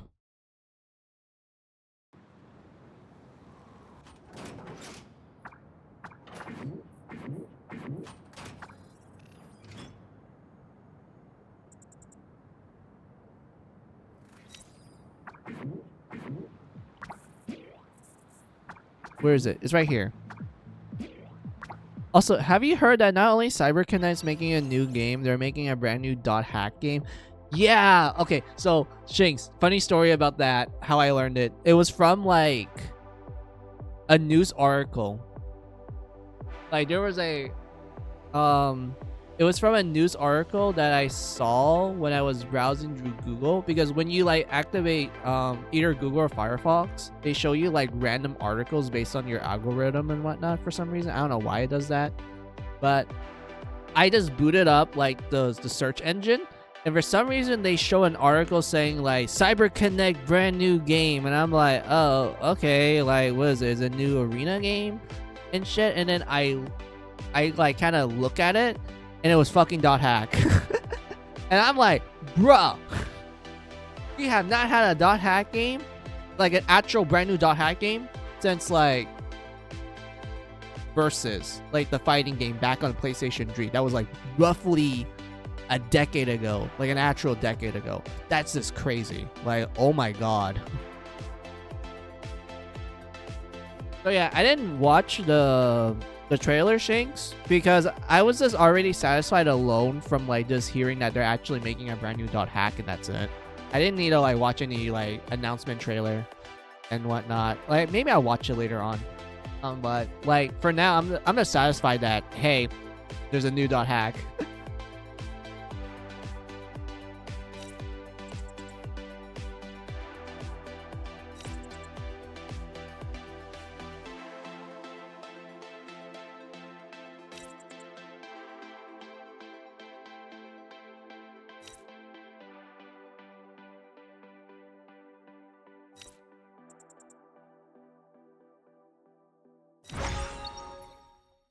Oh. Damn, she gave me a lot. I didn't expect that. Thanks. I just wanted to show like the little avatars. But yeah, like you start with this little avatar. I mean, it's cute and all. And then you have the other ones that you get from like either you buy them or you happen to have like a certain special edition of the game. But I didn't really care too much about the other ones. I mean, this one's cute. I think this one's really cute. But you get to the Blaze Blue ones, and I'm thinking to myself like, oh, hell yeah. I love these ones. Terramin, Iron Tiger, Bakuman, Hakumen, hell yeah. Or fucking Terumi. Yuki Terumi. Terumi? And whatnot. But yeah, I just picked this one. Because I love my piece of shit Edzord.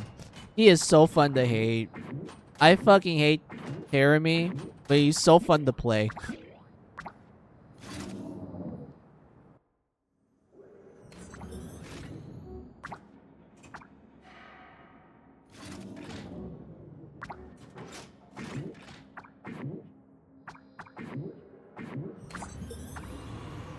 But yeah, what difficulty should I do?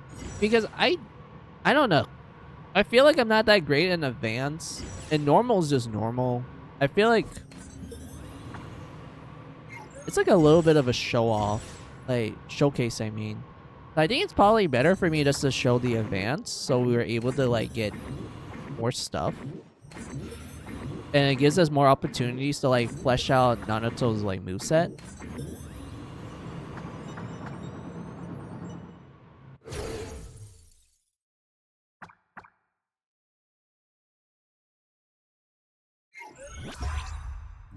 Yeah, look at that. Naruto. But yeah, this is the last character I need to unlock. I need to beat her crossover event. But everyone else, I actually grinded the fuck out of this game. I was grinding for money just to unlock everything else. And I'm glad that I did. But now we're gonna play the newest character they announced. Well, they released with the update.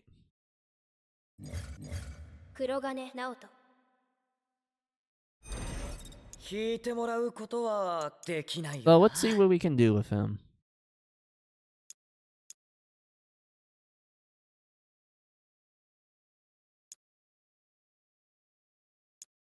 These two, maybe? I feel like these two have some good synergy.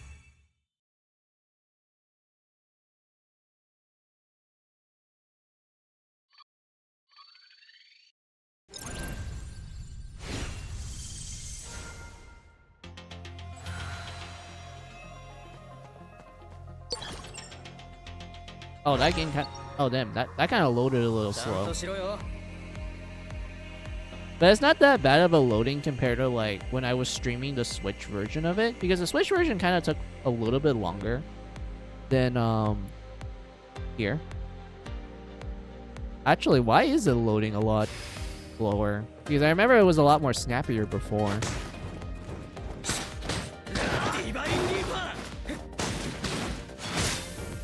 Also, I find it interesting that you can actually charge like his blood attacks, like in the actual game. Although, I kind of wish it's a lot easier to like pull it off, in my opinion.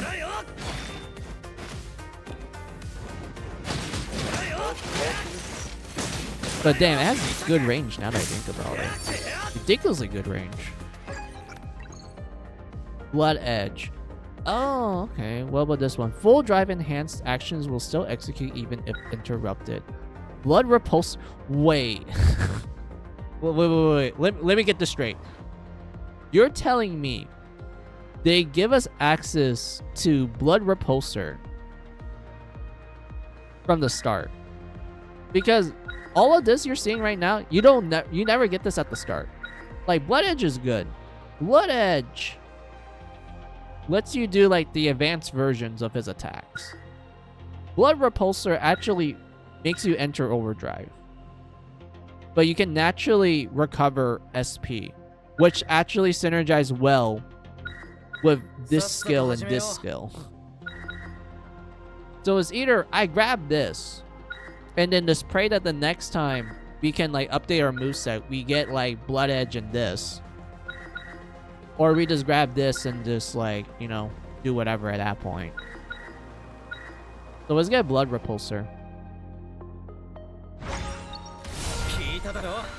I'm still surprised.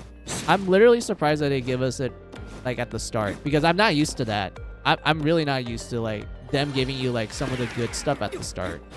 And I just wasted a potion. God damn it.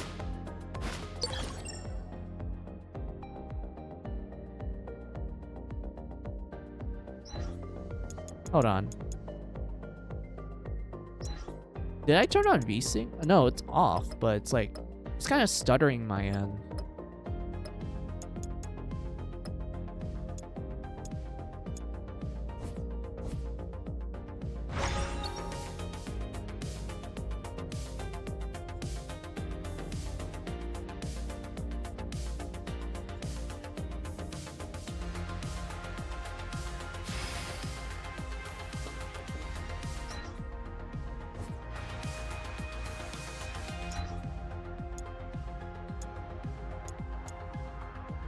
You need Legacy Black Hole. You need Thunder Bolt. So we need to find we need to get a Thunder ability, and we need a Black Hole ability. So it has to be precisely Legacy.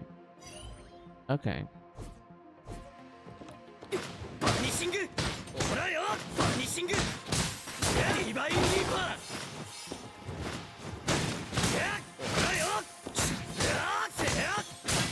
Oh. I kind of almost fucked that up. I could have just like punched him to the fire. So I don't have to like worry about shit. It's fine to like naturally kill these guys.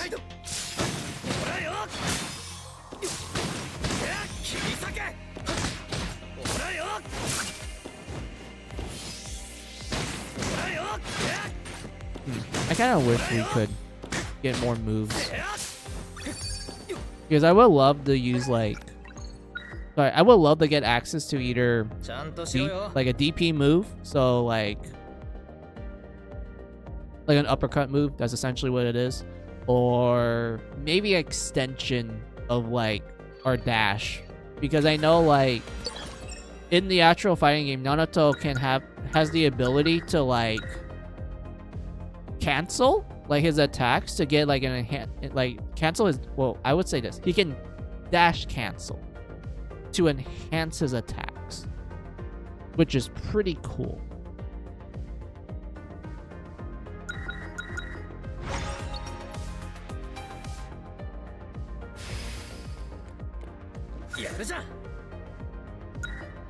Oh, we get 5 debuffs, but we get like a bonus effect that's like beneficial to us. I don't know.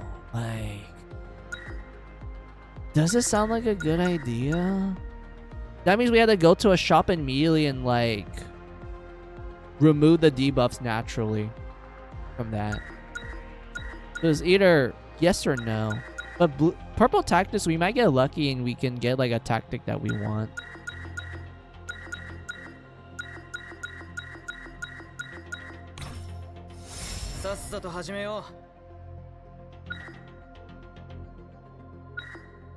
Wait.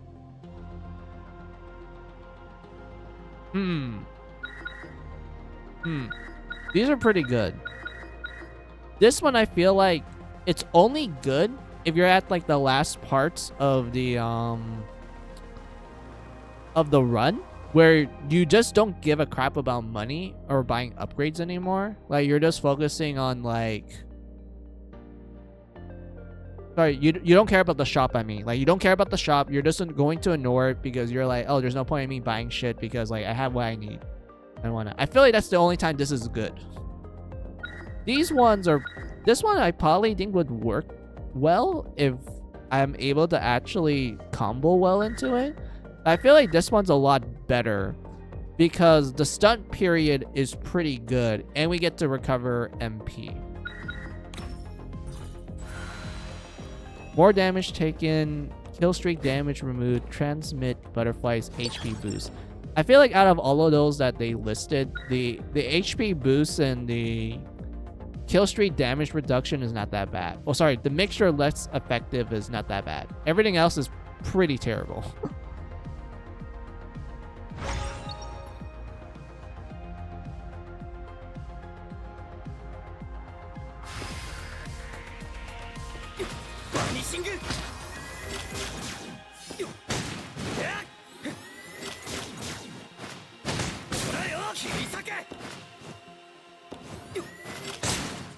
Oh, I got hit. Damn it. I was kind of hoping that I didn't got hit.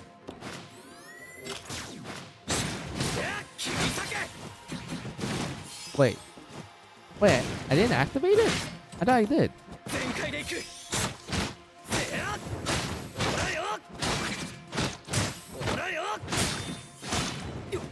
Can you like cancel it? Or is it just forever gonna be active? Oh, yeah, you could cancel it. Okay, that actually makes it a lot better in my opinion. Because if you're able to like cancel that, that means you can do some like crazy ass combos. If you like have like a bunch of SP moves.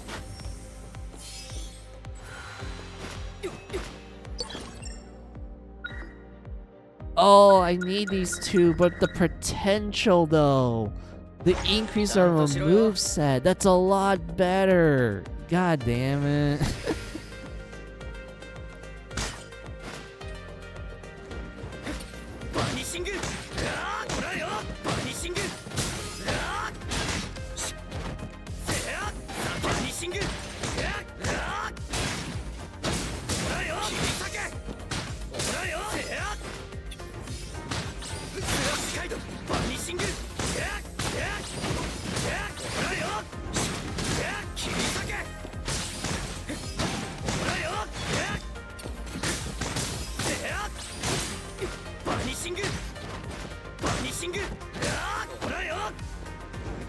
Oh, I thought that was all the enemies.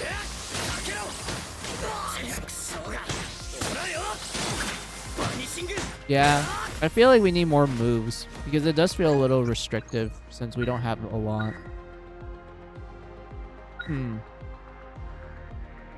The all attack can be charged and released by holding the button, and it can be enhanced 2 times based on the charge duration, but overcharging will weaken and eventually cancel the enchant. Oh my god, they made really? They made him a hold character? Like a charge character? Huh. Rush down charge. I don't know how I feel about that. I really don't know how. Release on the ground. When released in midair, the range extends. I feel like this is probably a good choice since we are going to rely more on our skills. Like we need a combo into it so it does more effect, or it's more effective. So I guess that's good to grab.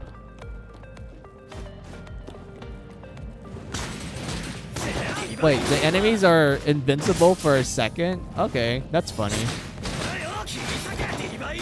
Ain't gonna save them.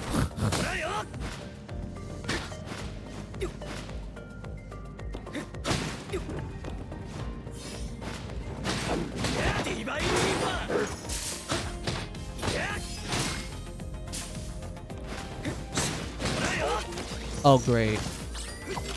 The ranged characters have like protection, and that sucks. And I got hit.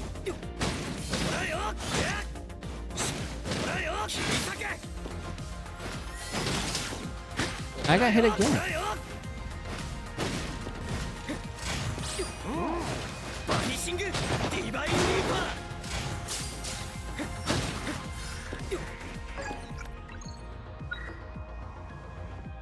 Vanishing Fame. Jump 3 times. ちゃんとしろよ。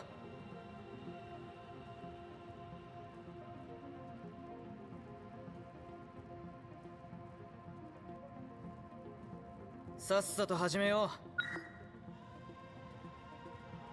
I feel like this one's pretty good.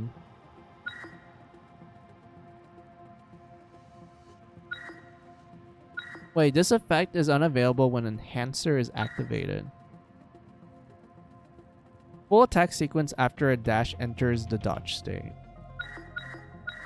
I feel like extending our moveset is gonna take high, like top priority at that point.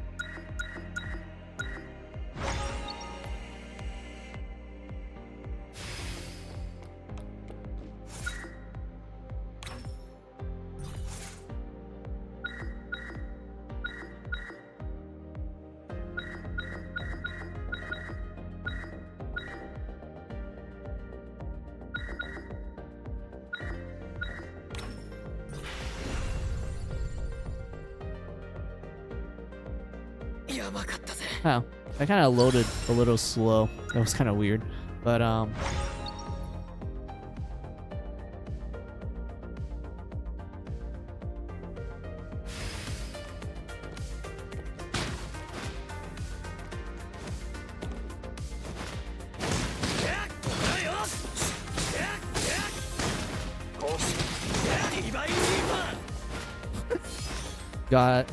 gotta love that. Oh fuck. How'd I get hit?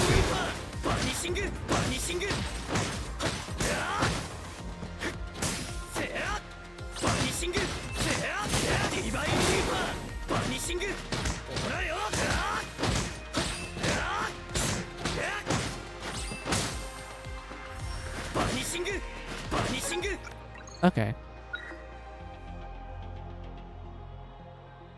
Drift away becomes a normal dash. Jump twice. On the ground if there's no input.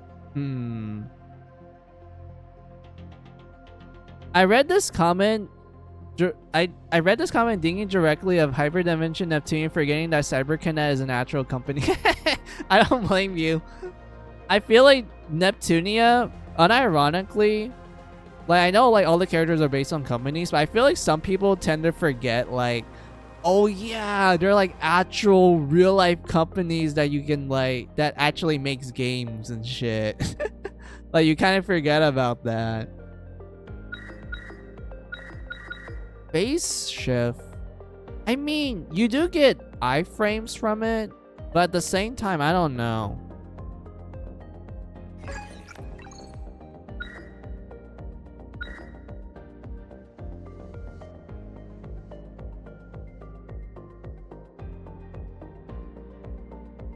Let's see, I don't pay enough to God of War.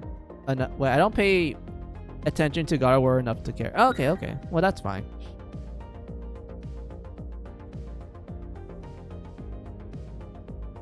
Charge or I still feel like these are.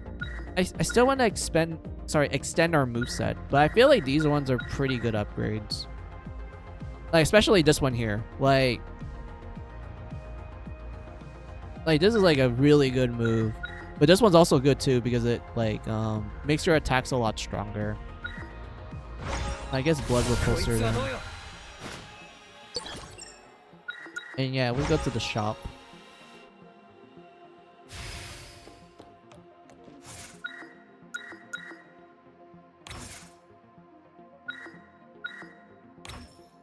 Yeah, remove that shit. We don't want that. Grab this? Hell yeah, brother.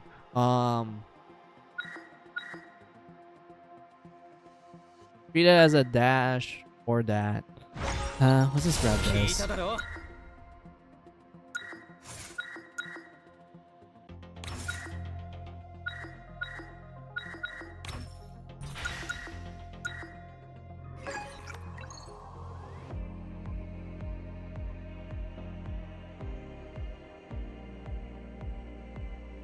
Let's see. If you get a Switch 2 and the only choice you have is a full digital or a game key card, if the publisher chooses that format to save money or otherwise too big for a 64GB cartridge, which one will you choose?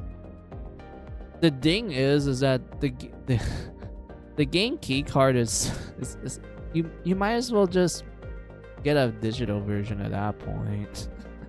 Like, this feels like that to me. Like, if I were to pick either or, I'll probably just get the digital at that point. Unfortunately. But yeah. Shift or follow up. Shift or follow. Wait, can still be executed when...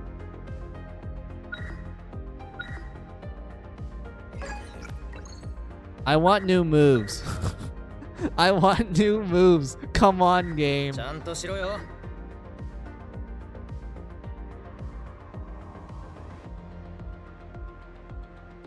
Edge of Eternity.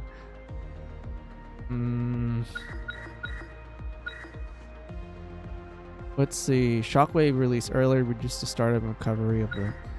I don't know. Like, this one says you get super armor. But I don't know how I feel about this. I don't know if it's a good thing.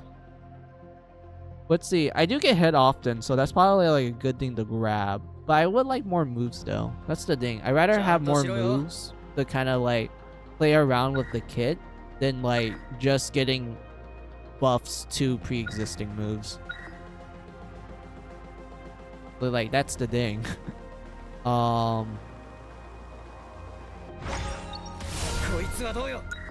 At this point,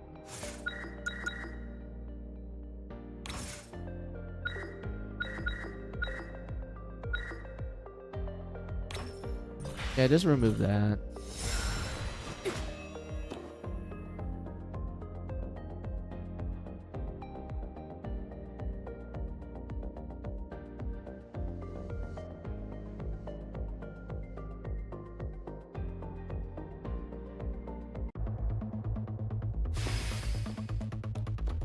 Which boss are we fighting? Oh, it's not Watchers.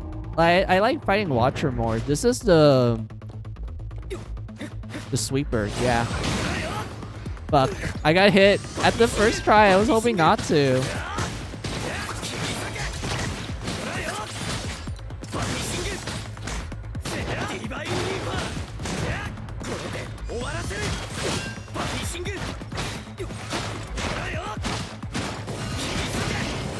Oh, wait, can you blow?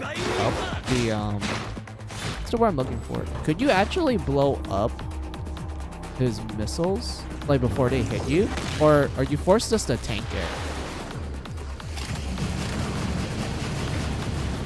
Oh, at least behind a trail. I fucking hate that.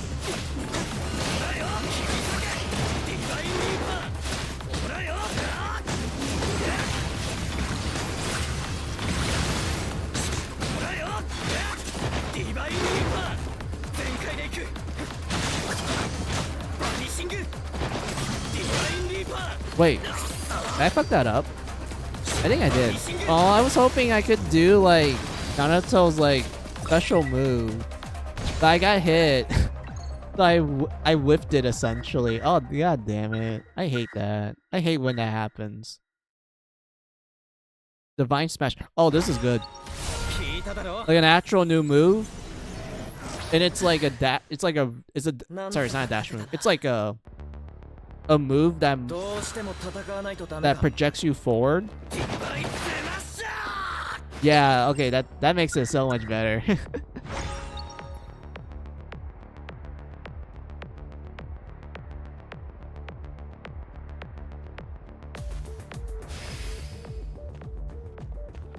I remember this where, yeah, so basically it gives you a buff, but also like a debuff at the same time.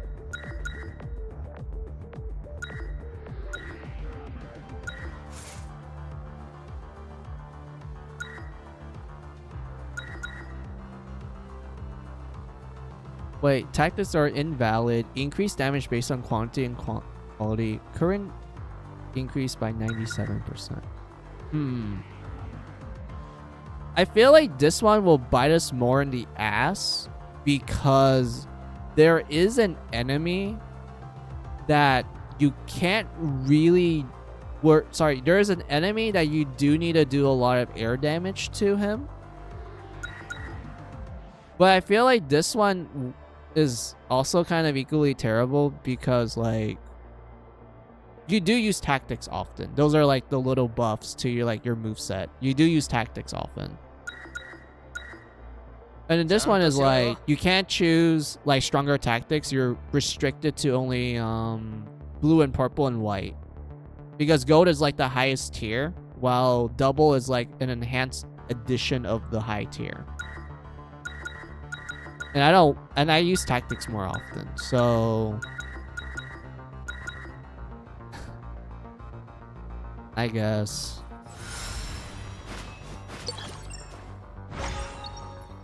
that I would like a different ability, to be honest.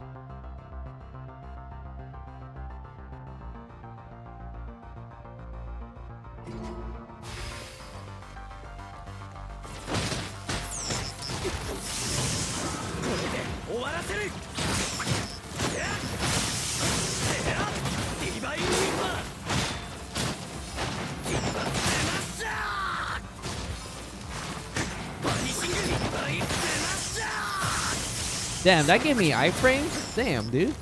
That helped me a lot.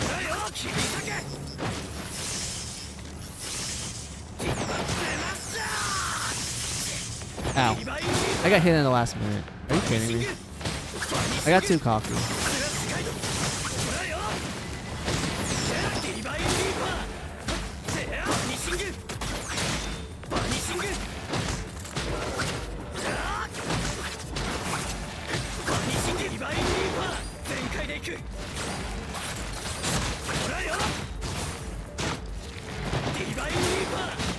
Wait, what's the command I need to do the stronger versions?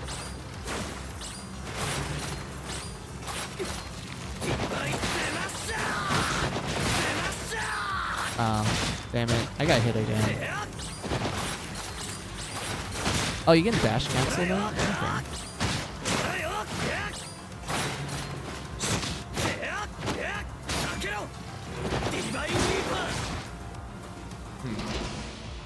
Wait a minute.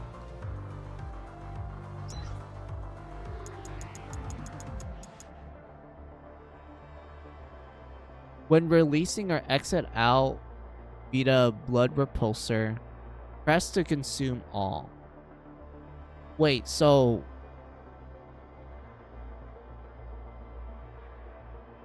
Wait a minute.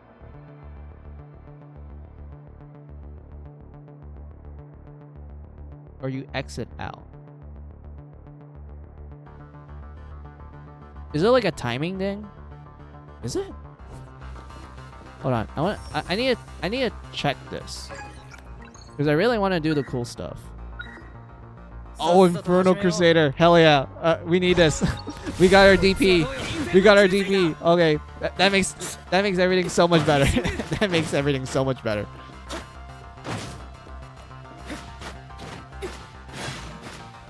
Yeah, he does have his dash cancel. Yeah, he does have it. So you dash and you do like your typical combo.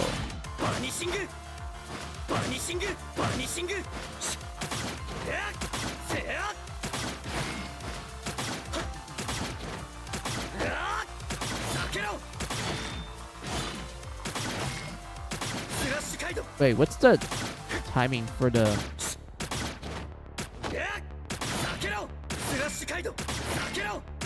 Okay, I get the timing for... So you have to let go within like maybe a second or two for like the full effect instead of like getting the weaker variation of it. Okay.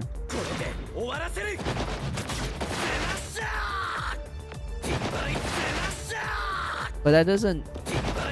It's not letting me do like what I saw like what I saw there. It's just making me do shit like that.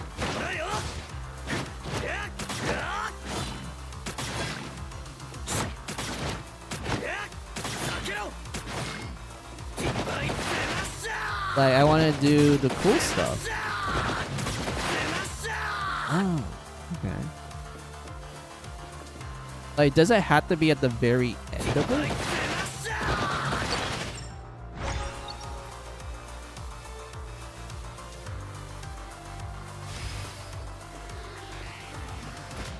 Damn it, I really wish I knew how it worked. Because it would have been so much cooler. Oh, okay, I'm understanding the timing. This is awesome. I like this. Yeah, I'm understanding the timing. This is this is really cool. I like this. Oh my lord.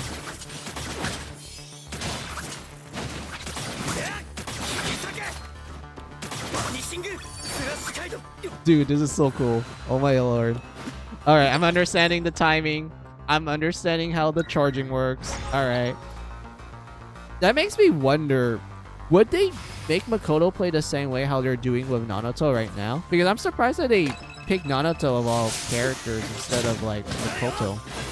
Because when I think of a character that you need to like charge in order to do a lot of her awesome stuff, or do like awesome things, I usually think of Makoto, the squirrel girl.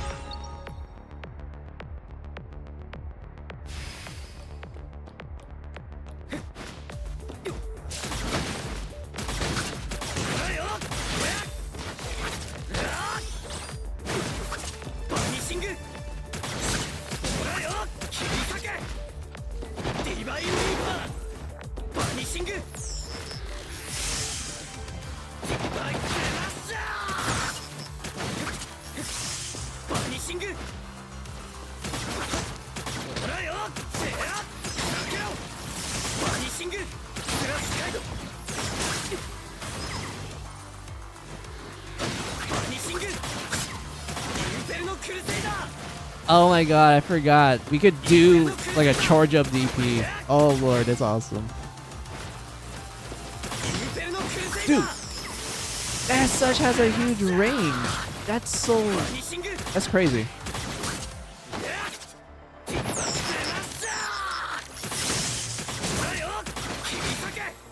I wonder what would it look like when we do.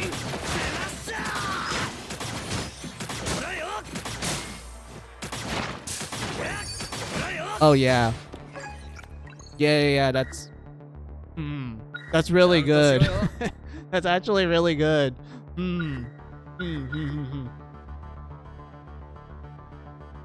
After dashing, hold a fully charged during the entire attack. You're invincible. Oh. 聞いただろバニシング避けろスラッシュカイド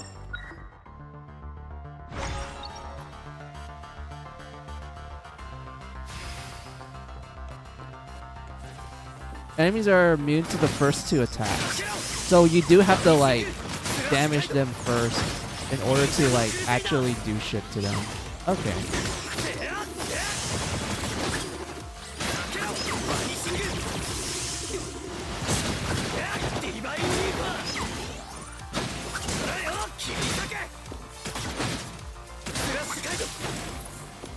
Okay.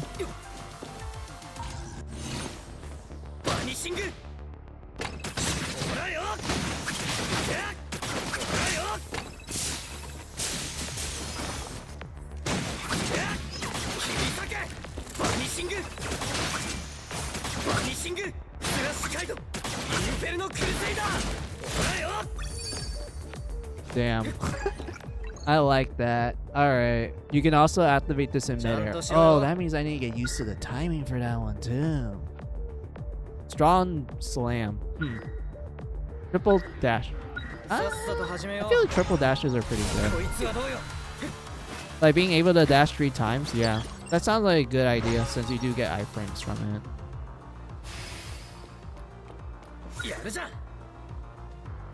Lose a potion, get money. Lose maximum HP and get a huge amount of money. Or you lose your current HP and you get like 2 tactics.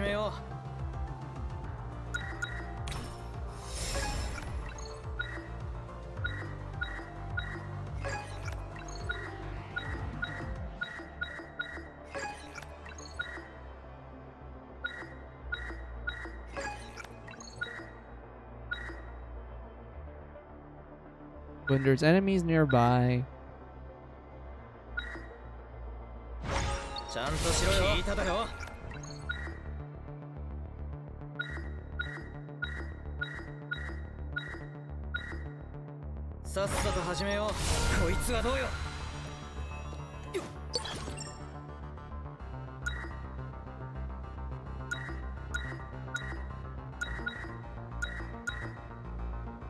Money or lottery? Money or lottery? Lottery.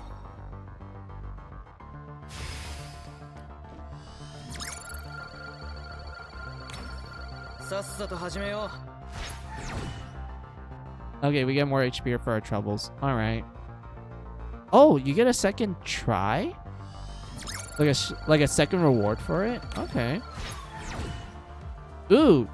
2 death escapes. Neat. All right.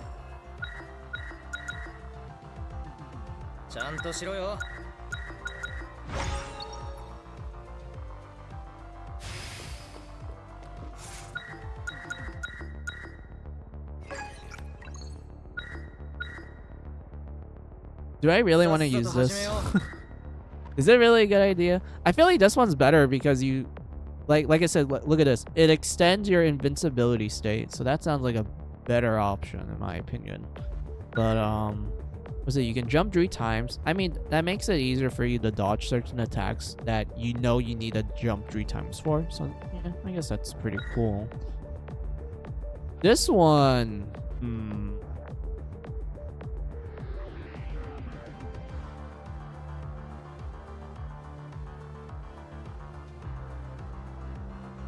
it's like a counter. Like in the actual fighting game where you enter like this stance where you like dodge to the side and you can like immediately do a counter attack afterwards. But this one's also pretty good too because like it's a uppercut move that has a lot of power to it. Like you can do a lot of things with it. But this one also extends like your other attacks too while also having that cool dodge. I feel like I'm using a lot more attacks often, so it's just better to do that.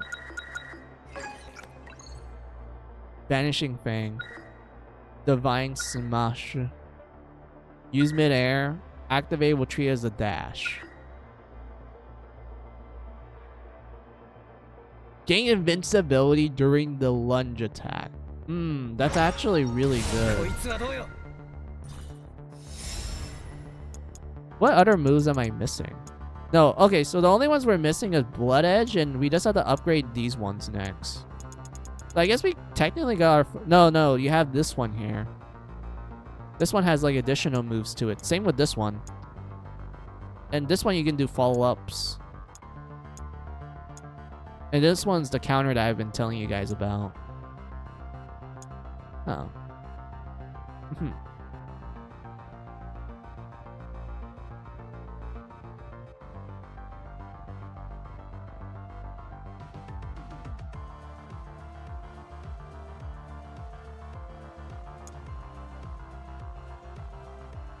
I really want to get Blood Edge because I remember using this a lot more. Because I'm still trying to understand how Blood Repulsor works.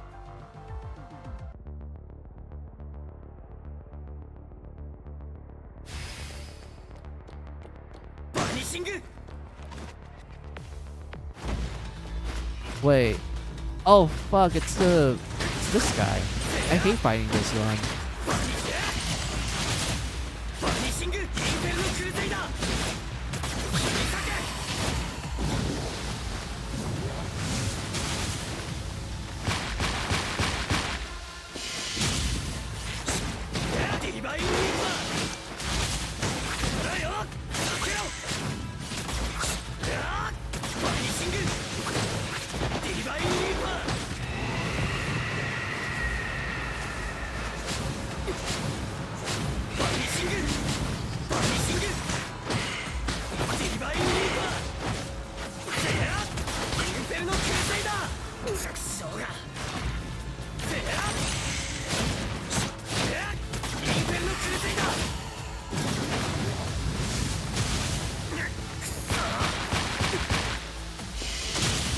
Ow.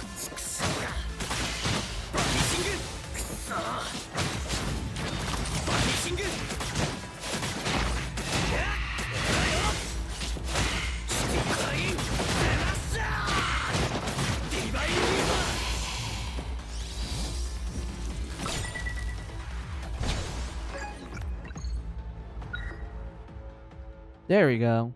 I like this more. This one I remember using the most.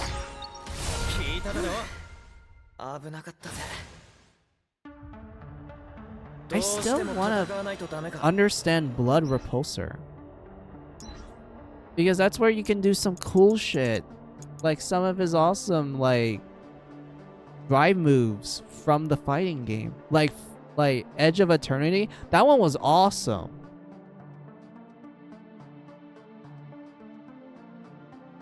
So yeah, Blood Repulsor. So you click that, you do that to end it. Or Xing out Vita Blood Repulsor. I want to try to do this. Like, how does it work?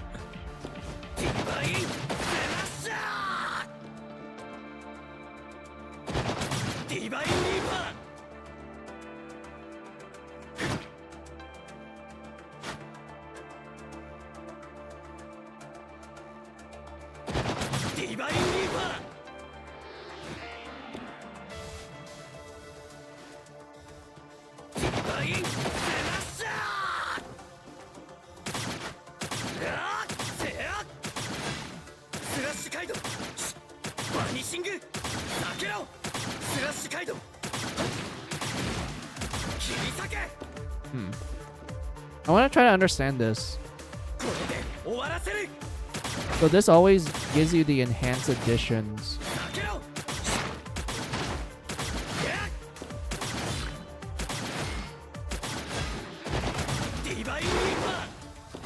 So yeah, it does divine things.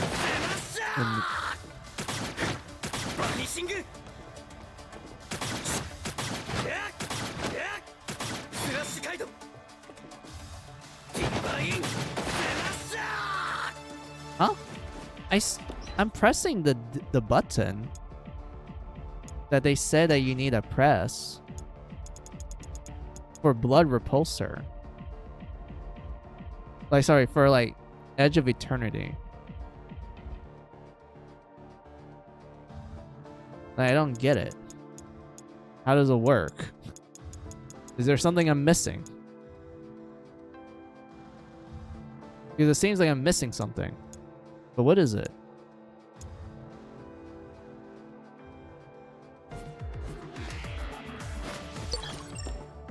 Oh, the black market. Yeah, we can go check it out.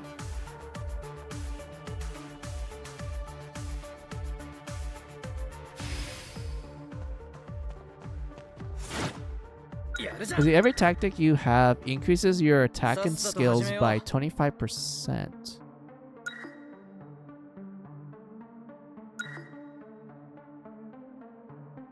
Ooh. Okay, I'm gonna be honest with you. This one's good and this one's good.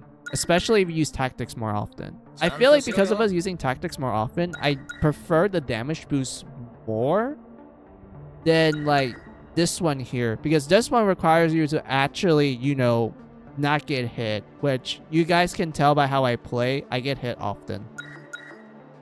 So I want to prioritize damage more above all else. I think damage is what I want to focus on.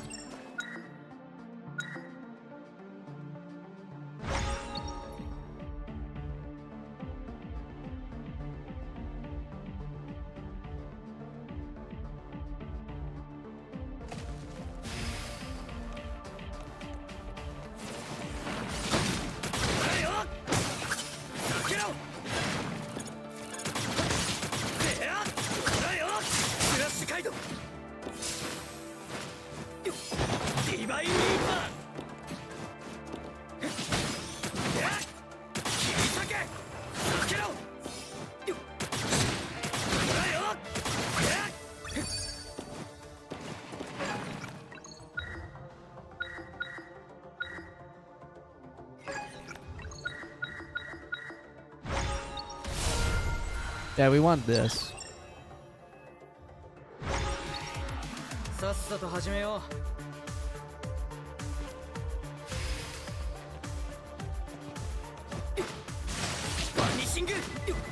Oh, yeah, it's better to ignore those because I don't think I'm able to kill them in time.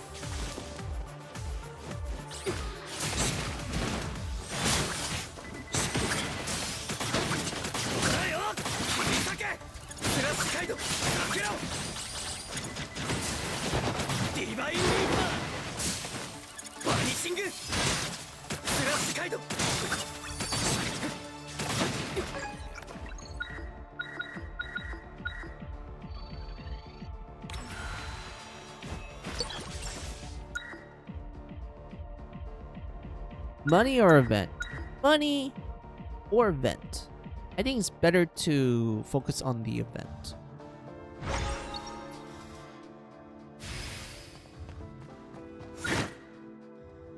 Purple tactic, 2 debuffs, but it ascends our tactic by 2 levels. Let's do this instead. This one seems like a better option.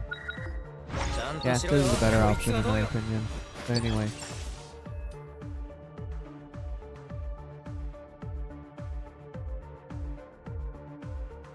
More tactics or no?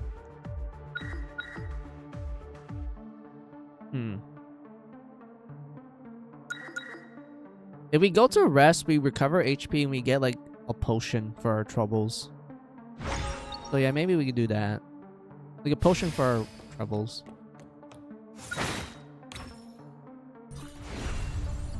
There we go. I know it feels kind of a waste, but I think it's fine. I hope that the next event is to our best. Yeah. Yeah, we're going this one.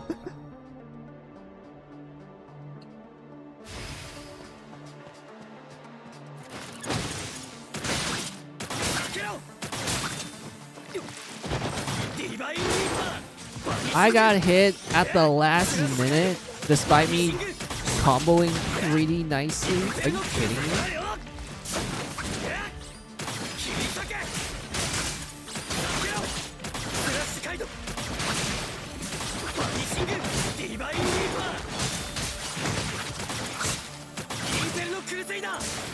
Oh fuck.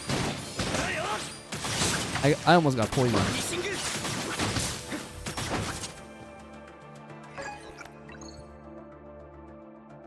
Reduce MP costs.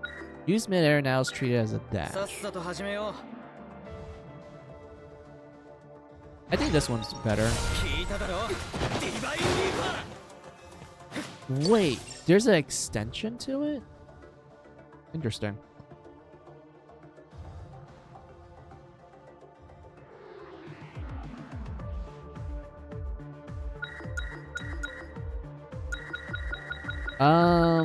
Lighter fire, lighter fire. None of these I want. If I'm gonna be honest with you, none of these I want.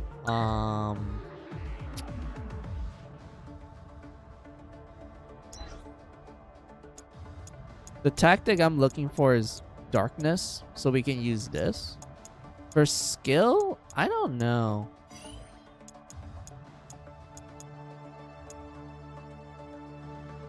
Poison rings, maybe? I feel like it's kind of a good idea. Like, we get this and also this, and they, like, synergize well. Or we get this and then this. Where the enemies will take more... Well, sorry, the enemies will take a certain amount of damage when we inflict, like, a status effect on them. Which is what Rend is. But I don't know. It's like poison, essentially. I think he's with Poison Ring.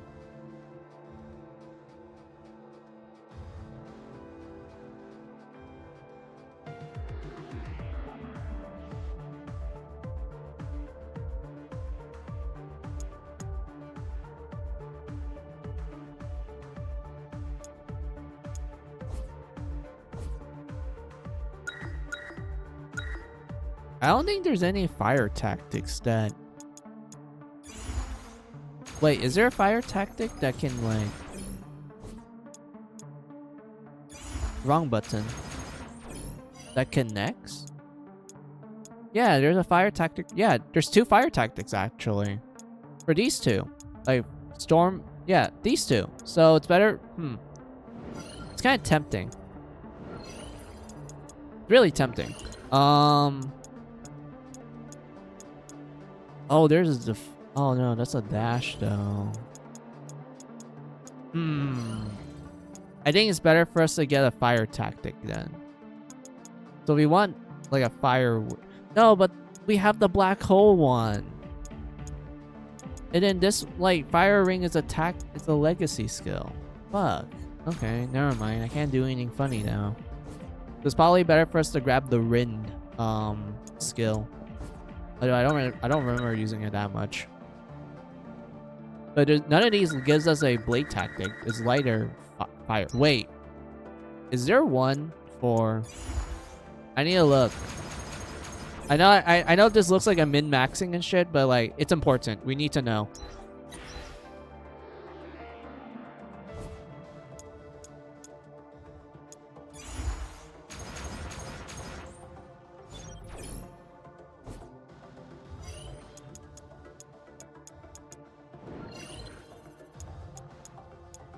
Wait, this is a black hole. Oh, okay, this is a summon.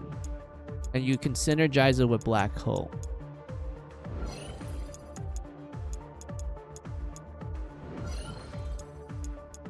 Lightning and sphere. Using a skill, but then you can combine it with that. Flash, we don't have anything for it. So it's either, if we go light, then we can grab the light spear. Or we can just focus on blade. Like we just strictly focus on blade. And do like the Rend and the legacy black hole. Because in most cases, each trigger slot can only activate one at a time. Wait, can I not use this one then? If that's the case, then like, what the fuck can I use then? I can synergize with what? I guess this. Like we use Rend and we use Rend and grab one of these. I guess so. I guess we can just do that instead. But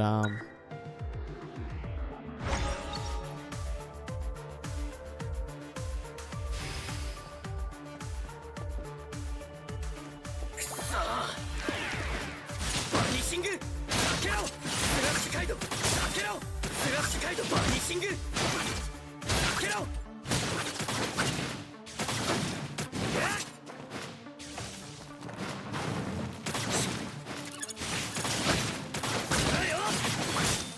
スラッシュカイドバニシングインペルのクルセイダー I get hit in the last minute? Are you kidding me? I was hoping that I didn't.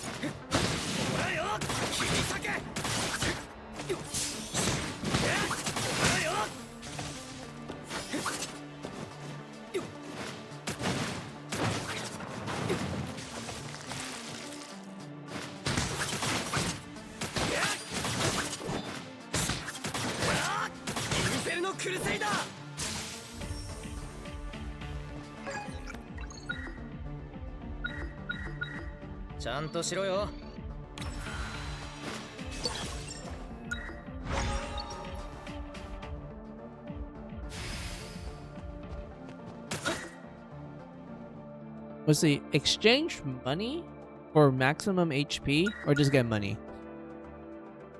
I think it's better for us just to get money. So we can get to, there it is. I knew it. They're gonna give us like a shop afterwards if they give you the option to get more money.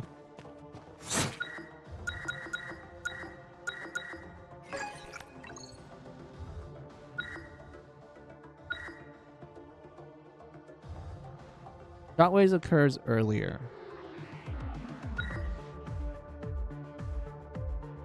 Why do I have a feeling like I need to actually unlock the entire moveset in order for me to do certain things? Was it if in the ground, if no input is made after a universal attack, a follow-up attack will automatically trigger. Press square would do additional follow-up attack. So like, does this apply to like just any of these? Like Inferno Crusader? Like, does that count? I'm assuming it does. But this one's also pretty good too, because it lets us release the Divine Reaper a lot earlier, and we can technically spam it since we do have the reduced MP cost for it.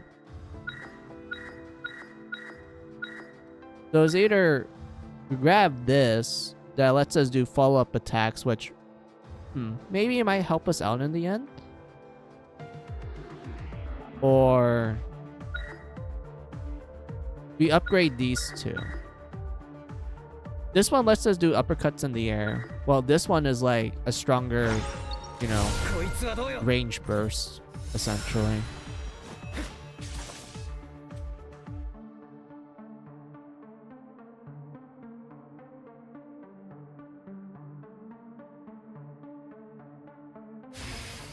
What enemy are we gonna face? Please let it be Arakune. Please let it be. It's not Arakune. I'd rather fight Arakune than this guy because we have like the debuff that, you know, our airborne damage is like reduced by quite a lot. Yeah, we're doing like piss poor amounts of damage to him. Unfortunate. Oh, these guys do follow-up attacks. Because normally these are like free for you to smack without any worry whatsoever. But I guess they changed it for the for this guy.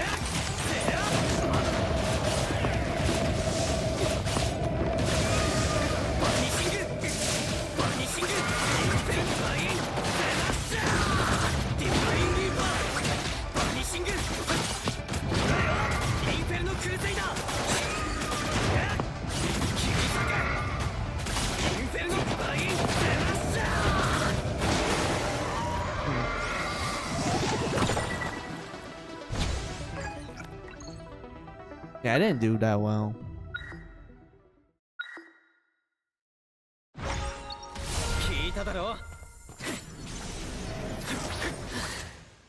Oh, you can't do a follow-up attack. So I need to upgrade it more.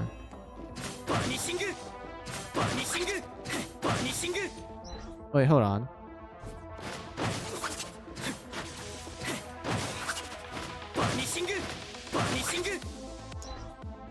Hold on.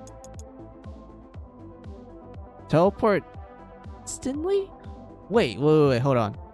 So dash back. Wait, so you do this? Oh. Oh, that's actually cool. So you can like keep up the onslaught. Yeah, okay. That's cool.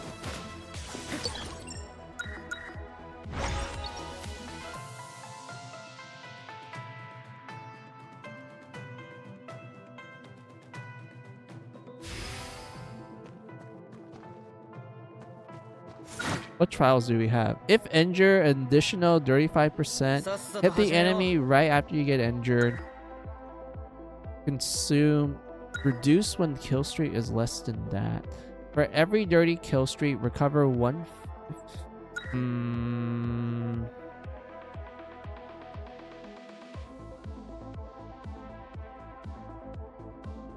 I feel like this one we could take advantage of the most. Because this one is like, oh yeah, if your kill streak is like dirty, you recover this much. But I feel like that's useless for boss battles, since I feel like the later stages you're primarily going to be strictly fighting bosses. This one I feel like it's good for bosses too, since like, oh no, the boss hit you, but you can do like a quick counter real fast to get that HP back. So that sounds pretty good. But this one is like, you know, more damage, more DPS, and I think that's probably what we should grab. But yeah, we need to play it very carefully at that point then. We need to like make sure we don't overexpend our MP and just kind of, I guess we can either restrict ourselves to using legacy skills. Those for the most part, since they do a decent amount of damage.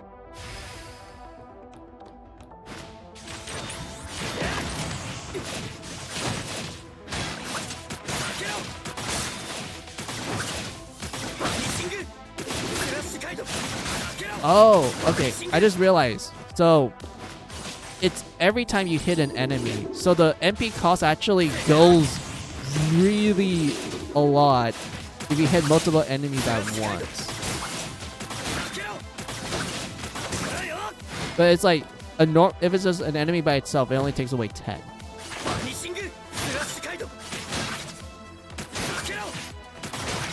Yeah, it's like, okay.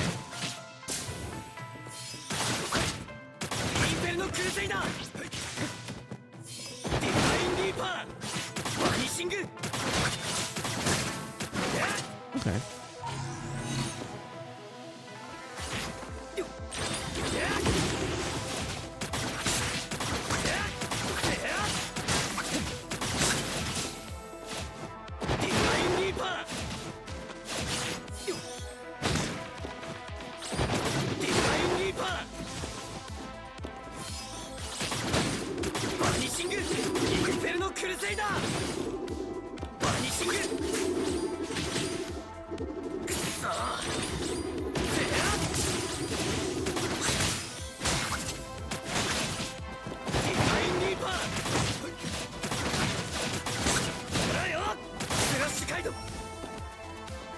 Okay.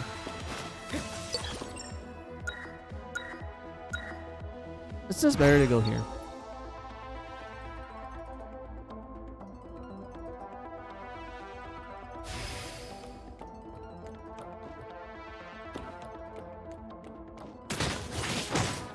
Oh, this is gonna be a nightmare.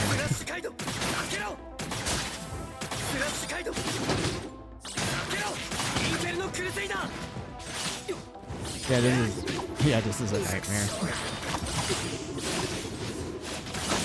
Because it's a lot harder for me to like do damage because of the trial.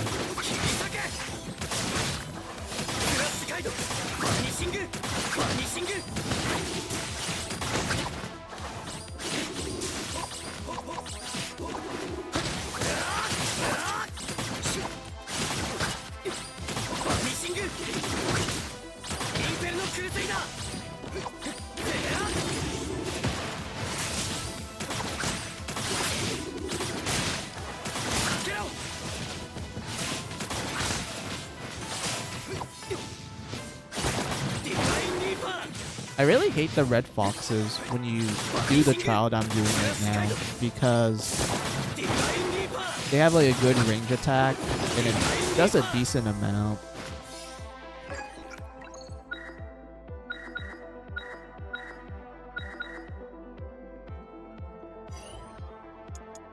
Rind.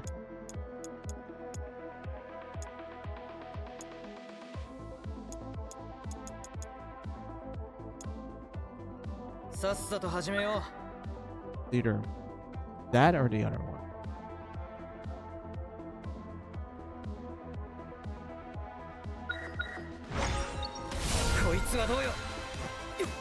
Let's just grab that.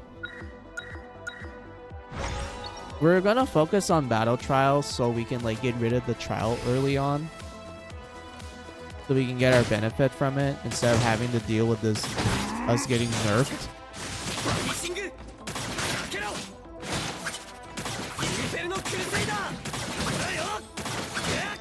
Yeah, it's not that bad when it's like one singular enemy. It's only terrible with multiple because it takes out so much of your NP.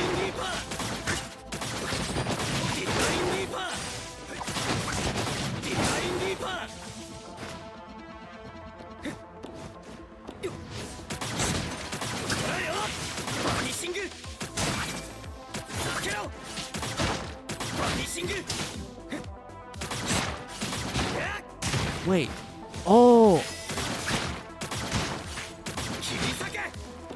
I completely forgot about Blood Edge.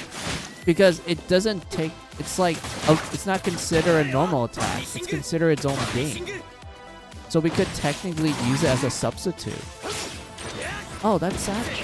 I just realized something. That's cool. That actually makes things so much easier now.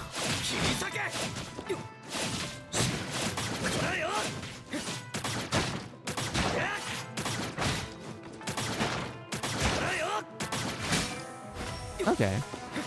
Man, I thought this would be annoying, but we actually did it. So, I actually have a kit. Well, fuck, what's the word I'm looking for? I actually do have skills that can help us with the trial easily. Because I thought it was just gonna be like, oh man, it's gonna be painful for me. It's gonna take a while, but now realizing that we actually have what we need to make this trial a lot more bearable, that's pretty... I actually like that a lot.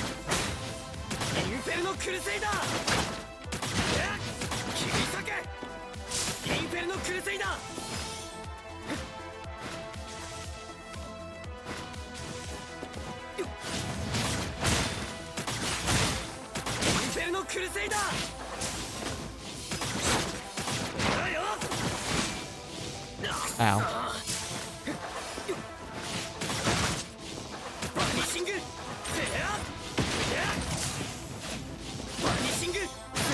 I hate these foxes, man.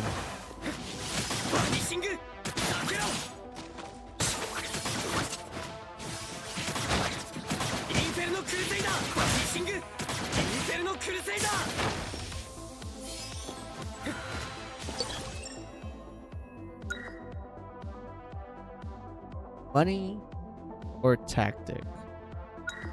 Money.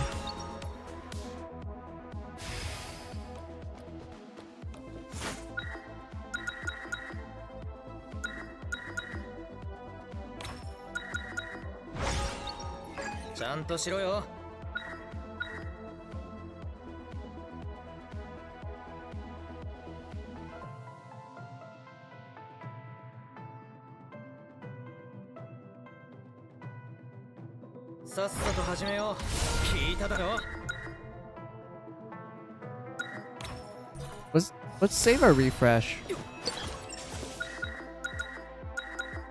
Oh, but it's an event. Events always gives us good stuff, but I think it's better for us just to do a battle.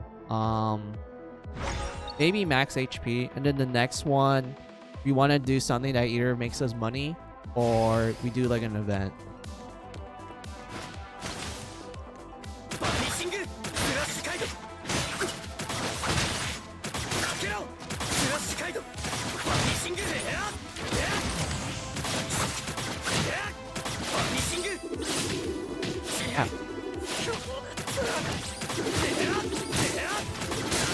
do so much. インペルのクルセイダーバニシングインペルのクルセイダー切り裂けだよインペルのクルセイダーだよ切り裂けバニシングインペルのクルセイダーインペルのクルセイダーインペルのクルセイダーだよ切り裂けだよフラッシュカイド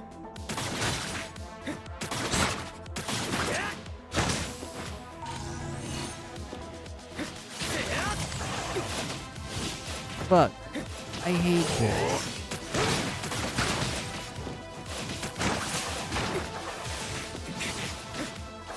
Oh, are you kidding me?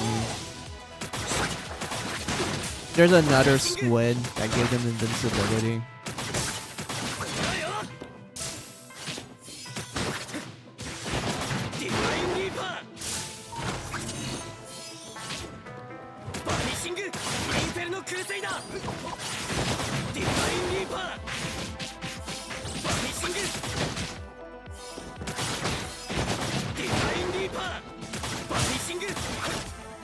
There we go.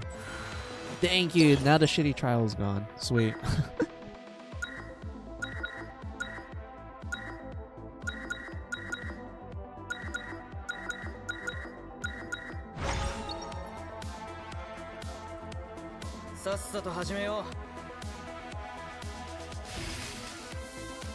Let's see. Chased by a swarm of butter. Oh. That's not good.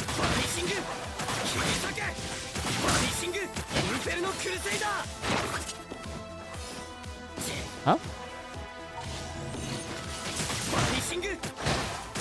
I call that.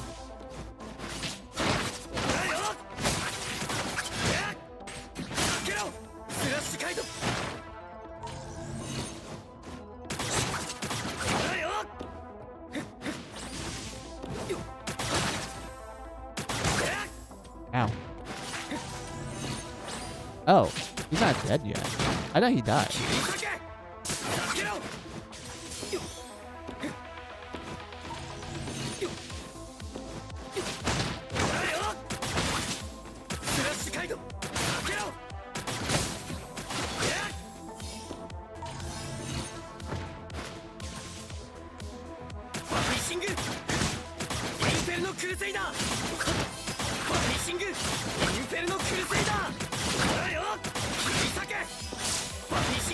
There we go.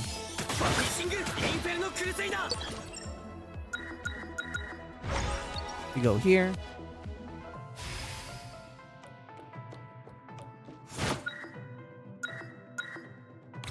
Please heal me.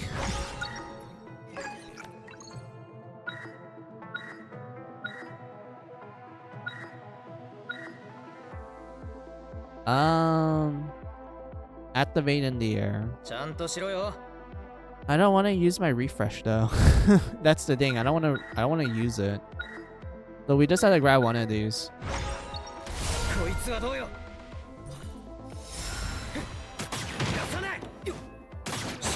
Wait.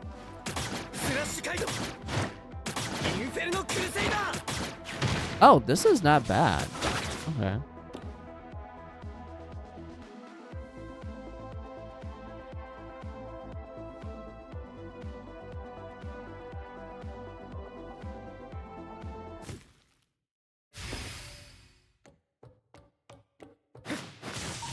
I feel like I forgot something. Oh yeah, the category. I forgot about that.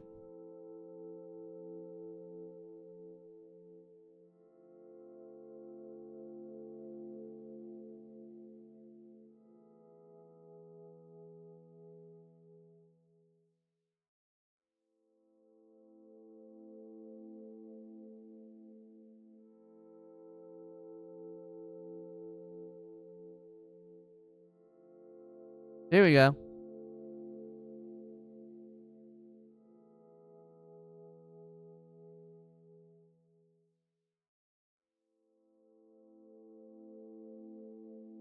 Let us go.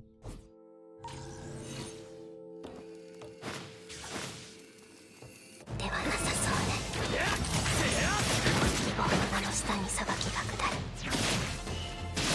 Oh damn it, we got hit. You're supposed to dodge her, so you're able to like do a pop, like a counter, but you're able to like do damage to her. Also, she for some reason really likes her butterflies. It gets kind of annoying to try to navigate around them.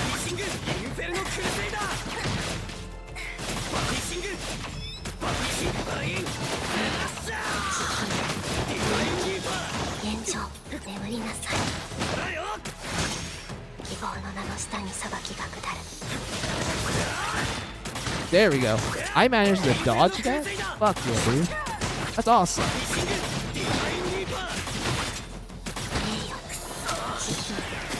Ow. 現状眠りなさい。もうためらうことはない。 Oh, I thought I could like avoid that. 大天使今こそ使命を果たす。希望の名の下に裁きが下る。 全開で行くバニシングインフェルノクルセイダー 名誉、慈悲、 Oh, 勇気、現状 he took away my first fight. インフェルノクルセイダー 一緒に寄せて まだまだバニシング And she took away my second インフェル one. ノクルセイダー 名誉、慈悲、勇気 The butterflies. They're so annoying. It's hard for me to actually properly dodge her so I can do my combos. Oh, I thought I was able to do that. Fuck.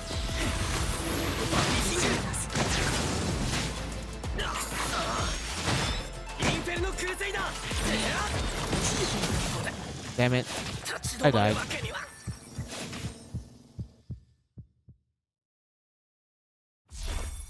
Man, I did crap. I feel bad. I really feel bad. I'm like, damn it, I did terrible.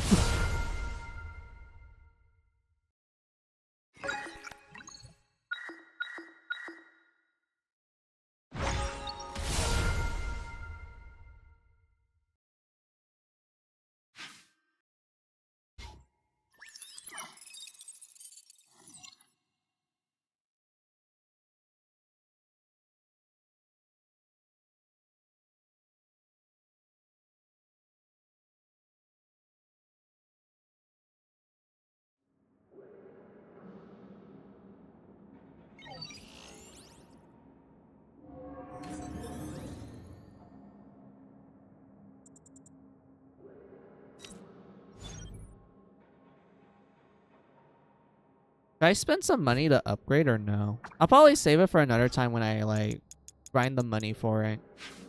But for now, I think this is a good place for me to end stream since it is really late in my end. And I do feel like this is a good place to stop.